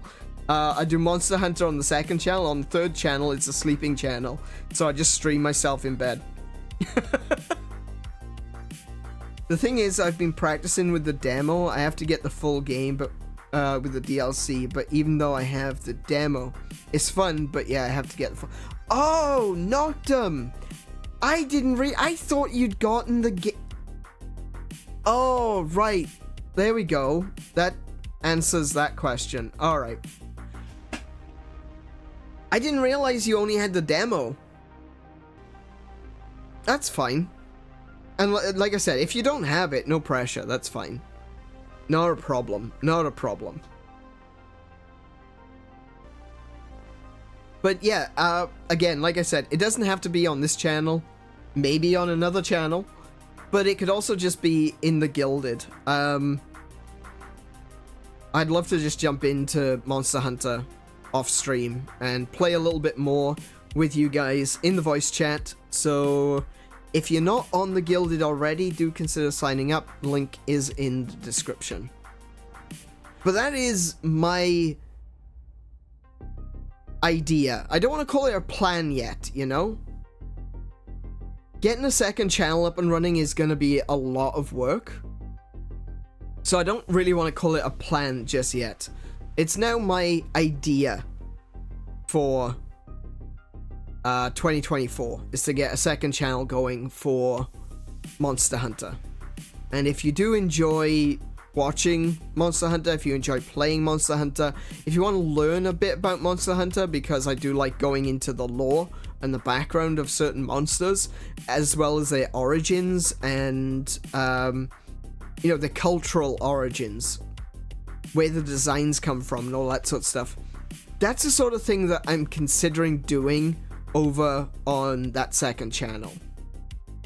So if that's something you like the sound of, do let me know, because if you guys are into it, if that's something that you want to be a part of, that you want to see me try, that will give me the, not just the motivation, but that'll let me know that I'm making the right move, you know? Because if it turns out that no one cares, that was a bad move. But if you guys are interested, if it's something that you like the idea of, do let me know, and I'll start making moves towards actually setting up the second channel. I do actually have a couple of extra channels that I've just got sitting there in the background. I'll probably convert one of those over to the Monster Hunter channel. But yes, that is it. That is my idea. That is my plan. Personally, I can immediately say I have minimal interest in Monster Hunter. Oh, really? I thought you had Monster Hunter. So I'm certain I'm in the minority in this group. Okay, fair enough. Yeah, look, Monster Hunter, it's not a game for everyone. I own the game purely because friends do. Oh, I see. Yeah, fair enough. I've got a few games like that. I've got a few games where I own them purely because other people said, hey, you should play this. And I've played it and I've gone, yeah, it's not for me. Stellaris, for example. That is an extremely deep and involved game, and yikes. Wow. I couldn't get my head around that one. I have trouble with Civ 6 in the late game. But, yeah, I couldn't get my head around Stellaris. That was way too much for me to keep on board.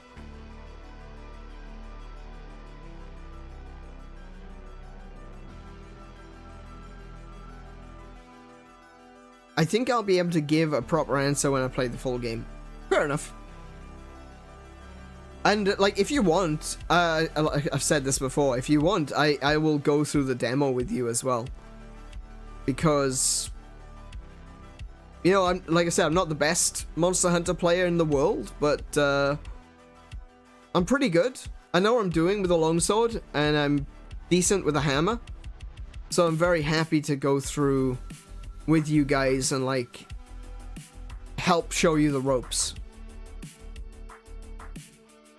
Yeah, I'll definitely do that. I'll get the demo. I think I have it installed. So I'll jump into the demo. One of the things to note as well is the demo does have extremely hard mode monsters, because it's not just a demo for new players, but returning players as well. So it's got some really hard monsters in the demo. So don't bite off more than you can chew. Yeah. So I'll go through the demo with you. That's not a problem.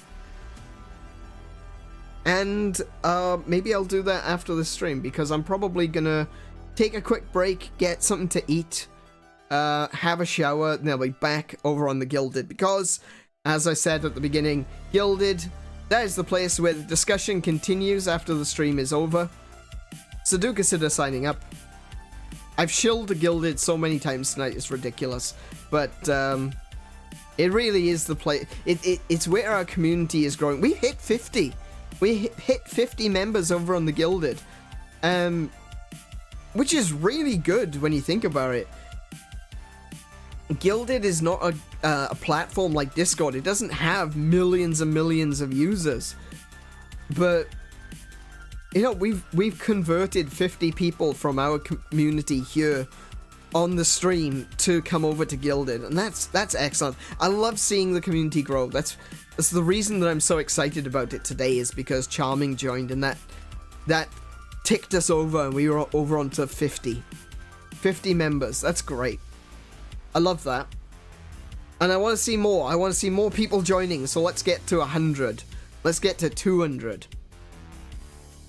That would be really cool.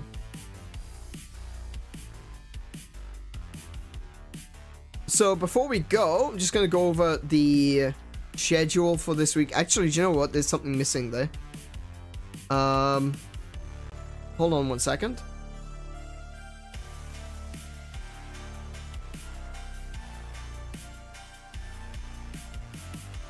I need to put on...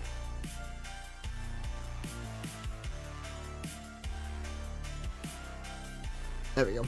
Oh, hang on. There we go.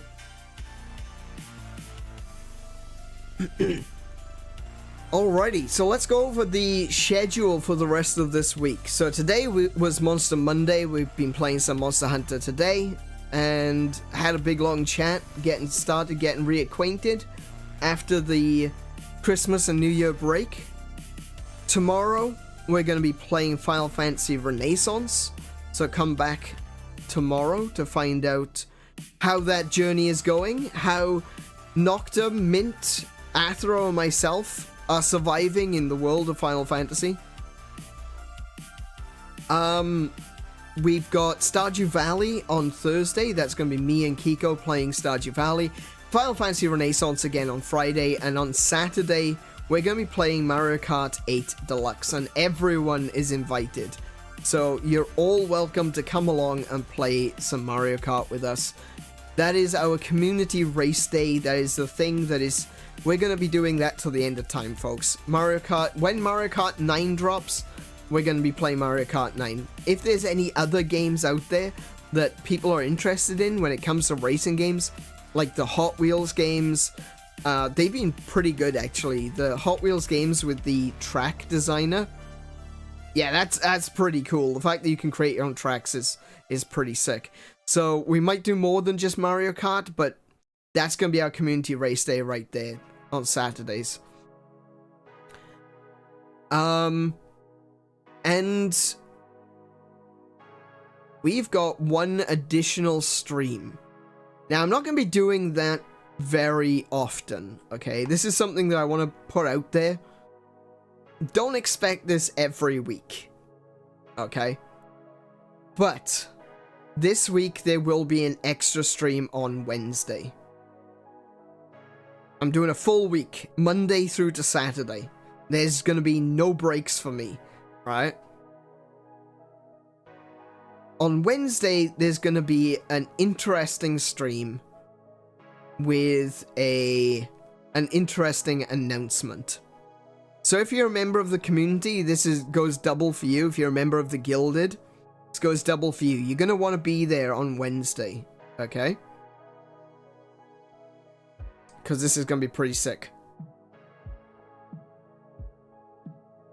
First, what was that Mint said? If I'm late for tomorrow's stream, you have my permission to steal my noodles. Oh, fantastic.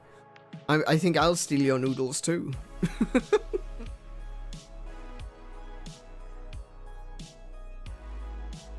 What?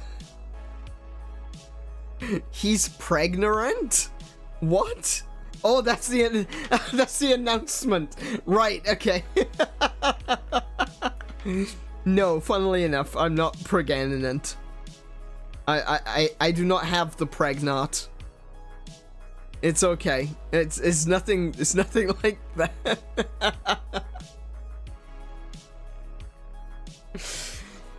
Oh dear. Can you get pregnant? No pomegranate? Do you know what? I love pomegranates. I love pomegranates. They're so good.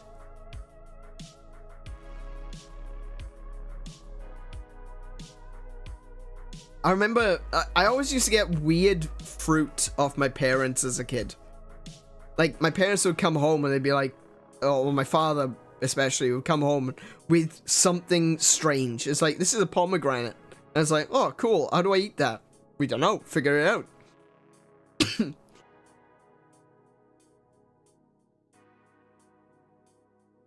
So I used to have to figure out how to eat most of these things. Sorry, mate.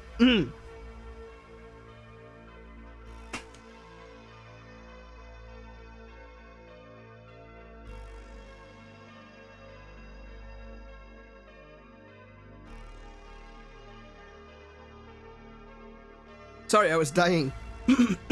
I'm still dying. Help. Yeah, so my father used to come home with a bunch of just, like, crazy vegetables. Oh, not vegetables, fruit. And he'd just give it to me and be like, here you go, deal with that. And, yeah, pomegranate was one of them as a kid, and I used to eat them all the time. I love pomegranates, they're so good.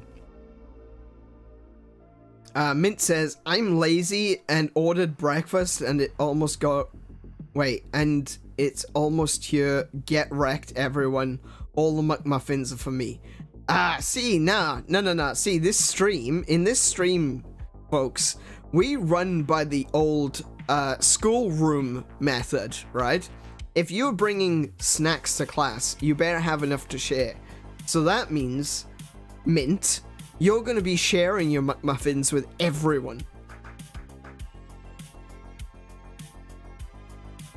That's the way it works. Counter argument, Nyron? Nuh-uh. Okay, yaha. Didn't expect that, did you? Yaha.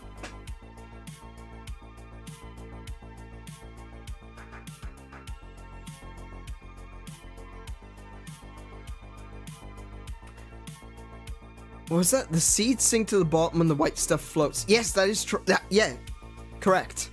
There's an easier way than that. There's genuinely an easier way than that. You literally cut them in half and hit them with a wooden spoon. That's literally it. All the seeds just fall out. It's so easy.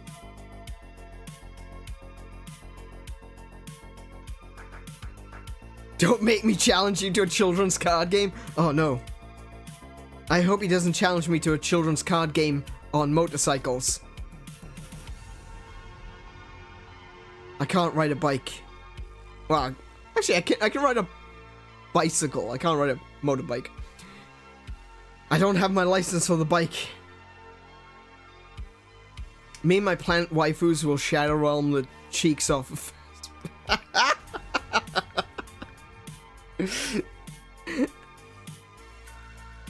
Your plant waifus? Your plant waifus? You have plant waifus? Color me interested. I am curious about these plant waifus.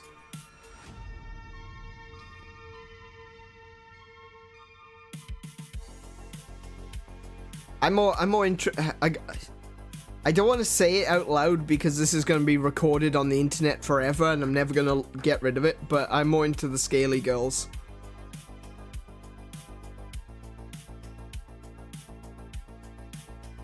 Yu-Gi-Oh! My main deck is Arrow Mages. Aroma Mages. Oh, okay. Okay.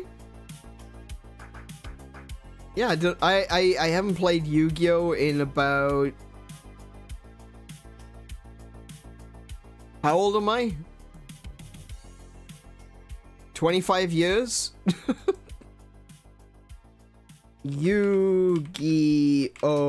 Arrow Mages.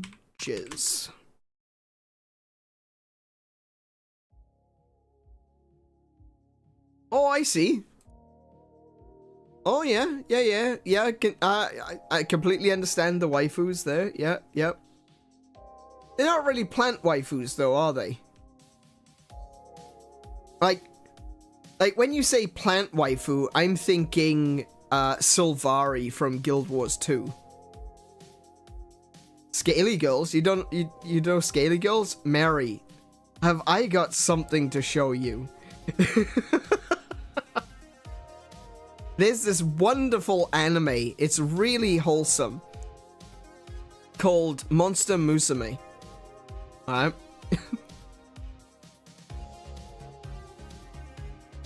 You only have to watch the first episode, you'll understand.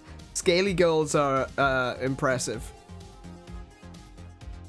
Do I want the true? Yeah, sure, go on. Show us the true waifu of your deck, or let me know so I can Google it. You've seen that one? Yeah. Hey, Jesse, welcome to the stream. Lightning McQueen. Lightning McQueen is your waifu? That's interesting. World Carrot Weight Champion. World Carrot Weight Champion. I'm already scared that this is going to be a rabbit. Oh my goodness, what the hell is that?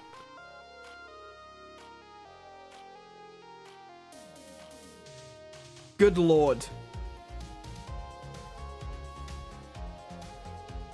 That is some serious kind of abomination right there. Hold on, can I drag that? No. Oh, wow. Save image to... Why can't I save it? Save it to desktop. Save. There we go. Where'd it go? There it is.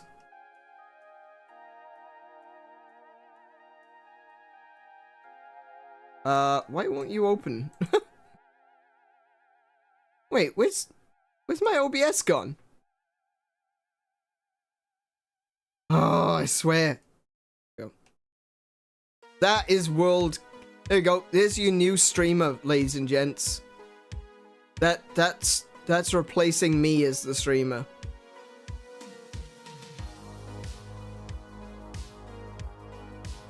The World Carrot Weight Champion. He's some kind of horrible carrot beast.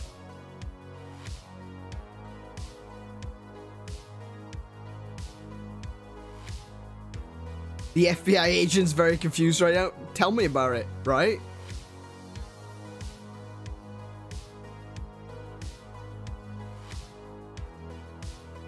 Can we make carrot pie? Carrot pie? I have not heard of carrot pie. Carrot cake, perhaps. Do you know what? Do you know what? He actually kind of reminds me of the flaming carrot. That's kind of an obscure reference. I don't think they're even making that anymore. But there was an old comic book superhero called the Flaming Carrot. Well, kind of a superhero.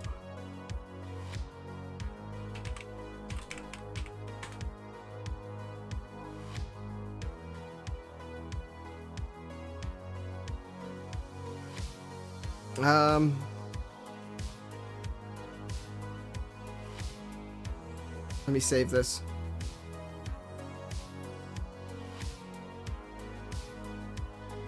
Save.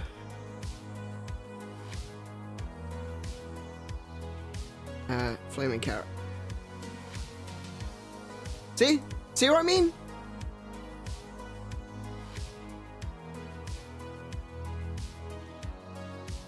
Very similar, isn't it?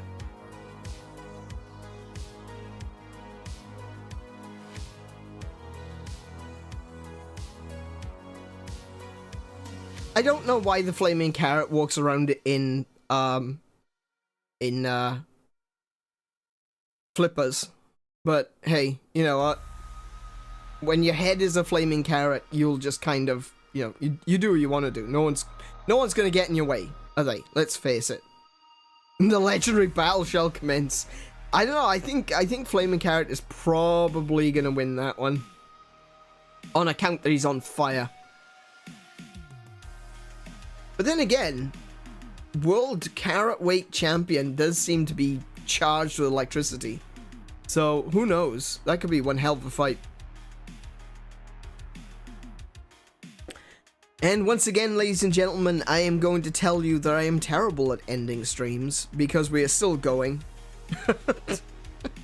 We are still going, despite the fact that I was going to end 16 minutes ago. The carrot will turn your carrot into vegan bacon. Do you know another word for vegan bacon? Not bacon. I'm scared of carrots now. Understandable. Terrible at starting games and ending streams. Yeah, you know, it's one of those things that they actually kind of go hand in hand. That if we were still playing the game, I would probably never actually end. But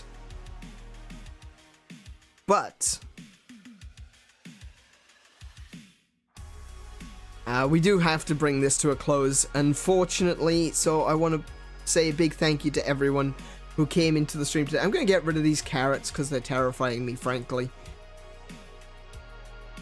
I want to thank everyone for coming to the stream today. I hope you've enjoyed yourselves. I hope you've enjoyed watching me hunt. I hope you enjoyed watching me make a complete and utter fool of myself in that first hunt. Wow. Wow, that was just bad. But yeah. So I'm gonna be heading off. I'll be back tomorrow with Final Fantasy Renaissance, where we will continue that journey through the world of Final Fantasy with Mint, Noctum, Athero, and myself. And I hope you can join us for that one. So, be good to yourselves, be excellent to each other, go steal Mint's McMuffins, play more video games, and until I see you, I wish you all peace and high scores. Good night, everyone.